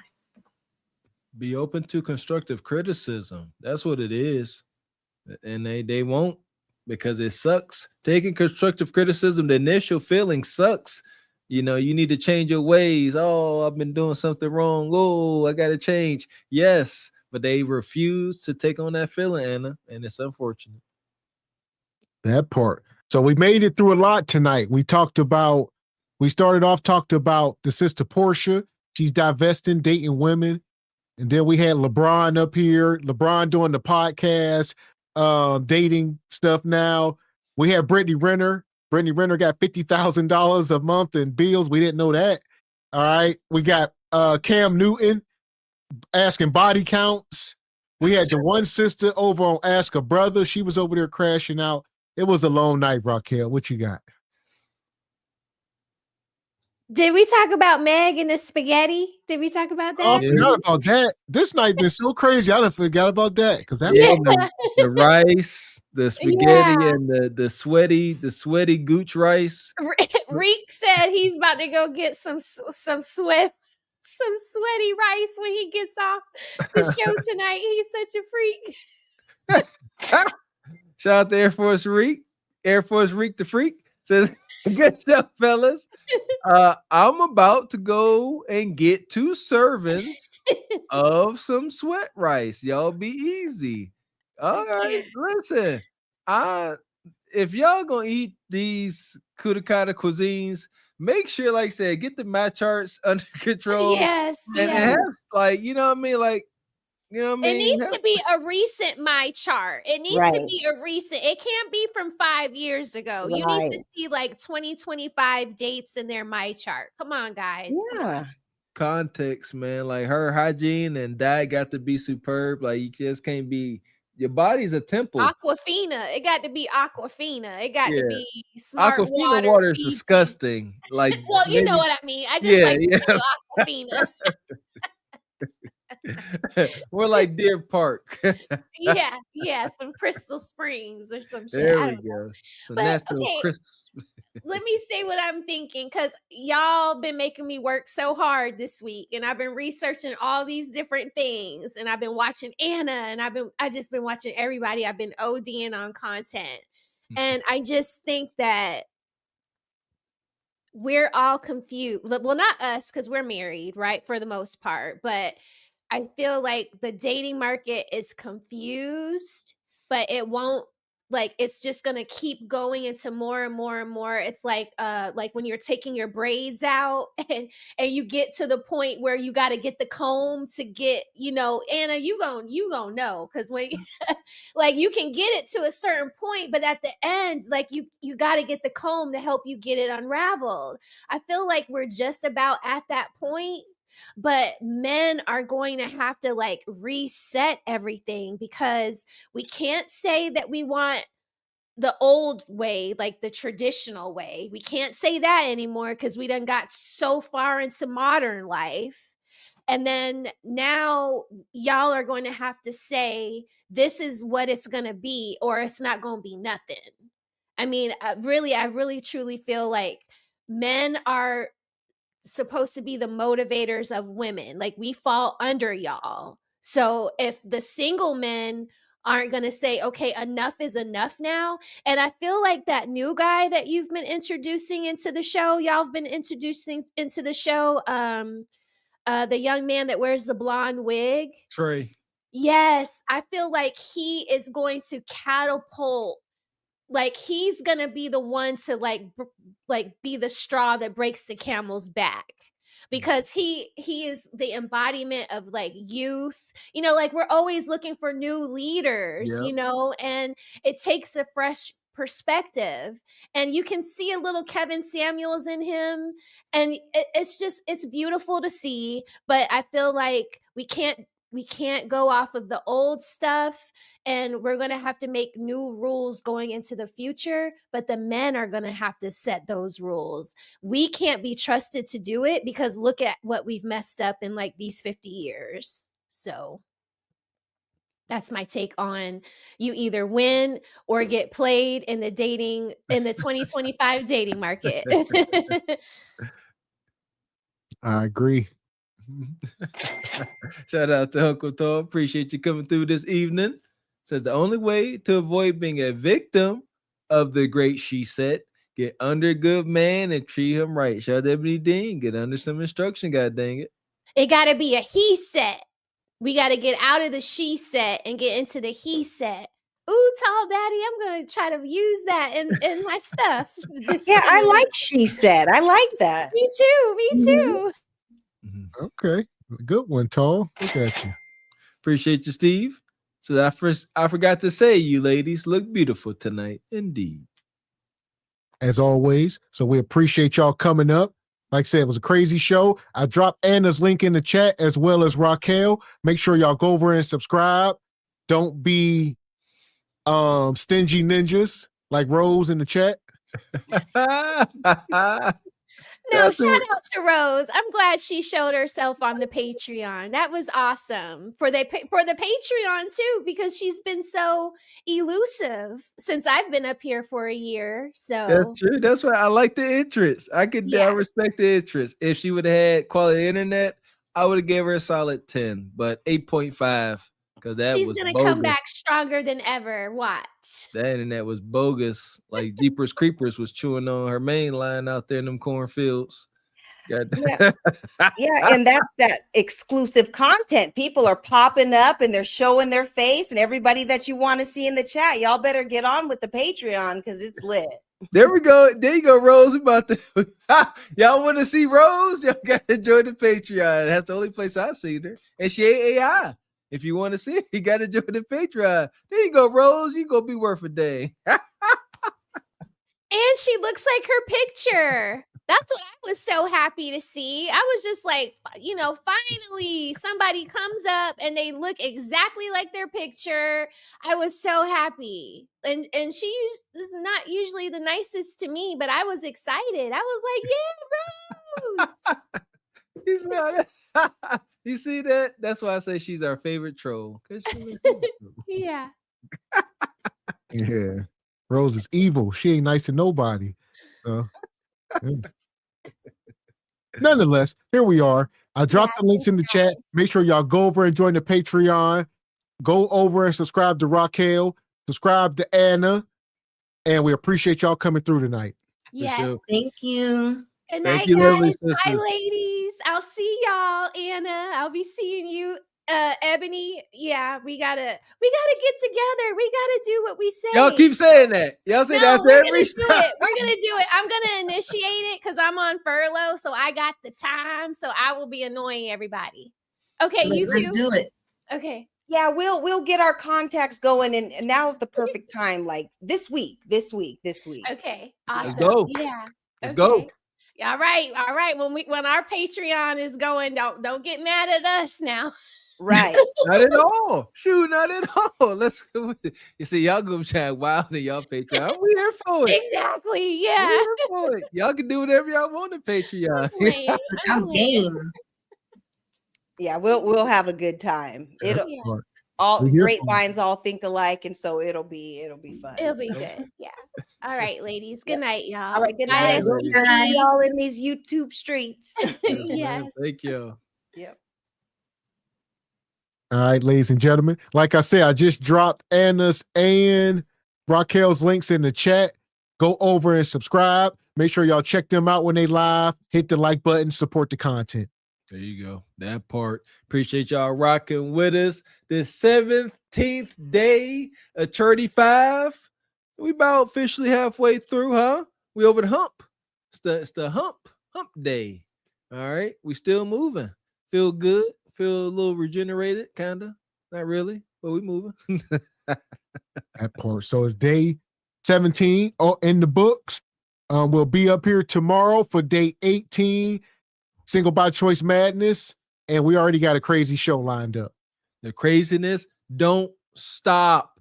That's one of the main reasons why we did this, because we was getting backlog with madness, but we're going to keep all up to date. The 35-day marathon continues on, baby. That part. So shout out to y'all. Sister Olawal, we appreciate you. Shout out to all the sponsors tonight. Brother Tall, he come through in the Cash App and the Super Chat. Yeah! Boom, shakalaka! Shout out to Air Force Reek. Shout out to Divine Photos, Project Leroy, B. Wyatt, Sister Dee Dee, Frederick Howard, Richard Media. Who else we got? Brother Curious Julius. Yeah! Boom, shakalaka! Everybody gifted memberships. His lovely lady. She came through the beginning of the show.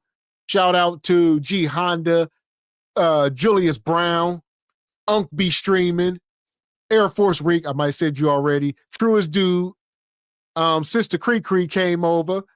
Shout out to Red Room, Dark Star, and last but not least, shout out to Odd Job and the International Quiet Storm.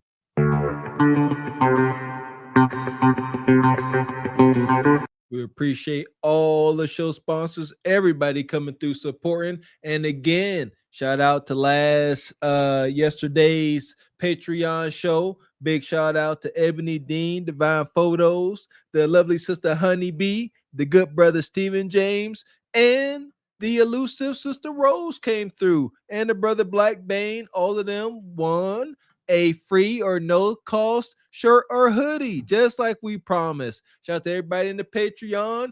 If y'all want this exclusive content, chances to win, shirts, merches, hoodies, and maybe even some of Mr. Walker's jewelry, you got to join the Patreon. Ain't no other place you gonna get it. Ain't gonna keep telling y'all. Don't stop. That part. So we appreciate all y'all coming through tonight. We'll be back up here tomorrow night at 8 p.m. Eastern Standard. Y'all know what it is. Be there or be square. So until then, I am Gavin X. I am Mr. Walker. And we are Carpet for the Horse Productions. A good morning.